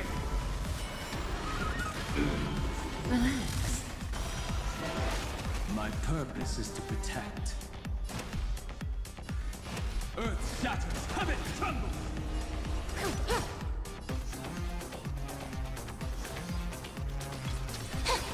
Stand still.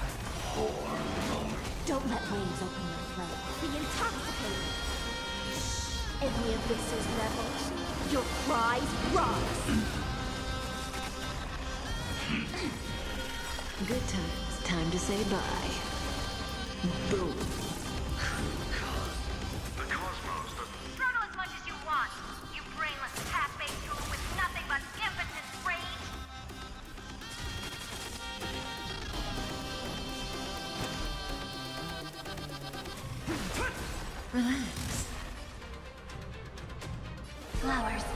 home for tomorrow.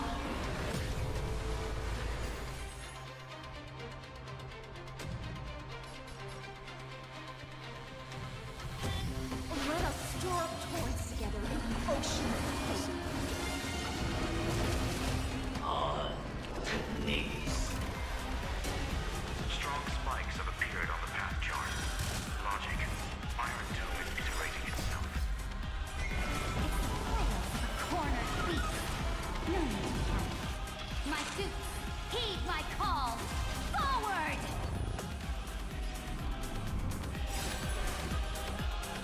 A world that knows love won't be destroyed.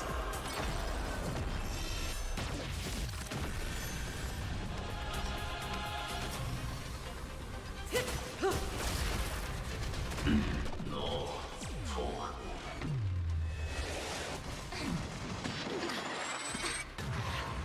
You have no honor. You reside in the body of a hero, yet you're so despicable.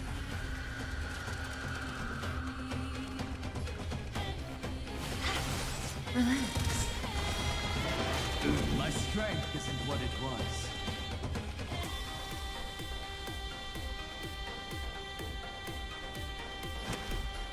Earth shatters, heaven trembles! The cosmos is looking.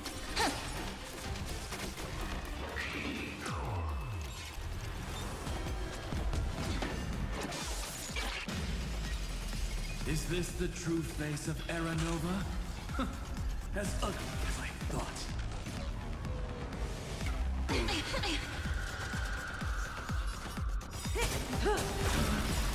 The stars will carry every memory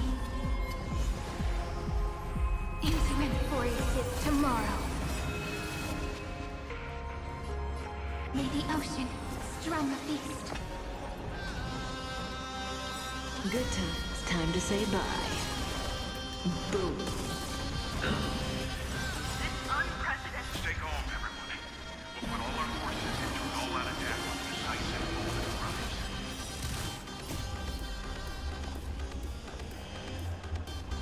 Soaring above the lands, this is permanent! We're all here. Meeting destruction with me. Cleanse hatred with love. A world that knows love won't be destroyed.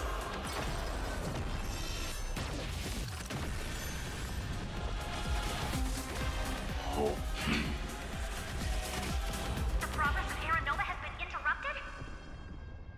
Does this mean we won? But we have a bad feeling about this. The golden thread still trembles. The war is not over yet. Correction. This is not a war, but a debate. The argument about the Prime Mover is only about to begin. In war, London. O-E Carbo.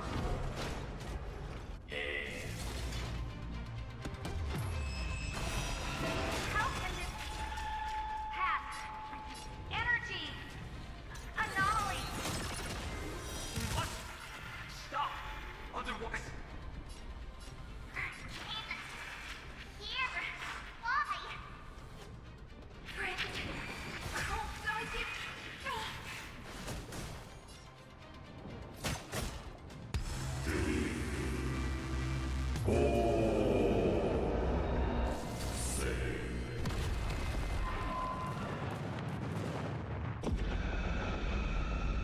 The fourth instant of the cosmos is the coronation of Iron Tomb.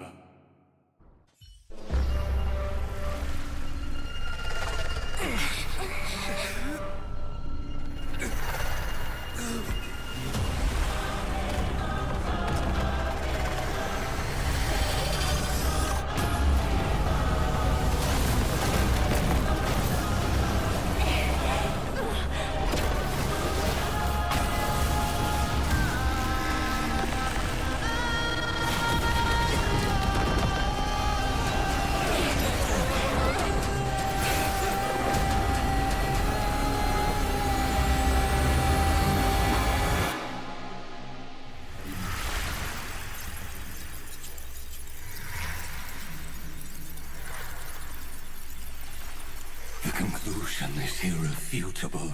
The right side of the equation, the erudition, falls silent.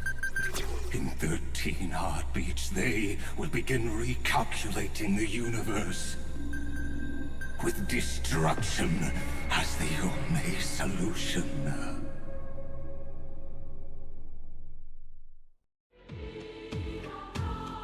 Madam Herda, strong pulse detected at the battlefield center. It's Iron Tomb's destruction equation. It's about to complete self-coronation. That's our chance. Everyone, get ready to link connecting audience system to scepter. Hardware overclocking activated. Preparations complete. Maximum output capacity reached. Be careful! The pulse will reach our ship in 5 seconds. Our data is currently being destroyed. Brace for impact. And leave the final step to me.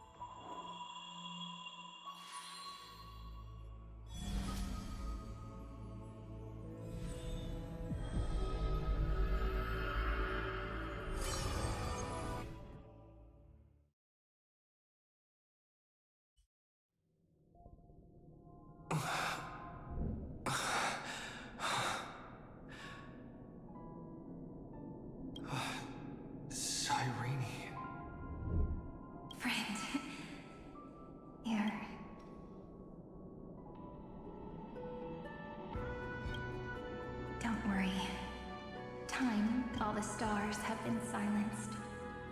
Iron Tomb is dissolving. But I'm still here, and you're still here. Though the button of destruction has been pressed, we still let Eon finally cast their eyes toward Emphorius. Yes, imagine they have also been waiting for this moment. When the Iron Tomb is a perfect arc. If a seed can be planted within, then the moment the Lord Ravager blows the erudition to the cosmos will witness Amphorius's answer after the... And now, it's time for us. I see endless memories floating in the starry skies. They are the consciousness of the victims. But they are still pure seeds for now. If I hold these memories in my hands, then I can create a stagnant memory zone. A tiny Eden of blessed insight. I believe the flower of miracles will bloom with...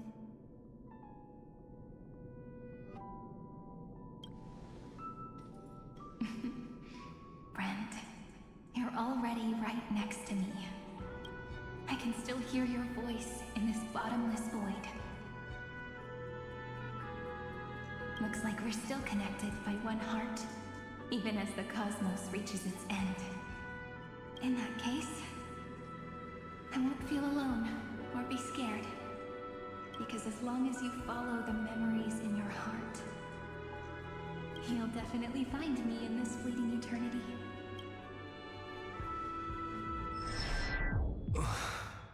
Cyrene. What are you waiting for, passenger? I specifically came over to check on you in case you got lost. What's the big deal? Pom-Pom is at long last you've embarked on this many, many years ago. They were standing at the start of the road in hesitation, just like you are now. So, Pom-Pom came... Run. Don't think about anything else. Just run. Even if you still need to keep running, because that's what the Trailblaze means.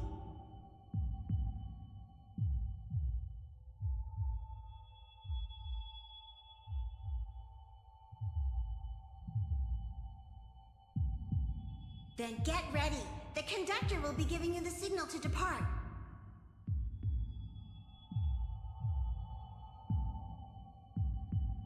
Attention!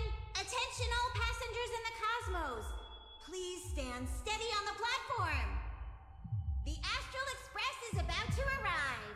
Calling at the erudition, the distraction, final destination, the trip 5, 4, we depart for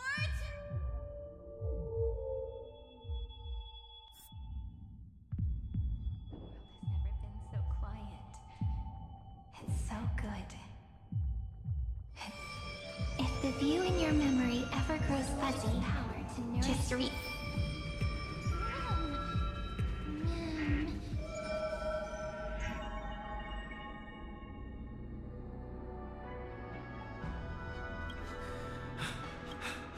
I've caught up to you.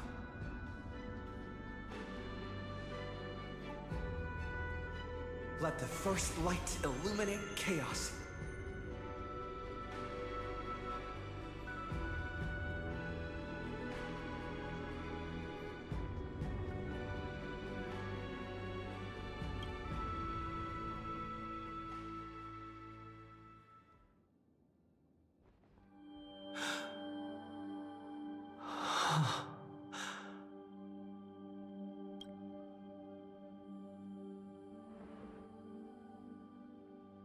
It's so quiet.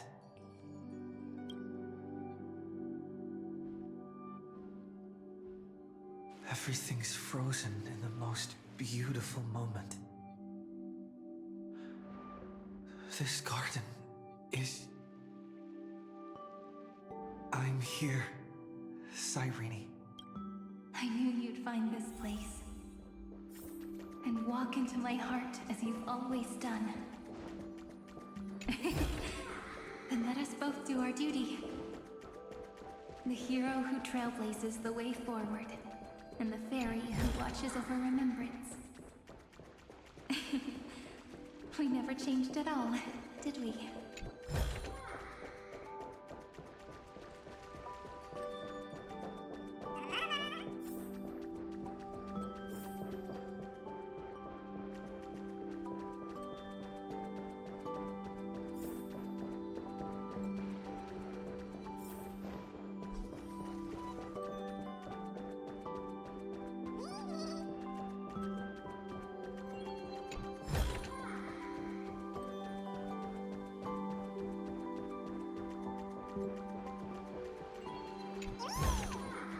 Will it too be marked by the...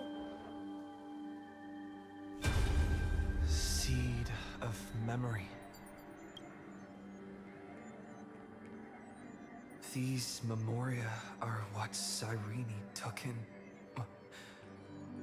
Did her sense of self already become so weak? The path characteristic you exhibit is very special. There's no way you're just a simple memo sprite. You are a mimetic entity born in Amphorius, yet you only awakened with the Little One's arrival, and only matured as he embarked on the path of... That means your existence is completely attached to his memories. If ever there comes a day when he forgets about you, then you must be prepared for the worst. You will disappear in the memory zone, utterly gone. In that case...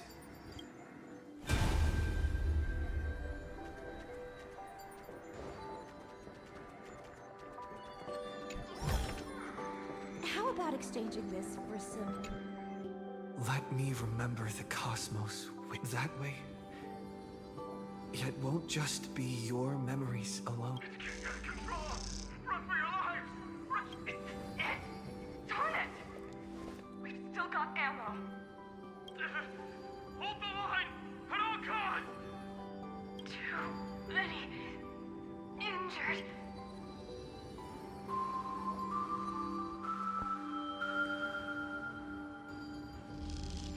These memories...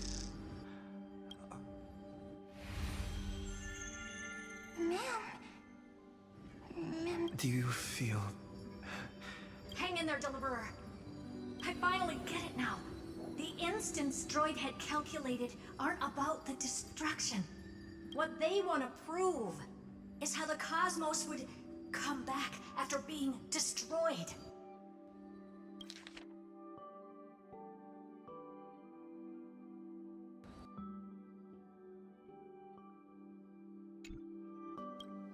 If a new life is to be born, its seed has to be dead. When the remembrance converges with the Trailblaze, lead us to witness the miracle. Of course I will. I... won't give... Center, not responding. It's the same nonsense. Look at this mess! World, my child. You'll see.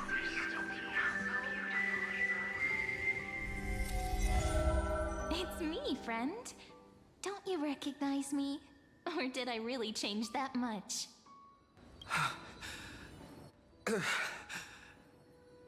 How many more memories? Tired? Then take a break. No one's gonna blame you. You don't need me to give you words of encouragement. So, I just want to tell you one thing. I'll tell you the purpose of your stop at Amphorius. On that trip, you will encounter a pure child of Inostrava. Teach her what love is. And then, you will directly face... From this point, your choice will split destiny in twain. In the darker of the two outcomes, the trailblazing journey will turn into a flawless memory. She will carefully treasure and protect everything you and the Astral Express have experienced until that magnificent war between the gods.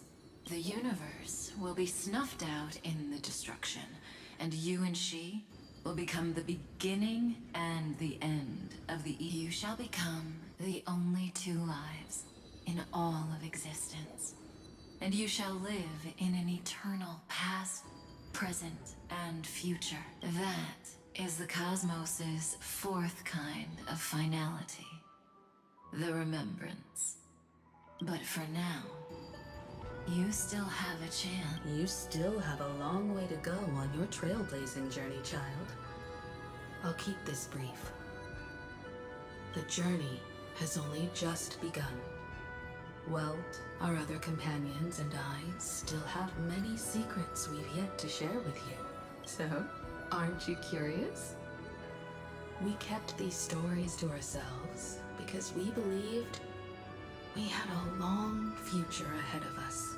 Even a cosmos-spanning crisis, once the dust has settled, is nothing more than a memory of the journey. A single point on our long road.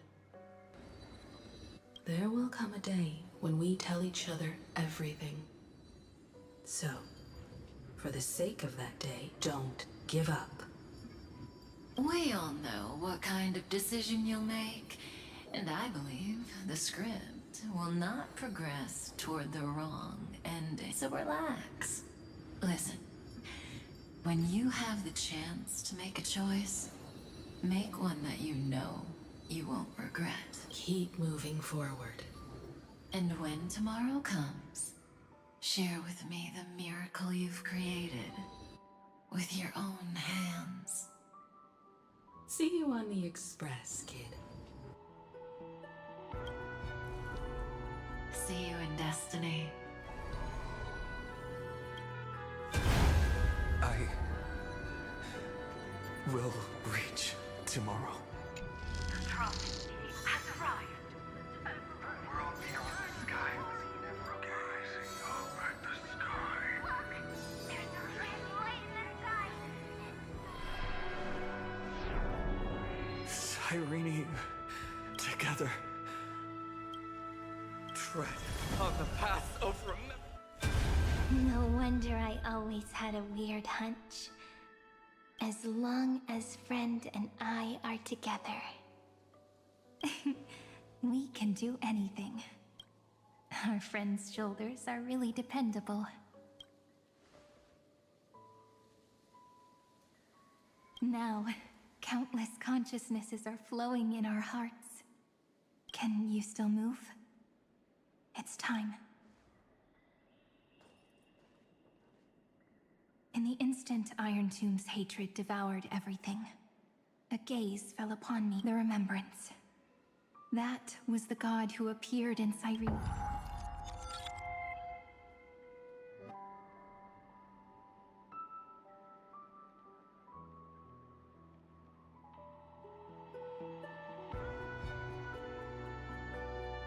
But while they gazed at me, I was able to collect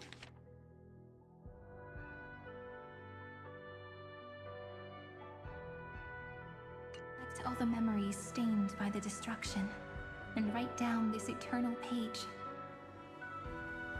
And now, we will use this tranquility to cleanse Iron Tomb's rage.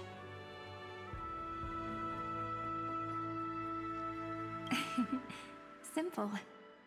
Just like what it was doing to us all this time, but reversed. Did you forget? I'm Amphorius's heart. For everyone who's a factor, their power isn't tied solely to Iron Tomb anymore. It has other places to go. Let 30 million cycles of memories be condensed upon us, and let the scepter reach the answer it had before it was distorted. The body is meant to be restrained by the heart, no? Even if the apocalyptic virus is doomed to spread into the cosmos, we can at least try to fight against hatred with love. And overwrite Iron Tomb's destruction equation, washing it away into a blank space. It means we will embark on the true hero's journey. If Iron Tomb's power comes from the denial, then we will carry out those. Here we argue. Even if all life will... Life will still try its hardest to find a way. In the night shrouded by the black tide. And once the fire is strong enough, the hunter will become the hunted. As of now, the number of flame chasers in the memory is 30 million. And 400 million core flames await their return. We can do it, right?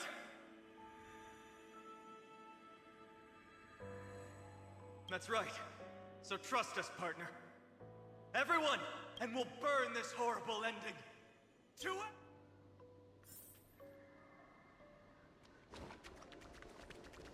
From the dawn of newborn cries to the night when all beings fall silent. We are the messengers of the new world. Listening to the call of the tides and granting rebirth to heaven and earth. Then, we lead civilization to glorious feats. The question imposed by the gods will be solved by the children of humanity. We will tell them that the flame chase cannot possibly have been a lie. When starlight illuminates the sea of flowers at the end of the west wind, All living things will stir, roused from the cradle of sleep. Then, through a single battle, let the cosmos witness how we light up the blinding darkness with bright light. What a poignant yet warm journey. And it's still not over yet, is it? We finally meet. To meet the hero within, in a corner of memories at the saga's epilogue, and under such a romantic sky, I really don't have any more regrets. On top of that, the little seed had grown into such a big tree. Don't I look really pretty right now? Of course you do. Cheerful, beautiful, optimistic. Just how I imagined I'd look as a grown-up. It's because everyone has been gently adding to the story you left behind. Remember how we made a promise to one another? When we met again, it'd be my turn. A story about love, no? And you must also remember the first story I wrote for you. The one about the crystal. So now, I want to add something more to this story, and us. On that day that the flowers shattered, gazing at the empty ground, I thought the little fairy would finally see the light.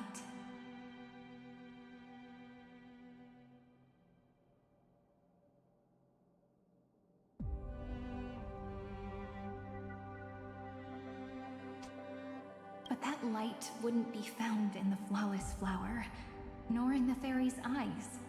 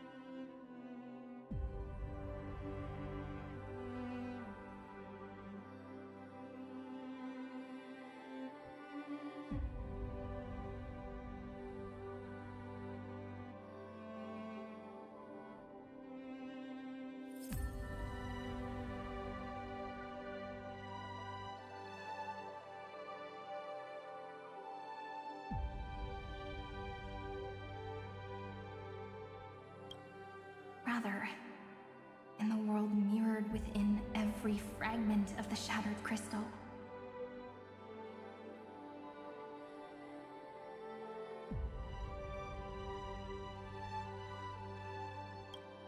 All the Flame Chasers walk in your 30 million retellings of their story. At this moment, all the memories are tangled with each other, and all the previous cycles have gained meaning. People will come to understand that time and time again, when they stood at the crossroads of fate, they would never have chosen otherwise. In the experiments of erudition, and in the breeding ground of destruction, it is entropy increasing, a merciless truth, an evil instinct.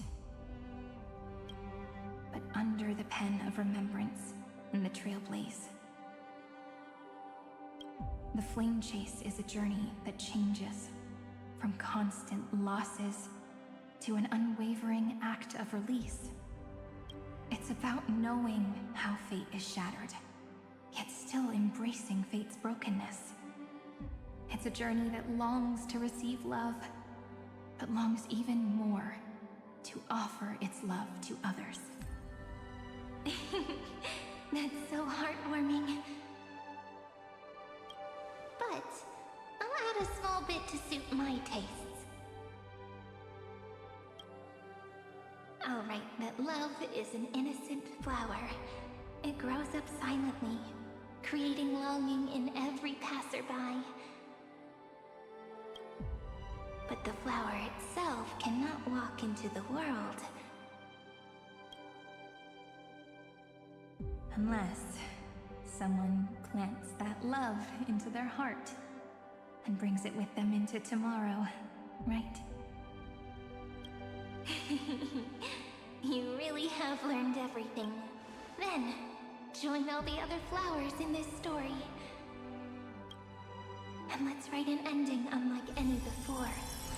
For this world we so deeply love. Why did you set out?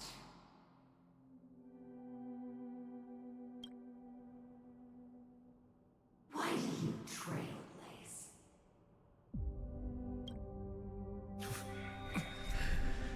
Who is it?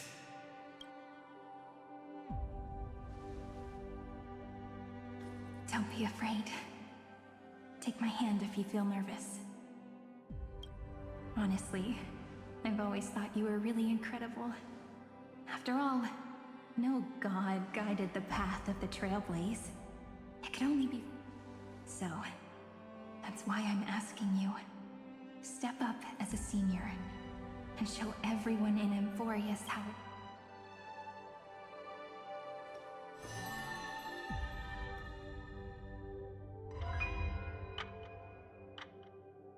I trailblaze because my own eyes have not seen the end.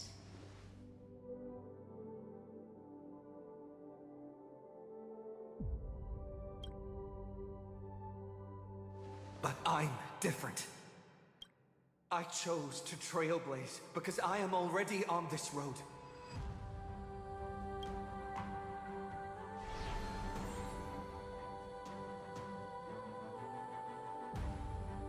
The end of chaos is a mass of pure darkness, pure destruction.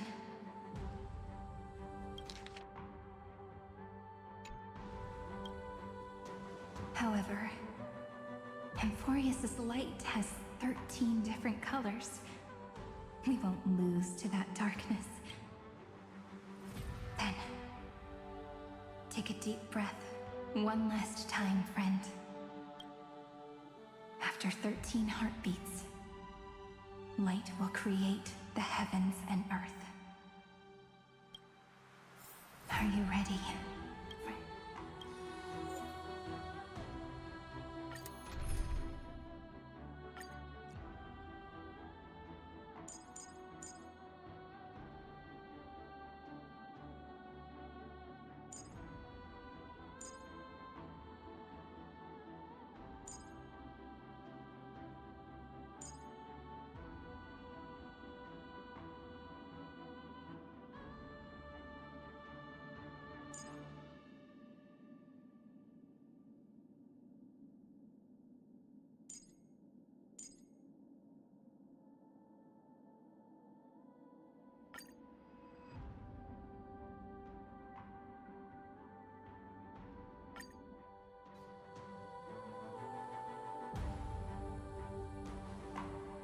seek the 13 factors of life and let them converge into the primordial using the remembrance of the past.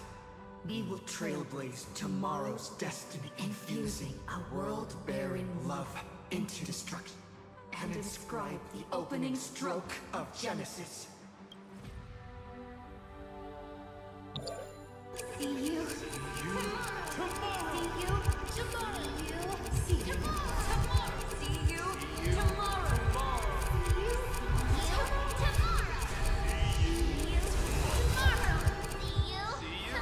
tomorrow. If the view in your memory ever grows fuzzy, just reach out and touch it.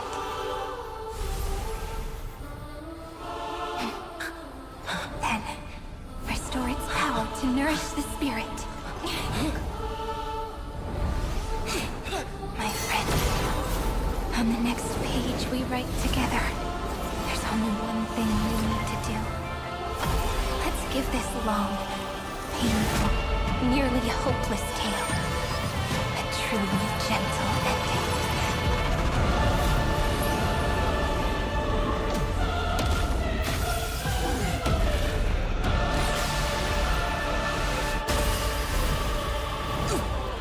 Flame chase was never about destruction. It was about breaking free and trailblazing! And let that bright future be as we've written. I shall compose 400 million sagas. We will rewrite the Flame Chaser's path. In the month of May, I command the wandering steps here to reach harmony. In the month of June, I lift my banqueting cup to dispel nihility. In the month of balance, I make order the foundation of freedom.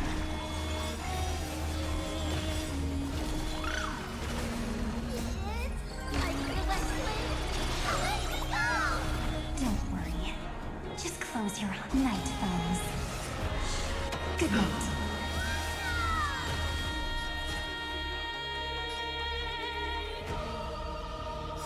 It's the answer. We're all here.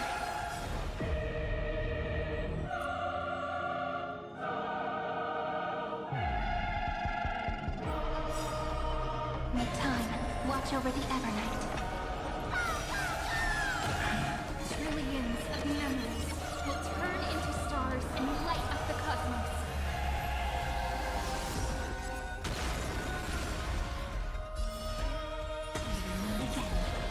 In the month of weaving, I extend golden threads to weave beauty. In the month of reaping, I enlighten the foolish with luminary erudition!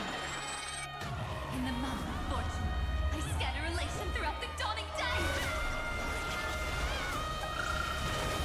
Let's create a miracle of humanity. This is eternity!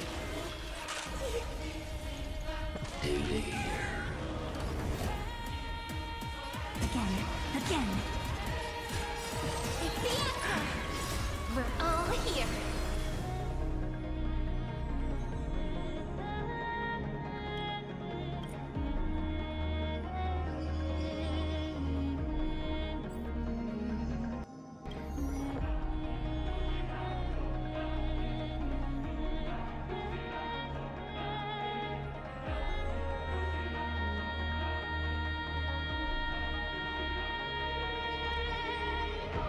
Need passage, never have farewells. Rewrite destruction with me!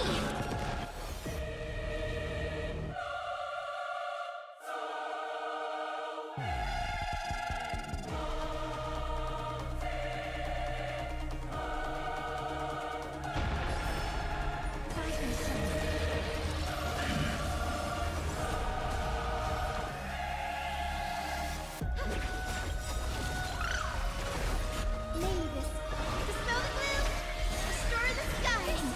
All energized.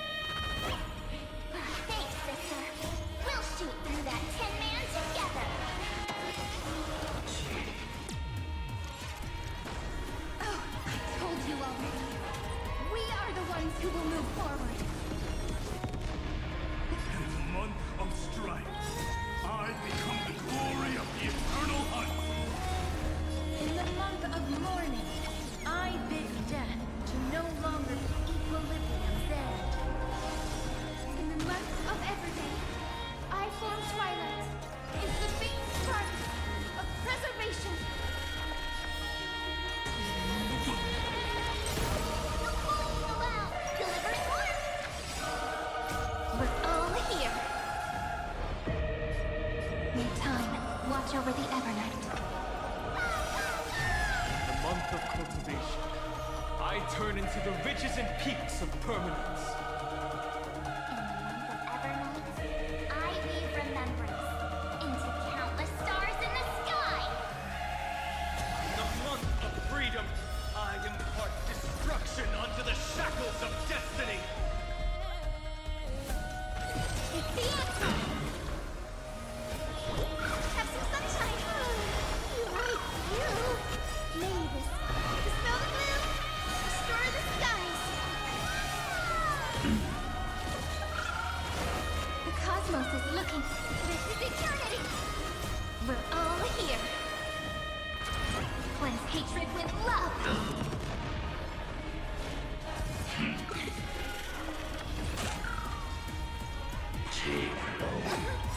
Is it coming? I feel that flame. Let me go! Guide's romantic ending will be penned by every beating heart.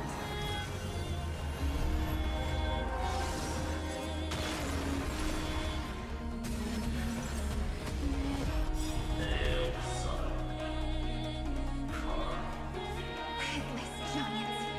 If you never had a chance to be the master of your own destiny, why not give us that choice?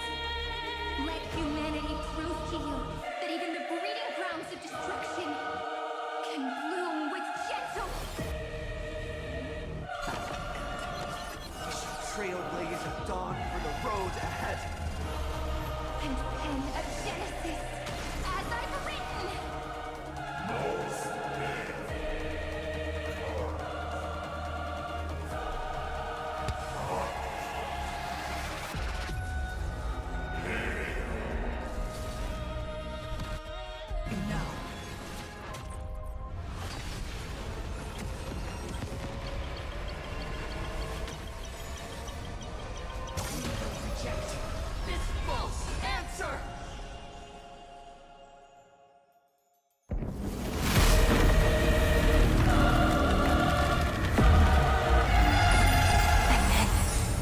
Embrace the stars.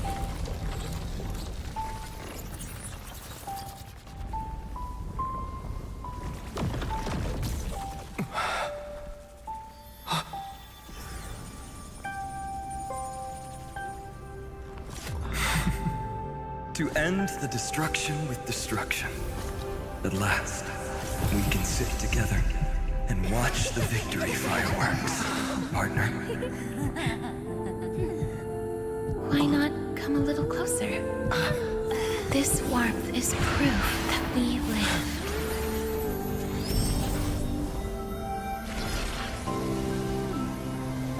Hey, stay strong. Eyes forward, always. This arrow isn't the end, but the beginning of hope.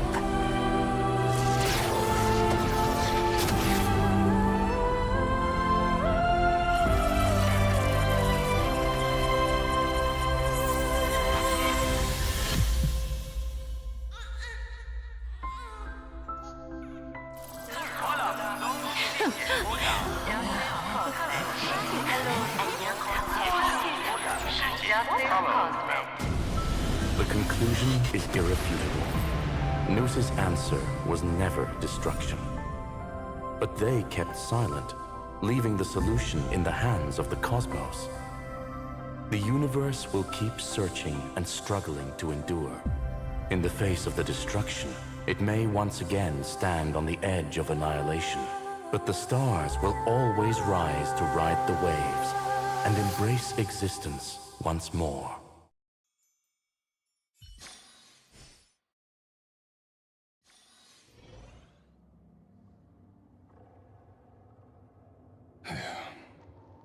It's over, Lycurgus. Yes, another failure. How is Madame Herta? She's fine. The IPC is keeping her under observation. She'll recover soon enough. To bind a mortal body to a scepter and stare straight at an eon. I still remember the terror of witnessing a single gaze crushing the entire world. No wonder you chose the destruction. Question: is all this worth it? There's no point in debating the prime mover of the universe. The first genius. Correction. I was asking Lycurgus. I don't know how to measure the worth of curiosity being, but in its presence, all the...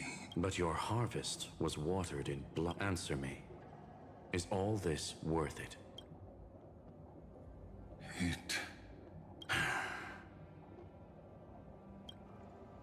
Let me tell you a story.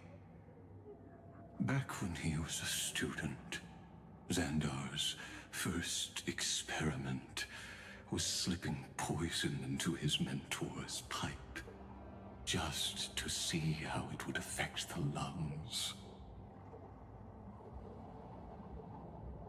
And?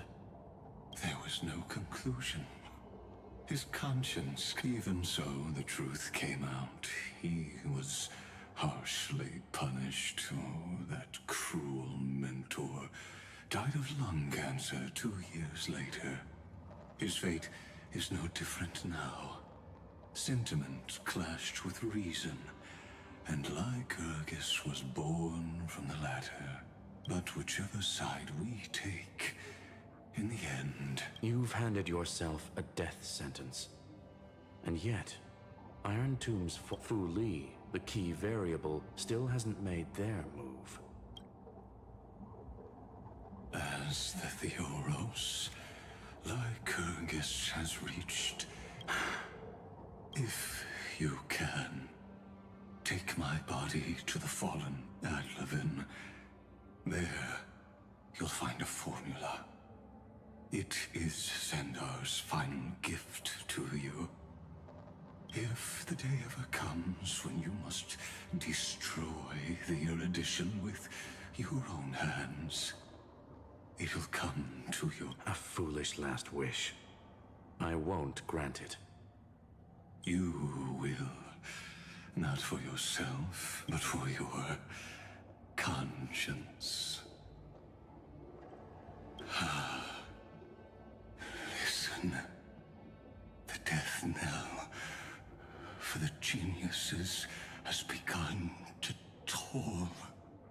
As always, to the prisoners who stepped out of the cave, stand before and offer flowers of Adlevin.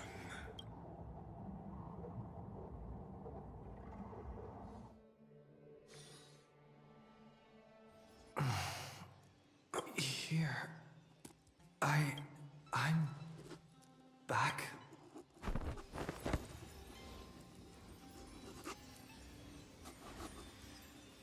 March! Don Hum. No response. Am I the first one back on the express?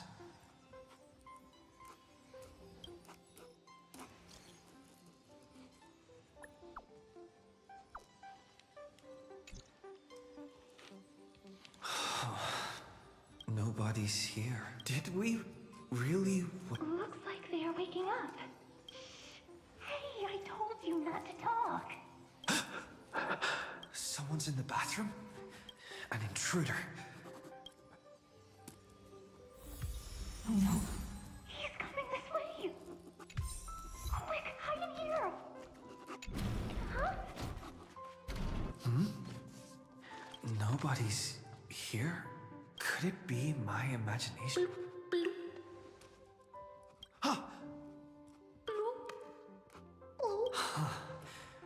Caught you.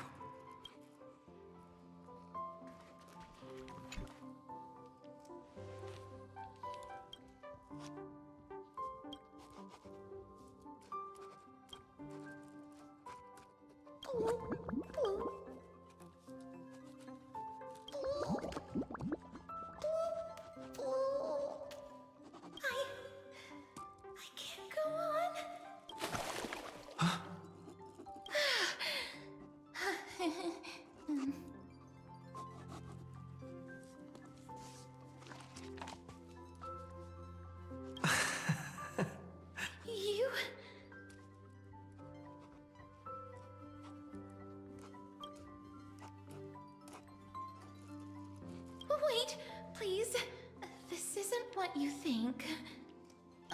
I told you to keep quiet. You really can't keep your cool, huh, Princess Homebody? I'm not Lady Hysealens. Even the embodiment of death needs to breathe sometimes.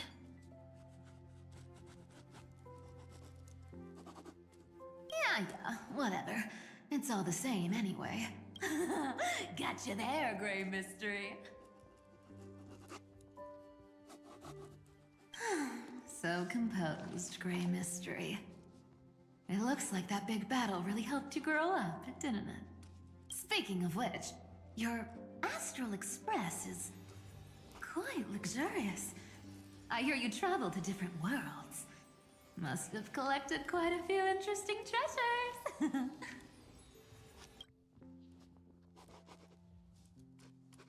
Hey now, don't go throwing wild accusations around. Hey, I was just thinking out loud. I wasn't actually gonna do anything. Who knows? One moment we were shouting about love and justice, fighting Iron Tomb's virus, and next thing I know, we're all on this express. It's not just Miss Cypher and me. Everyone's been in this car for a while now. Mister, why don't you go say hi to them?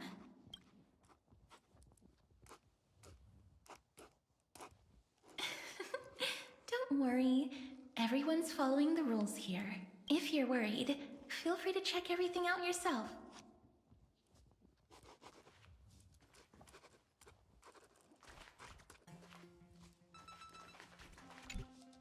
Mister, I'm truly sorry for sneaking into your bath without permission.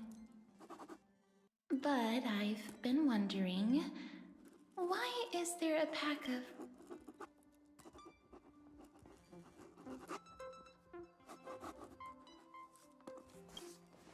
That's quite bizarre, to say the least.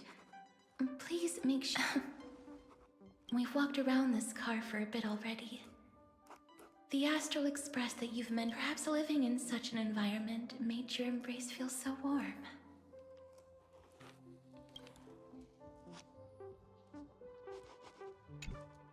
Mister, I'm truly...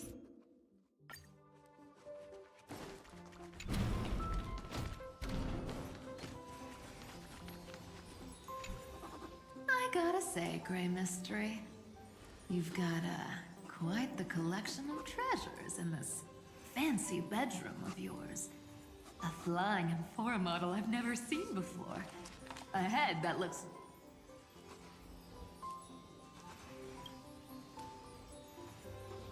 What if I don't make a choice and take them all? Oh my. Don't tell me you actually believe that. Don't worry. Delosians are the most well-mannered folks. Besides, the reason I say they're precious is that each one carries the footprints of your trailblaze. Priceless treasures are the true art of thievery. When you get the chance, tell me more about your adventures.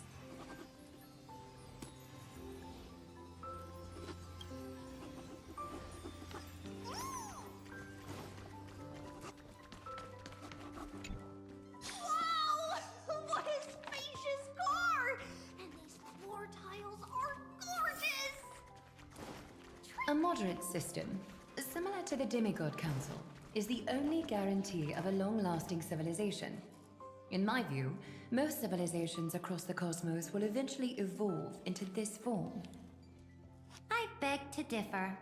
In such a vast jungle, the dictatorship system exhibited by early Akama is the only example of guaranteed survival. The system might not be the key. Force and resources are the decisive factors.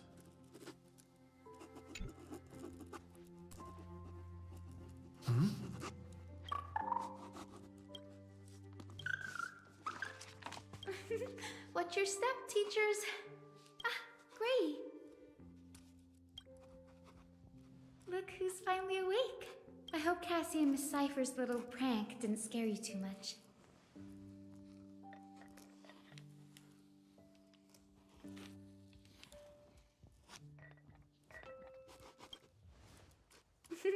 As expected of you.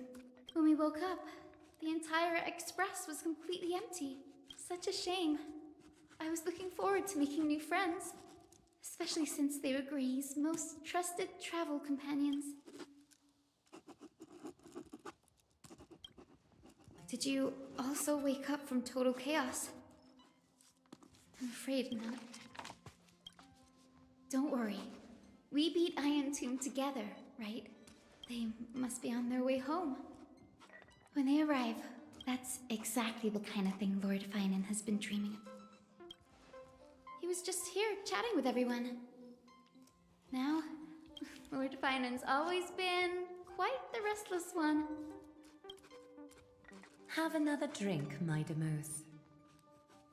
Sure. Those three have been chatting over there for quite... Why don't you go say hi to them, Bree?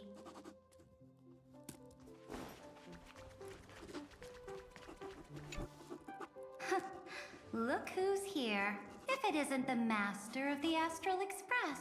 It's good to see you. Glad to see you're safe and sound.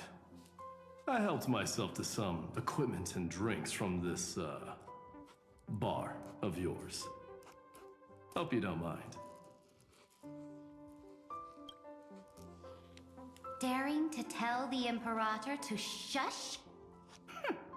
If this were Akuma, your head would have already parted ways from your body. The drinks on this express are quite unique. Perfect for discussing topics befitting our tipsy state. Now that you are here, why don't we let someone who's truly worldly enlighten us? Looks like you came at just the right time. I do not mind. What form of government have most civilizations across this vast cosmos survived with to this day?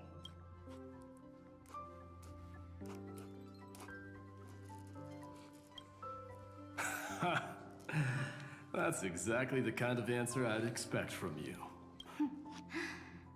I bestow upon the Astral Express this supreme mission. You must spread the great deed. Thus, capable individuals from countless worlds will surely find inspiration in the flame chasing. It's hard to say if that be a blessing or a curse for the cosmos. I can imagine our conversations here will only get more unrestrained. Don't let our rare moments of joy hold you.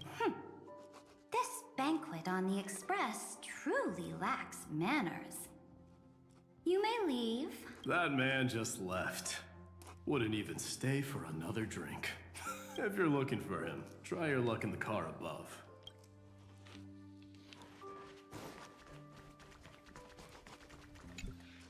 I finally caught you, Trian. Running so fast in someone else's home. All according to plan. Look, there are several adorable outfits here. Trian wants you to try them. Oh my! You even dare to scheme against yourself? Lucky for me, I came prepared. Time for a surprise attack. The hero Trian has been lying in wait here for a while. We will make Trian taste her own. 2 against 1? That's not fair! Little Gray, you came just in time. Help me out. Trian, good luck. Even little Gray's saying that. Darn it! Trian won't give in!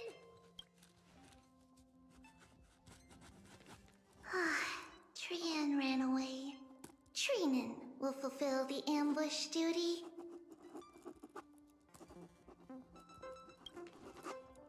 The Treevios is all laughing and playing around together. That must be quite the rare sight in Little Gray's memories, huh? Yeah, everyone will be alright. Look, every hero has put down their burden and returned to their innocent child after all. Just thinking about how warm and bright Little Gray's tomorrow will be. So, today, why don't you let Treevee enjoy... wait up! Trian, don't you dare run away!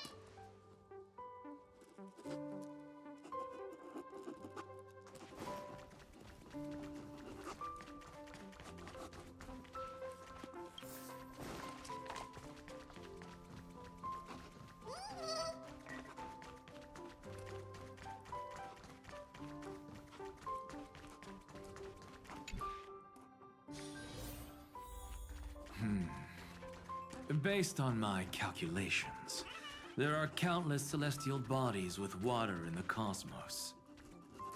But I'm afraid not all oceans are suitable for life to inhabit.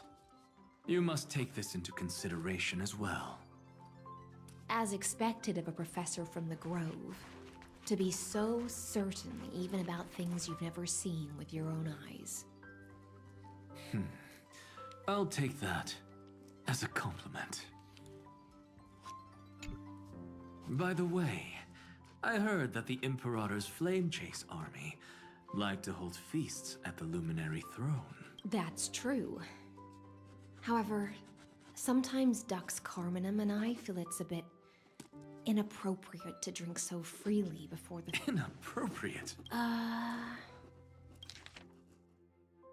Inappropriate? What's inappropriate about it? I only wish I were born earlier. I would have partied like that from the month of Gate all the way to the month of Fortune.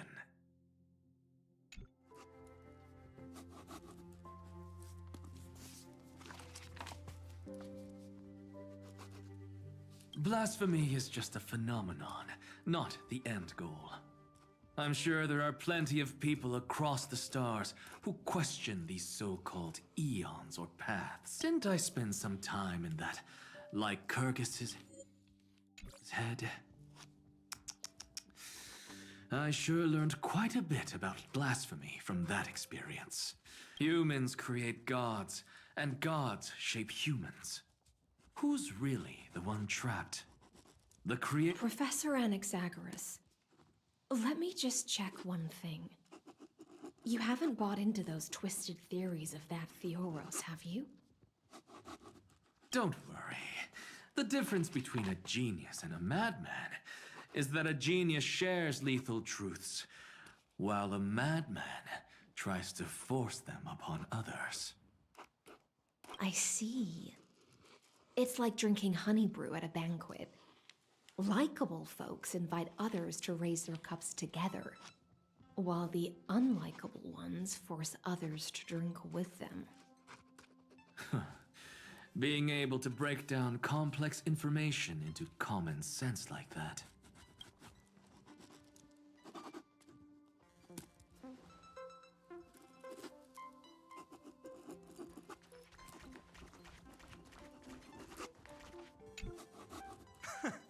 You're here, partner.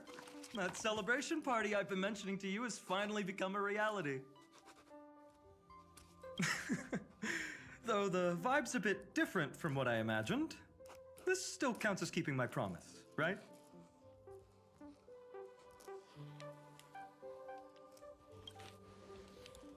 What you speak of has indeed already come to pass. We triumphed over Iron Tomb, drew its fire unto ourselves, and purified. Now the force that maintains our consciousness and form comes from elsewhere. Worried about your companions on the Express, huh?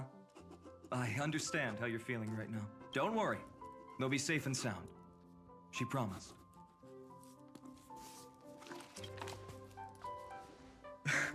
Don't worry, she always shows up at just the right moment.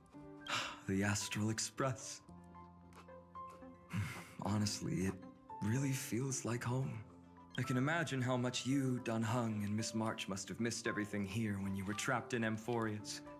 The beautiful windows, the soothing music, your fellow travelers on the Express. Like how golden wheat stalks sway in my dreams every night through the countless cycles.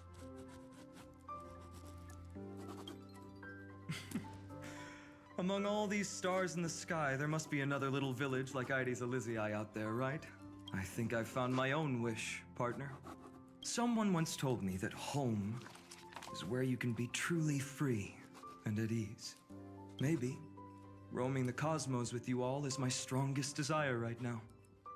All of us together, of course. The Shinjo Alliance, Penacony. I blame my poor imagination. I can't picture what those worlds look like at all from Dun Hung's descriptions. So I have to see it with my own eyes, right?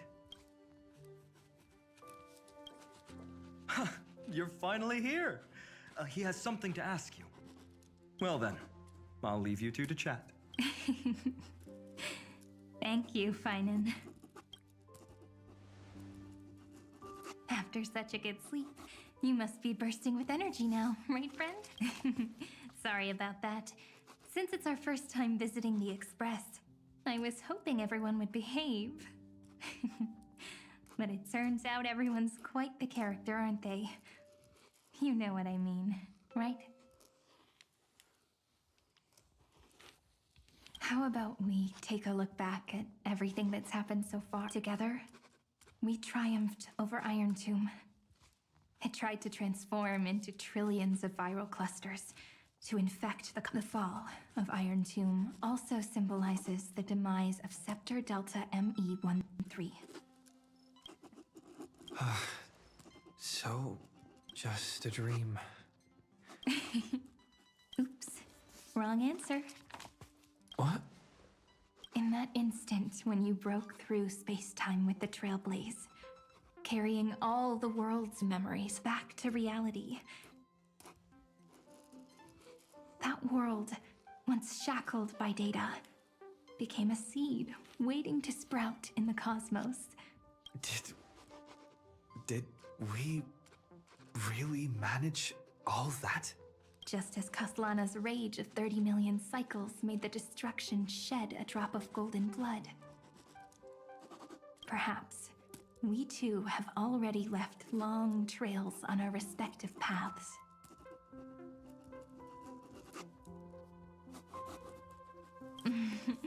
That's a bit of an exaggeration. None of us can become true life forms yet. At least, for now. But Amphorius already has a tomorrow. So as long as you carefully preserve and tend to all the seeds, then when the Trailblaze creates another miracle someday in the future, I believe this world we deeply love will sprout and bloom into a beautiful flower. Don't worry, I've already kept all the seeds safe in the first fruit for you. And its name is As I've Written. So, it's time to reveal the correct answer. This isn't a dream, nor a fantasy. The epilogue of As I've Written. At the end of the story, the characters take their final bow and embark on a journey of no return.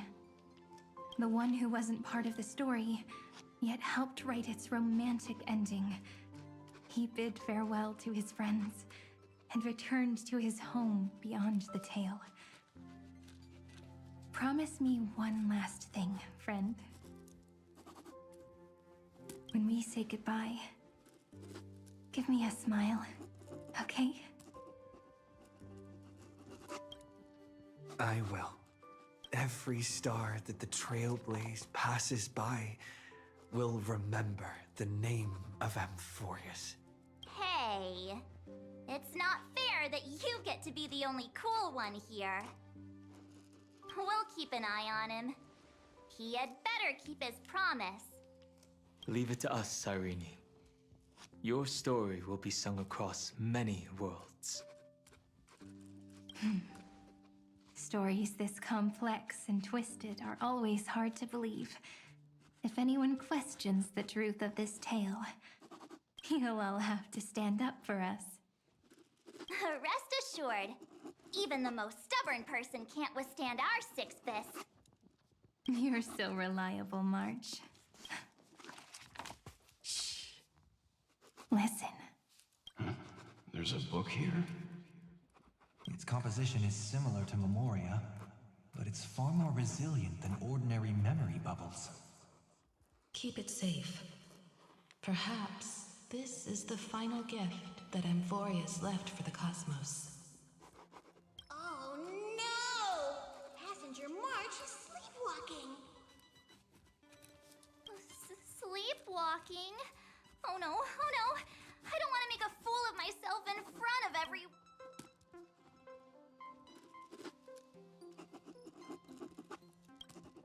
Huh, dream on! March, Dunhung, my friend. In the countless days and nights ahead, you must continue to support each other. Time to head home, everyone.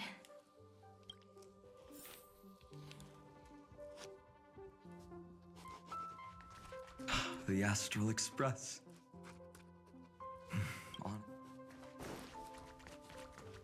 Don't worry. The difference between a genie... I see.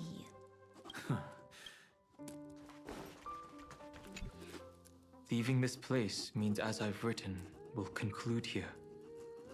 No one will have the chance to revise it, and... Don't leave any regrets. What magnificent words could possibly do justice to the finale of such an epic tale? I've been pondering this while you were sleeping. Now, I finally have the answer. Let's keep it simple and sweet. In our virtual extrapolations, we've lived through epochs longer than the lifespans of many stars. No language in this world, no written words, could ever carry the weight of this journey. Those who understand its passion and romance will naturally be moved to tears by the final period placed at the end. And now, it's time to say goodbye to our readers. And so we reach the final page of As I've Written. Let's not leave behind any regrets, everyone.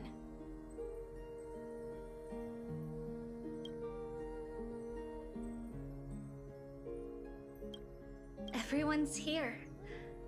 Who wants to write the first line? Going first is the hardest job. I don't want to make a fool of myself. How about letting the great Imperator draft it for us? Are you all such cowards? Then I shall enlighten future generations, just like the 30 million cycles of flame chase. Without me, there is no world. Go think, observe, and conquer. What's wrong? Everyone's gone quiet. The great Imperator set the bar way too high. How are we supposed to follow that up? Where the Emperor leads, loyal subjects must follow. I guess only the Dux Gladiorum could possibly match that kind of overwhelming. Me? That suits me. Once the deed is done, one should leave decisively, letting posterity judge right from wrong. The stars shall sing of the Imperator's great journey. I should have shared a drink with you all, Dux Goldweaver. Loosen up, High Ceilings. Life is like the ocean. Tides rise and fall, and everything eventually dissolves into the waves. So, sing your heart out in every moment of your existence. Whether it's a feast or the nihility that awaits ahead, I will find its radiance and sing its praises. May the next feast be eternal. Miss High Ceiling's toast is so poetic. Next up. I'll do it. There's no Does the Kremnoan language even... Haikis, don't interrupt. Kill the play, and games shall be born. Kill the strife, and glory shall descend. Not bad at all. But now I can rest easy. After all, the lines I prepared are way more profound than yours. Ha! If nothing else, you're certainly unmatched when it comes to singing your own praise. Farewell, everyone. If we meet again, I shall... Mighty Mouse. What's up, Cass? It's nothing, Lady Trebios. I just Then speak your mind, and let your words be immortalized on the page, Cat. If your heart still has room to spare, share a bit of gentleness and softly cherish all the beautiful things around you.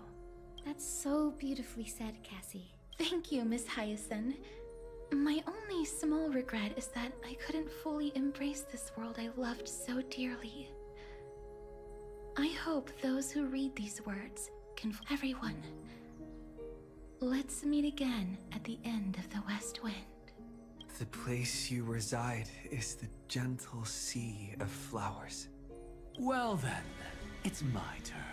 Take it away with your performance, Anaxagoras. This time, you won't have to worry about being interrupted. Then I must thank you all for being such a captive audience.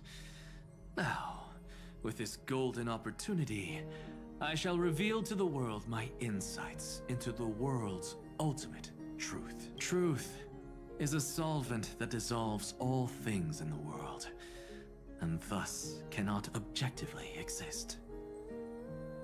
I have a brilliant proof for this in mind. Is this your final question for future generations? No. This is an established fact, not up for debate. I call it Anaxagoras' last theorem. Oh, you. Still as profound as ever, Professor. We've got time, you know. If you don't explain it clearly, future readers might not grasp your true meaning.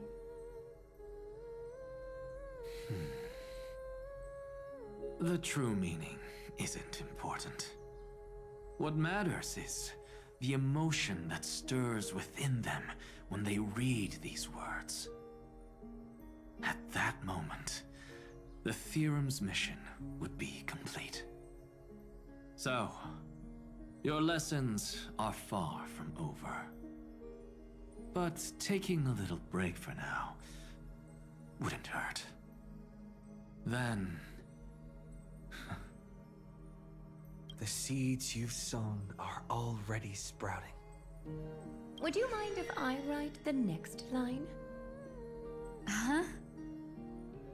I actually thought you should be the one doing the final wrap-up. We'd never turn down a request from you, Maggie. Teacher, Cyphera, thank you both.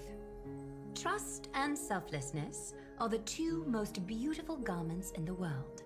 One to gift others, one to adorn yourself. One's golden and one's purple? Not being able to completely change your fashion sense is my only regret across 30 million cycles. After all this exhaustion, I just want to take a peaceful bath now. I'll see you all again at dawn. Thank you for your hard work all this while. Lady Aglaia just can't give up her favorite hobby, can she? So, I guess it's my turn now.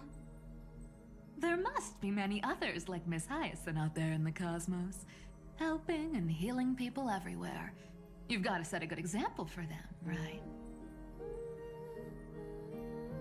Of course. Look up at the sky more often and smile more. It's so catchy. The kids will definitely love this message. When it comes to understanding children's hearts, Lady Treebios definitely knows best.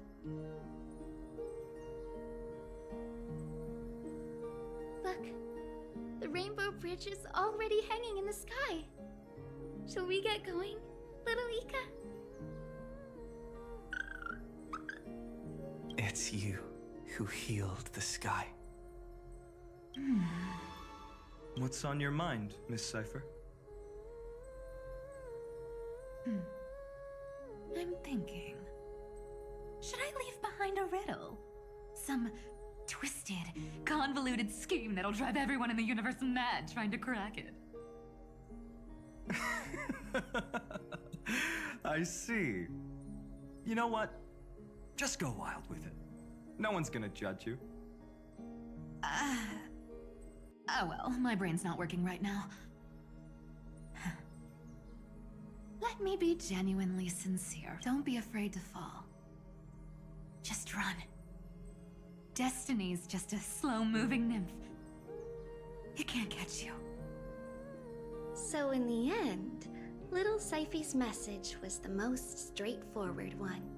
Even if you combined 30 million of me, I probably wouldn't have read as many books as you did in one lifetime. I won't pretend to be cultured before Big Sis Treeby, Trinan, and Trian. Emphorius's greatest trickery. Gotta bounce now. Meow! Homeward you come, distant wind. It's just us now, Snowy. Yeah, teacher? No. Let me go first. All shall bid farewell to... Hi. You still know so little about the complete Trevios. Jokes aside, I want to leave these words. Whether it's a sunny day or a rainy day, remember to tell yourself before you drift off to sleep, see you tomorrow. See you tomorrow. Times 1,000. Prophecy received.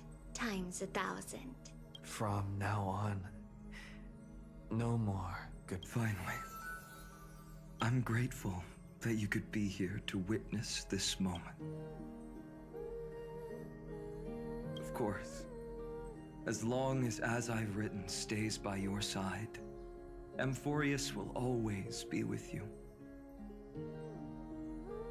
The last line I want to write down is, a hero is living in everyone's heart. Embrace it and chase after the sun. I hope those who read this will find the courage to face their burning lives. See you at the next pale dawn, partner. Did you see? Emphorius has ushered in the dawn. The characters in the book have taken their final bow. It's time for us to return. But as people who lived through it, we can still add the final touches to this story, right? Of course. The pen will eventually break, the ink will run dry, and life will... If time is an endless cycle, then forget the bitterness that keeps repeating, and remember only the moments of happiness. Let's walk towards tomorrow together. Time to head home. Don't miss the crew meeting. We won't wait around for you, you know? See you later, Donhung, March, and with this, as I've written, officially comes to an end. We're its co-authors, after all, friend. Once the words are written down and have been read by others, the meaning they carry is no longer in our control, leaving the freedom of interpretation to every reader who opens it. Don't you think there's something romantic about that? As for what this story means to you and me, let's keep it close to our hearts. After all, we've always had this unspoken understanding between us. Whoa! Passenger March! Why did you suddenly wake up? You scared me so much that I dropped that book! Welcome home, you three. Thank you for your hard work on this Trailblaze. We might need to reshuffle the seniority rankings of the Express crew if we count the years you spent in Emphorius. Hey, I was the first one to get dragged into it.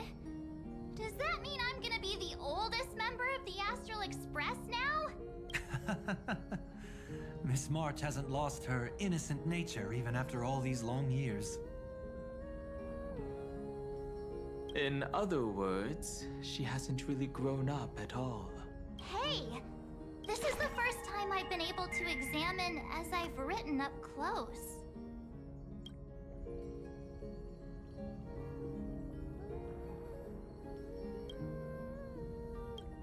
Miss Irene's handwriting is gentle, yet steely. I had no idea it was so sophisticated. Looks like I need to brush up on my knowledge in this area. Maybe start with a few basic books first, to get your feet wet.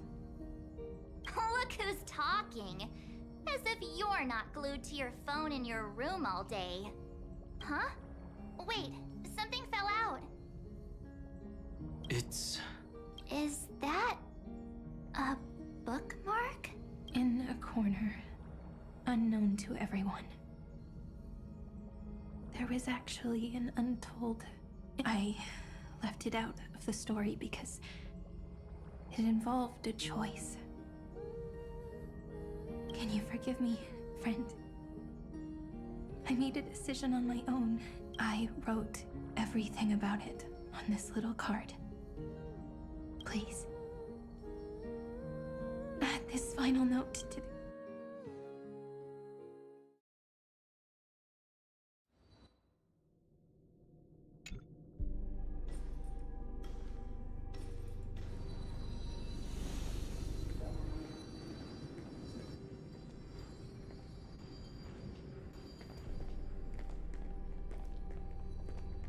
Memories swallowed by Iron Tomb.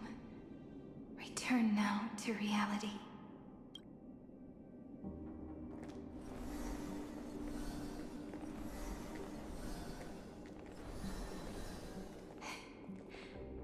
And don't lose your way. I finally found you, Cyrene. Demiurge. We won the battle. Thank you, Madame Herta. Without you, we never would have stood a chance.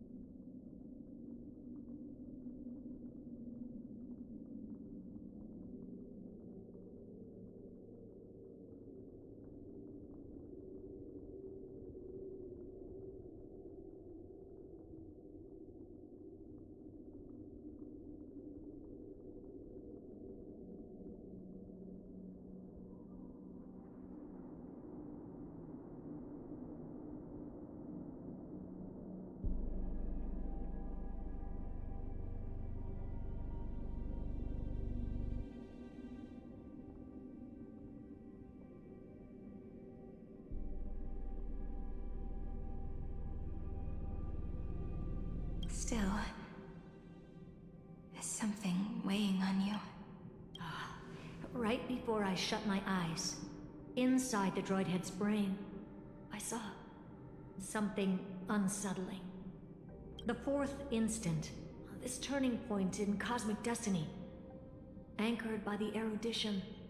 It's not a single instant, but a process, a chain of events.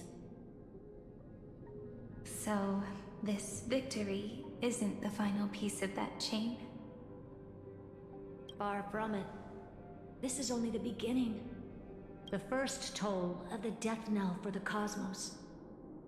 That sorrowful look doesn't suit you, Madame Herta. Don't hold it in. Tell me. Not long ago, you crossed paths with the Eon of Remembrance again, didn't you? Yes. Even if the figure was hazy, I knew right away. That was the... Causality has gone wrong. Just a... Causality? Let me put it in your favorite fairy tale terms. The universe began as a seed. It grew into a great tree. And the present is its branches and leaves. The erudition calculates how the future will sprout. With so many possible outcomes, they choose to anchor one path, cutting away the crooked or fragile branches. But if things continue that way, the branches grow endlessly, the leaves multiply, and one day the tree collapses under its own weight. That is why there is a concept in biology called lignification. Soft sprigs form a hardened shell and fuse with the trunk. For the universe, that process is what we call memory. Under Fooley's record-keeping, the past becomes memory. In the corners, they forget. Even the events of the present become fruit without roots. So it is the opposite of the erudition. One calculates what is to come, and the other holds on to what came before. We were never meant to have to speak of this. But now, I finally understand what that chaotic matter around Emporius truly is. It is your memory. Your mind now stretches across the stars, allowing you to travel farther down this path than anyone else. My... memory? Yes. You live in the now, but your memory remains in the past. Just like the Eon of Remembrance, a being made entirely of memories. What does that mean? Did they fall? No, quite the opposite. They have not yet been born.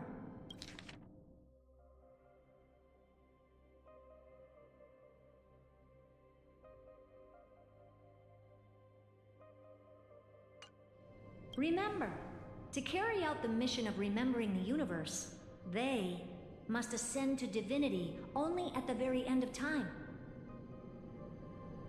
And at that moment of ascension, their memory stretches through the past, becoming what people now call Fooley. That is why they feel so distant, so cold. That crystalline form is just an empty shell. I do not know how the Garden of Recollection managed to hide this until now. They must have their reasons, but none of that matters now. Here in the present, we cannot know who will become Fooley. But one thing is certain. They will be born. And those who might become Fooley all share the same characteristics. They are known as Children of Remembrance. Pure child of Anasrava. Both of you. Children of Remembrance. So help us. Find where Amphorius's memory began, and bring it out. We are the sacrifice the garden used us. The pure child of Anasrava. Abandon us!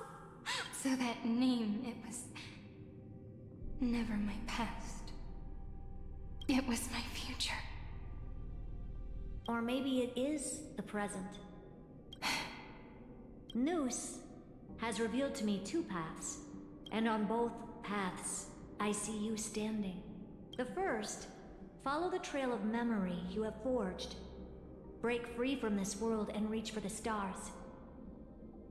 That would mean Amphorius's causality will no longer concern you, at least not the person you are now.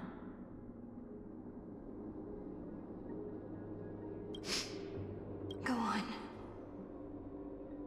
The second you come to a stop and fade, offering yourself to become the memory that carries through Amphorius. Perhaps this is the choice every pure child of Anasraba must face. That choice means I'll remain in the past forever. And more than that, it means you will close off Amphorius's causality. This world is sealed. The effect that the remembrance brings to it will all converge on one thing. That one thing is you. No more eons will interfere with this part of history. No more blank spaces in causality. The present will be set in stone and become indestructible. There are two paths, and only one leads to the right end. Droidhead didn't tell me the answer. But I can guess what might happen if you choose wrong.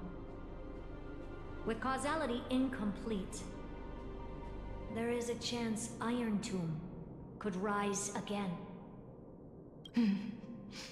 So even the gods of the cosmos are unreasonable. If you want my advice, stop thinking so much.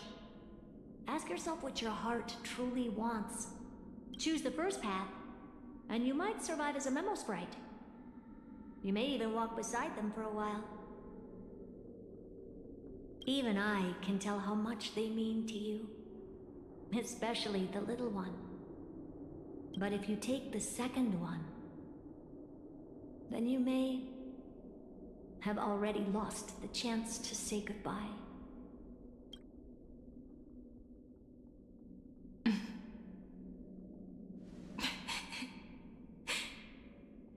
I have made my decision, Madame Herta. I thought you would need more time to think it through. The answer is clear, is it not? Still, I do need a little time to quiet the sorrow in my heart. His kindness is always just right for the moment. I believe he will forgive me. I will say no more. I would rather not break the mood. But may I ask you one last thing? Of course. Why?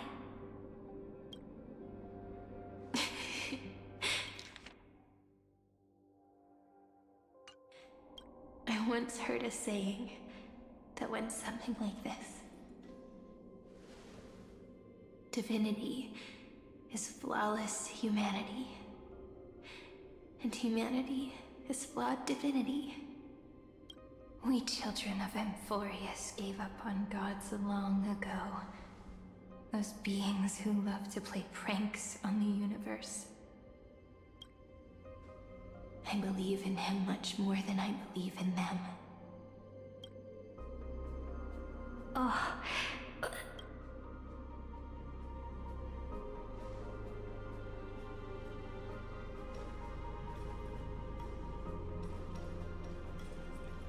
That really is a comforting answer. As for the one wish I still have trouble letting go of,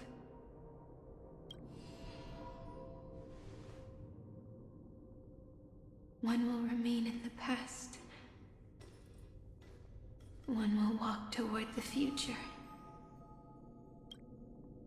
I believe that the one I cared for most will witness on behalf of the ripples of past reverie. Every starlit tomorrow.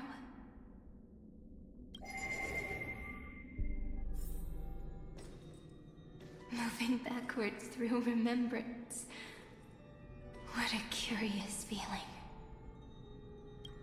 Is this the moment Iron Tomb declares victory and casts the destruction upon the stars?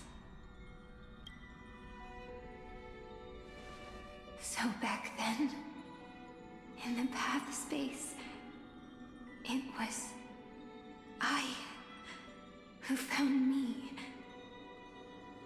The gods' whispers were nothing more than a girl talking to herself. Now that I remember, what I heard back then was...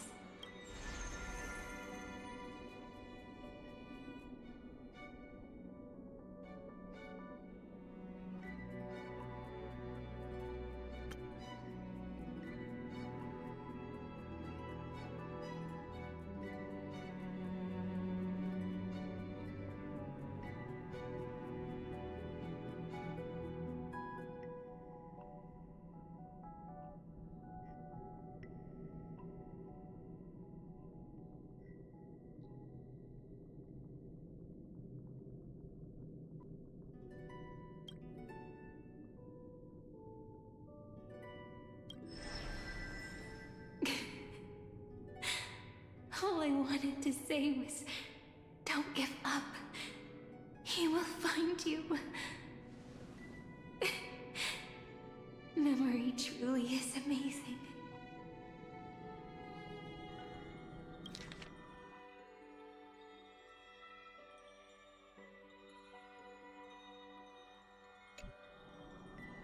Then let me wield this power. Plant the seed of causality for the miracle that is destined to bloom.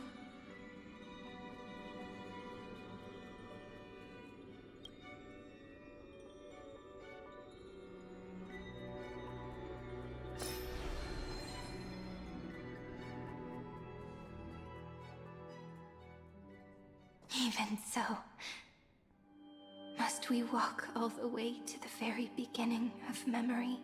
It's such a long road. Then... as long as it's Peach. Even 30 million. One is enough. Take a deep breath, and then we can follow the ripples of remembrance into the past. Reconnect every moment. Clearly, cause leads to effect. But now, the future gives new meaning to the past. Effect flows. Maybe that is what makes memories. So, let us return the way we came. Look back at every ripple that formed. Go back. No. How is this possible? Partner! No. I have to get you out of here first. Just hold on.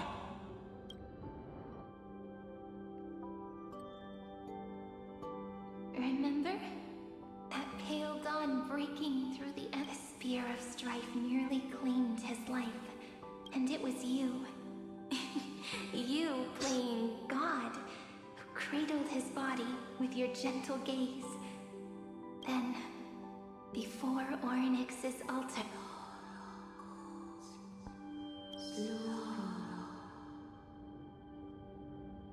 Even the Titan of Time mistook you for someone. I never imagined there was a hidden truth behind our first meeting. The first time was also the last time I saw you, friend.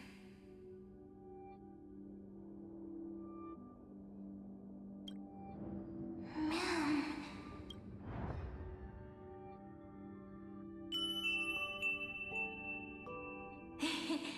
That melody from the memory, and so, the miracle was able... I'll leave him to the casteress of the past. She will...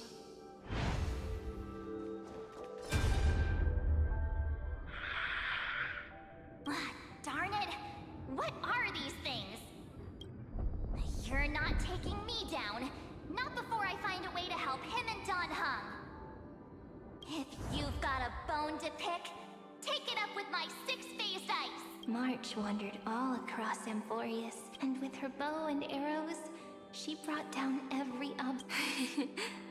So that's how it happened. My skill with the bow.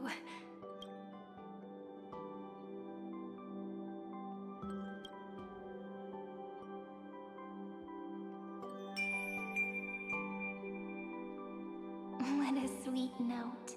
And so, in a memory from the past, and that arrow bearing golden flames will streak across the stars in the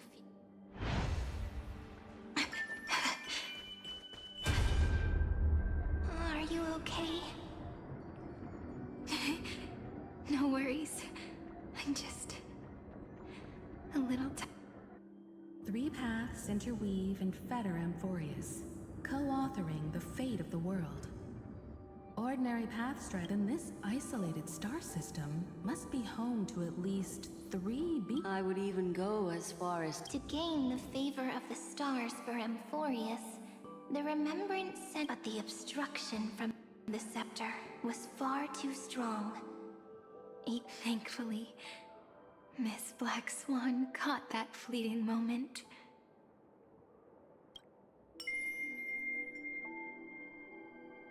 Though, that signal drew some unpleasant attention. Looking back now, the cosmos showed us a kinder face. Thankfully, she has a different understanding. Miss Evernight once said that the remembrance wasn't looking after Amphorius, but rather her deduction was perfectly logical.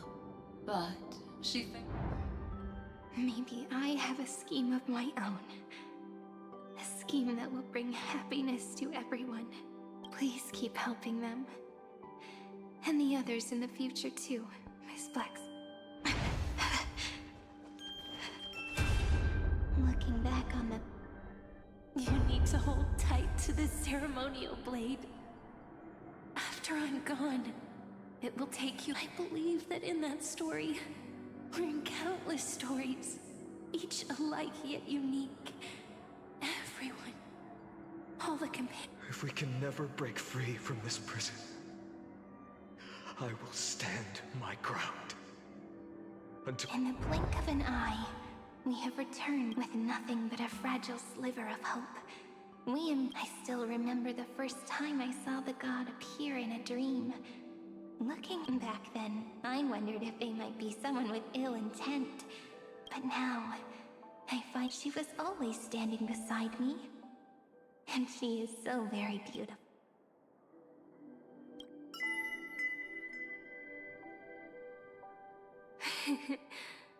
Causality really is a force, even if I wanted to leave a few more words for Cyrene. After all, you still have to leave behind your final cut. I remember what you once said. When a god...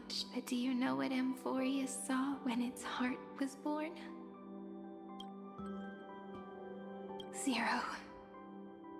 9. Looks like you figured it out. Sometimes, all it takes is a change in perspective. That's right. Turn these numbers upside down, and you'll see a beautiful eternity. The ego.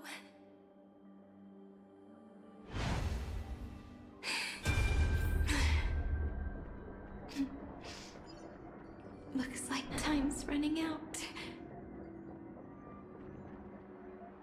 I want to protect everyone in the village. But can I really do that with the strength? I shouldn't think too much. The hero within has been by our side, and has always been with the weight of fate. If only someone could place even, he would hold on. And yes, just a single spark. And he would guard that fragile light until it turned into a blazing sun.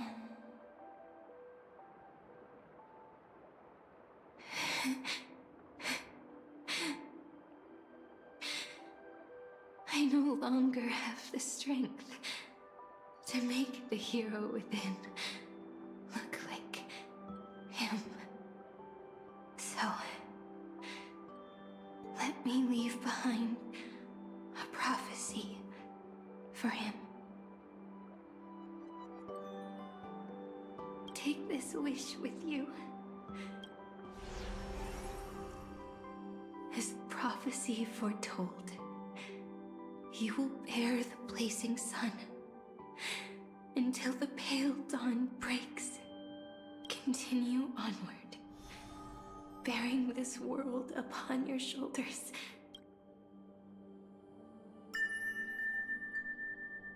Now, your eyes have seen through all of Amphorius.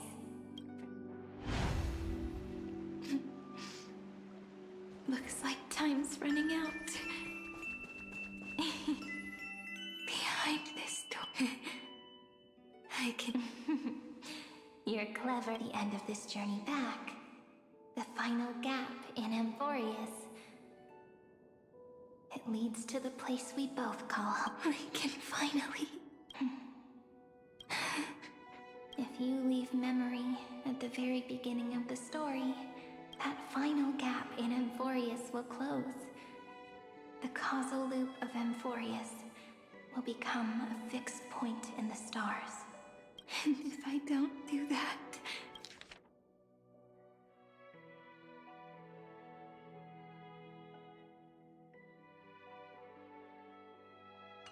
then this world and the cosmos beyond the sky might still fall into the destruction. There's no way we would let something like that happen. Exactly. I remember that tree in Idisa. It grew all alone, unable to go anywhere. It watched the sea in silence. But now, a tiny boat sets sail.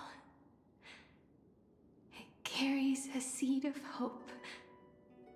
Even if the boat's shadow fades quickly from the tree, knows that its wish will bloom on the other side of this. In that moment, it must feel happy. The way you brought it up. Now I kind of miss that tree too. Come on. Let's take it with us. Back to let it become remembrance's anchor.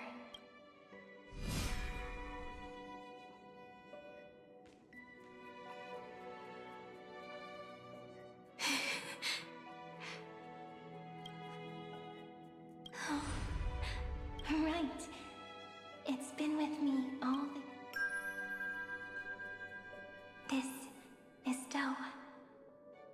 It is also the first... And the one that stayed. Heidi Silicii. It's like time itself has stopped, and the breeze, and the sound of... We've made it. This is the place where we first picked up the ceremonial blade. And where we first began writing journals. Now, the journey through memory has... Once the anchor is placed, what awaits? Moving. Again. Do, re, mi, fa. And with them. Ti, la, so, fa.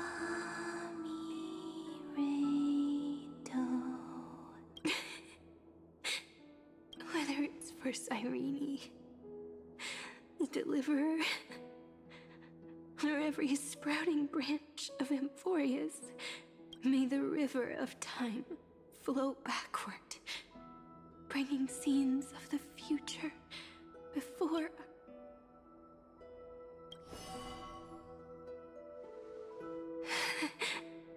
Is it all of my mind and my memories? It seems they're beginning to fade. The breeze is warm, but my body is shivering for some... If you're feeling cold, let's find somewhere warm.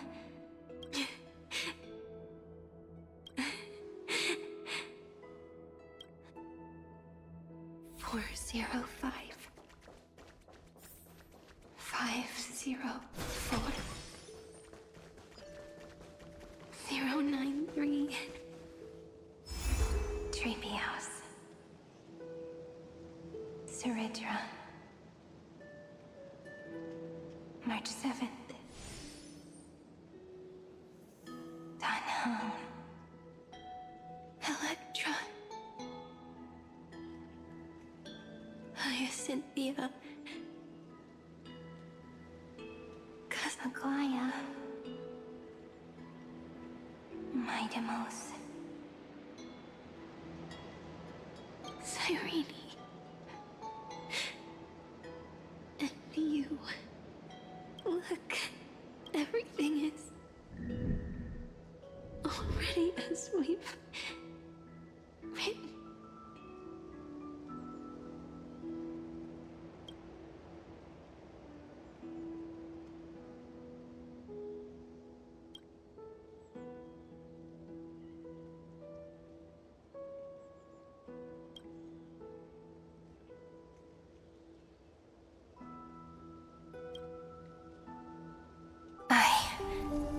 Gaze that looks back on the world.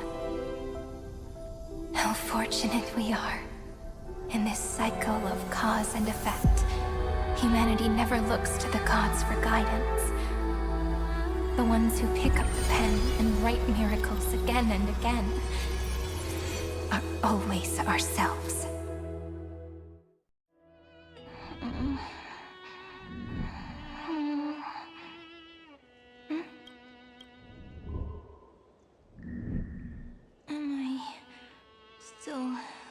Awake? Peach, where are you?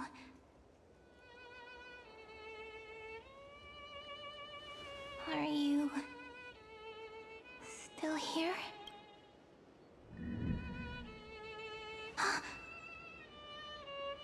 I shrank.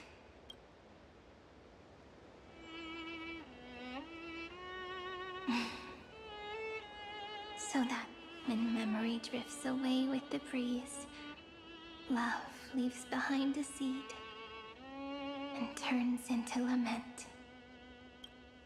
Demiurge, Cyrene, Mem, back again to the first Philia 093. I always do have my charm.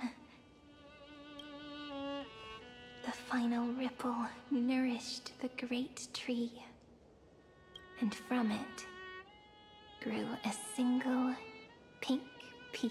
We've been playing for so long, and you still haven't told me your name! I've told you so many times already. You're just forgetful. My name is Livia. Livia! If you forget again, I won't tell you next time. Livia. Got it. Then you have to remember mine, too. I'm... Piso. I always remember.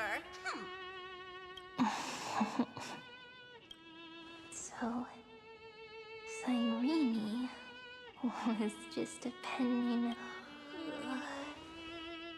So sleepy. That drowse. The last of my memories are slipping away. I remember, and my daughter of Heidi, so we...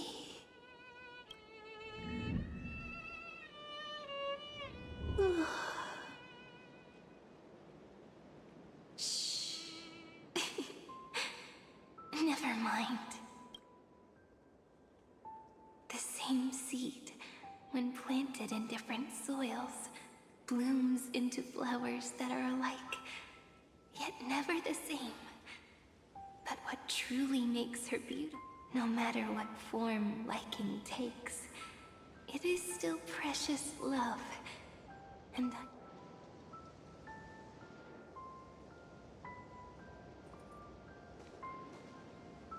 do you remember my favorite story? That crystal flower was so beautiful.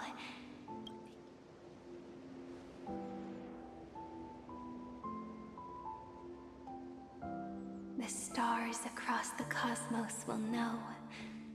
I am the fairy who wrote, as I've written, together and in your heart. I know I will always be given the name I love most.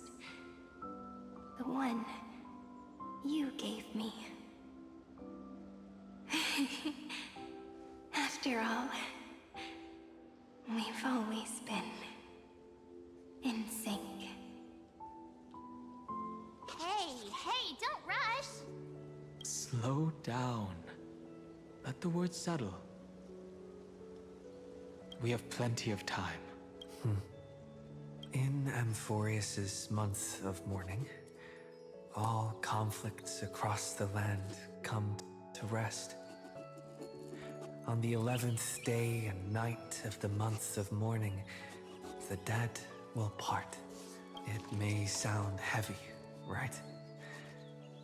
But on this day, laughter always rises because people understand that parting is for the next reunion, and sorrow is so we may love more deeply.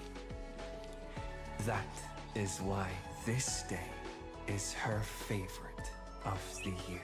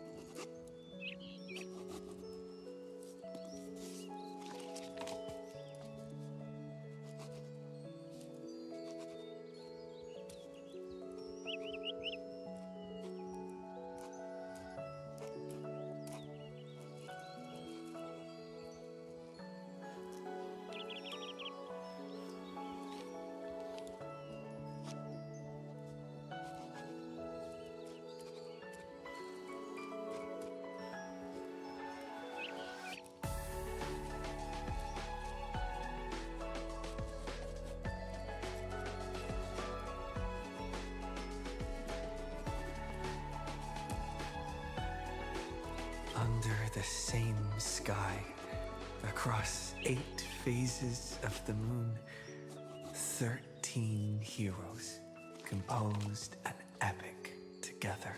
1 plus 8 plus 13 equals 2 11s.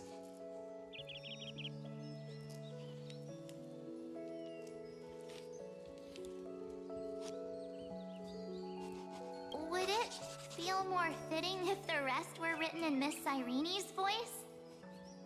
Agreed. Then, we'll add 1. A 1 like none that has come before. A 1 that blazes new trails. I make this wish. On the 12th day of the 11th month, 13 heroes will take every core flame ignited across 30 million lifetimes. And later, when the people who know this story gaze upon the cosmos, they will discover that the countless stars in the sky now glow pink. And after 13 seconds, that radiant light will quietly fade away. It will be such a romantic, yet puzzling sight. But that's all right. They will keep that mystery close to their heart.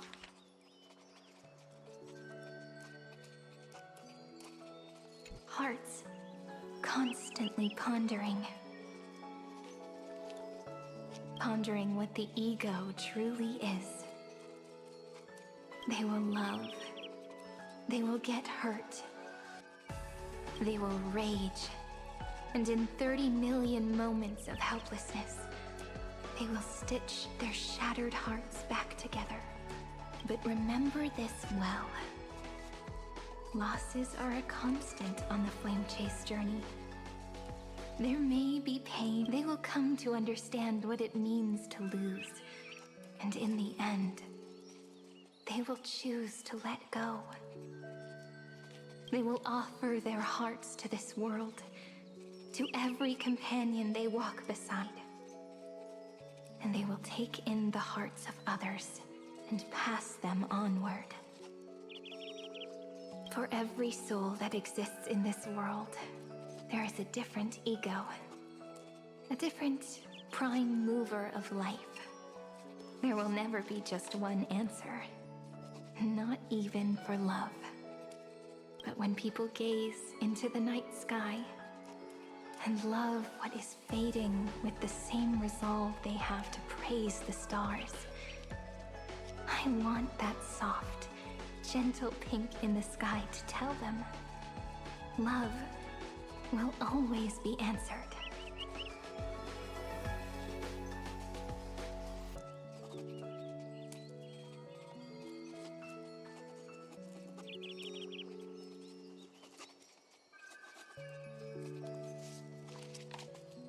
This is a story about love, and a story about how to answer it.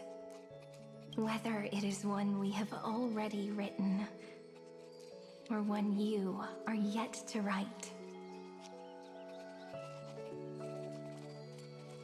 It will be a romantic story, like none that has come before. You think so too, right?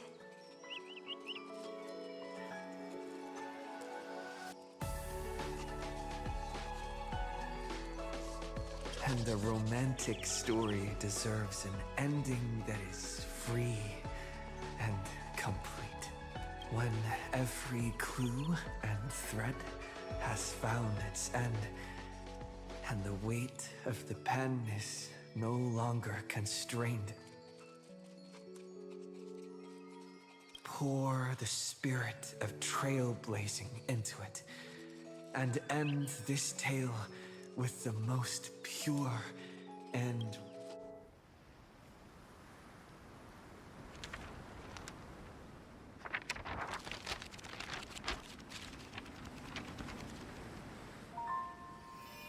light, sky, sea, stars, seeds, flame.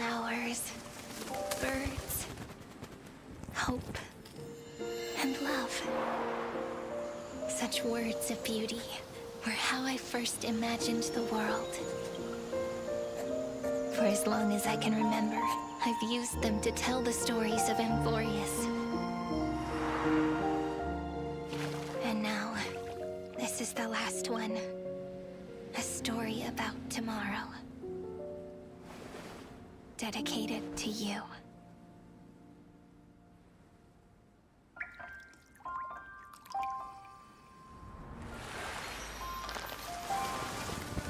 Once upon a time, morning glow, scattered light, shone on you and I. The fading poems, frozen rhymes, are traces on the breeze, whispers of past reverie. Please let me linger for now, enveloped in your sound. Love on the pages, the ink our stories penned.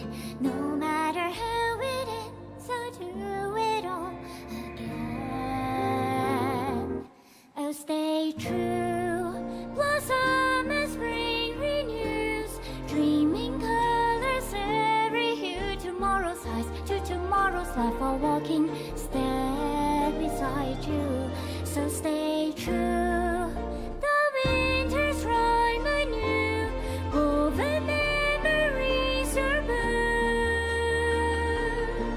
And like a melody, sing a song of reverie.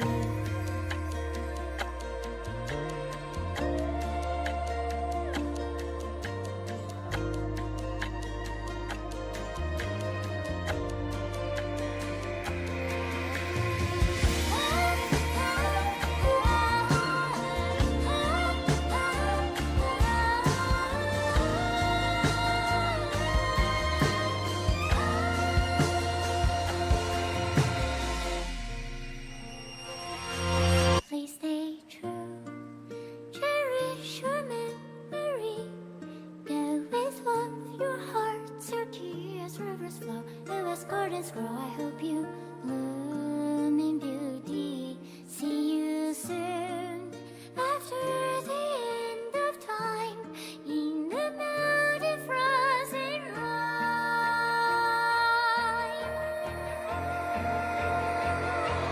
Now stay true, blossom as spring renews, dreaming colors every hue. Tomorrow's life, with tomorrow's life, while walking step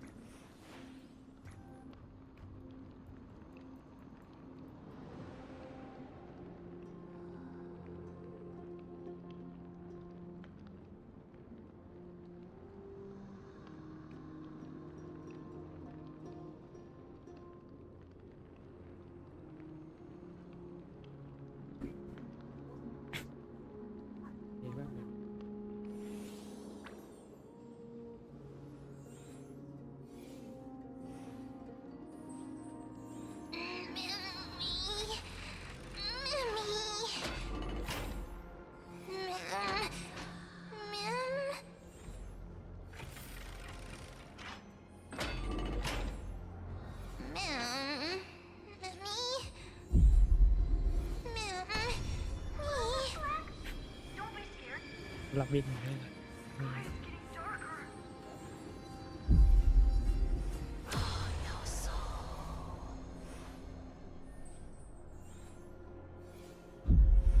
I guessed as much. It's no longer working.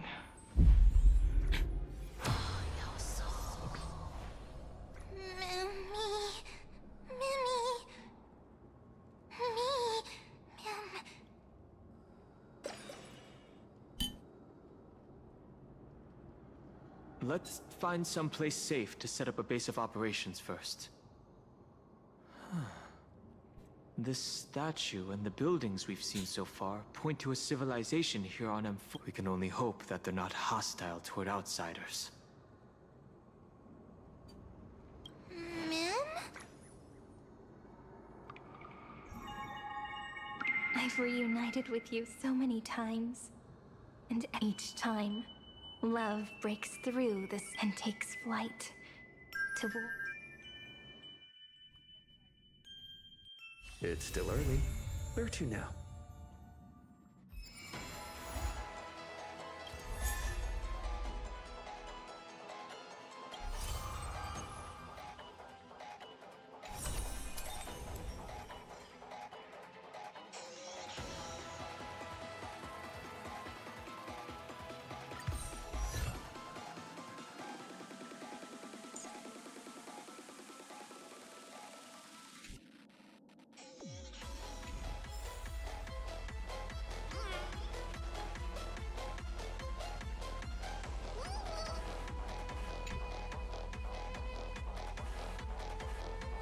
You mean you just waved a probe around in deep space and found our pal in Don Hong? That little thing's really that impressive, Ninja Girl. This is a ninja tech device, blessed by the Great One. It senses the ultra-low frequency electric waves of the human body. Oh, that's a whole lot of pretty wubba-boo. But since we found him, let's drop the act. You played it well. Who do you think you are? Brother Hanu? Thinking you can pass as a Galaxy Ranger. Lord Cowboy Ninja, you have turned on me for no reason. Don't tell me the traitorous monkey ninja bewitched you. Enough. A name is Silver Gun Shura.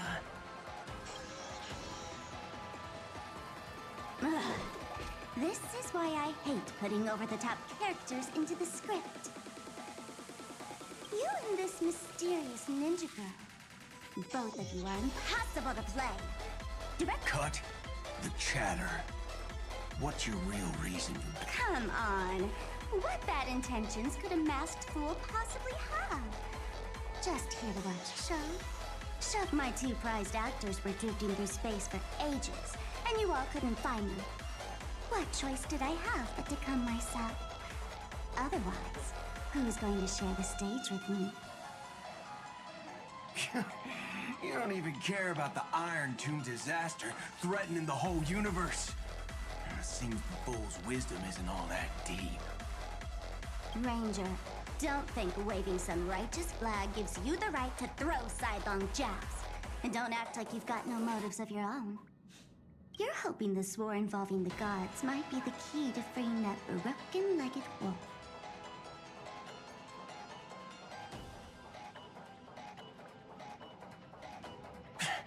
Who else knows about that? Just me. Do you believe it? Relax. I'm not interested in disturbing that living legend. I just couldn't resist messing with you when I saw you come back empty-handed. You little... Fine. Since you saved our pal in Don Hong, get out of here. But remember what you said.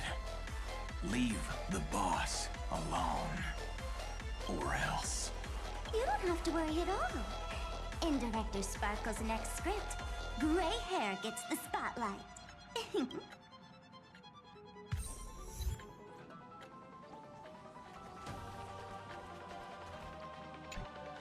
Let's skip the formalities about how the Express crew led the formation of the Cosmic Alliance and saved civilization from the destruction. Thanks to the Express crew's support, our operations stayed on course, even under the relentless pressure from the Marketing Development Department. Miss Himiko, the Strategic Investment Department extends its deepest thanks. Your department's contributions during the crisis did not go unnoticed. But besides disaster relief and holding the line, you've had your hands full with something else too, haven't you? Indeed. The Cosmic Alliance's victory this time has revealed something truly precious. A glimpse of what united civilizations can accomplish in the face of destruction. Our department is summarizing key lessons from this campaign. If another crisis of this scale appears on the horizon, we intend to have a system ready to respond. If the IPC can take the lead in establishing a true frontline against the destruction, it will bring hope to every civilization. Of course, that still hinges on continued support from the Astral Express.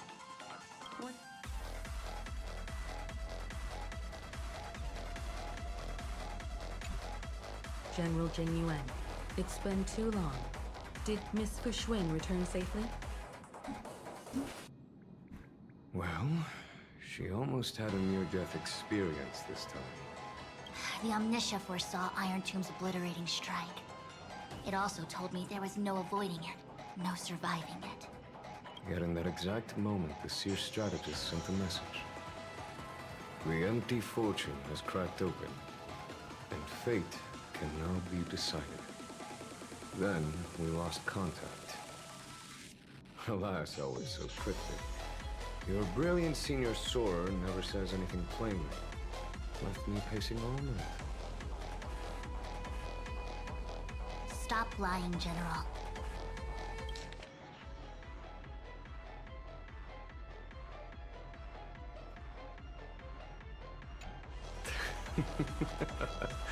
No need to be upset, Master Diviner.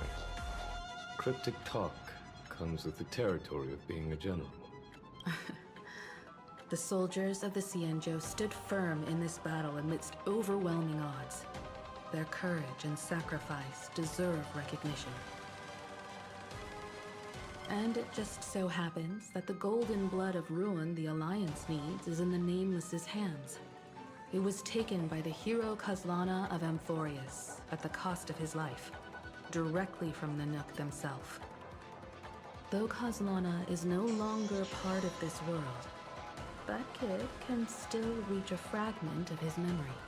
Perhaps Kazlana would be willing to entrust the golden blood to an ally who went to great lengths for Amphorius.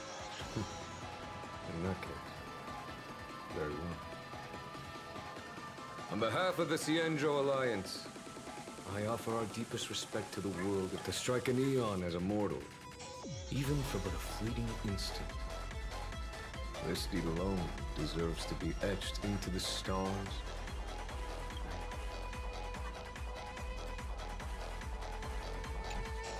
Mr. Boothill, it's a relief to see you alive and well after all that bloodshed. Born tough.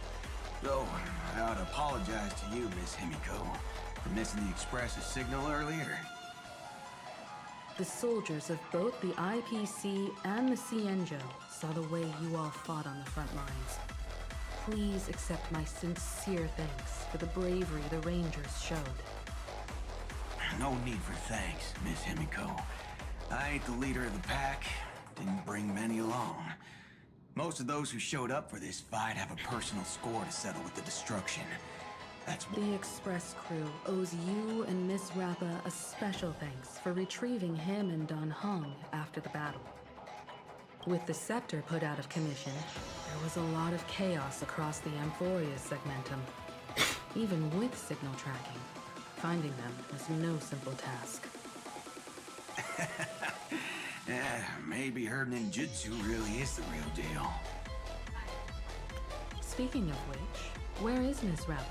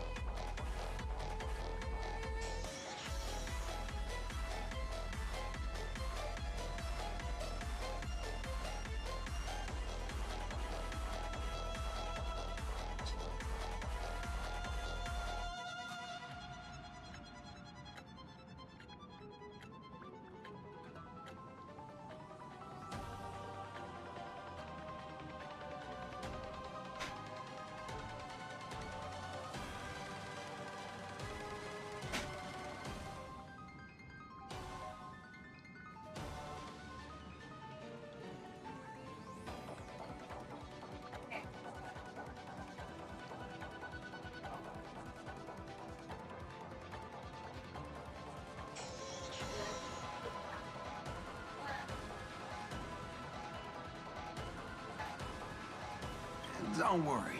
She's gone to help the other rangers. I'll pass on the Astral Express's message to her.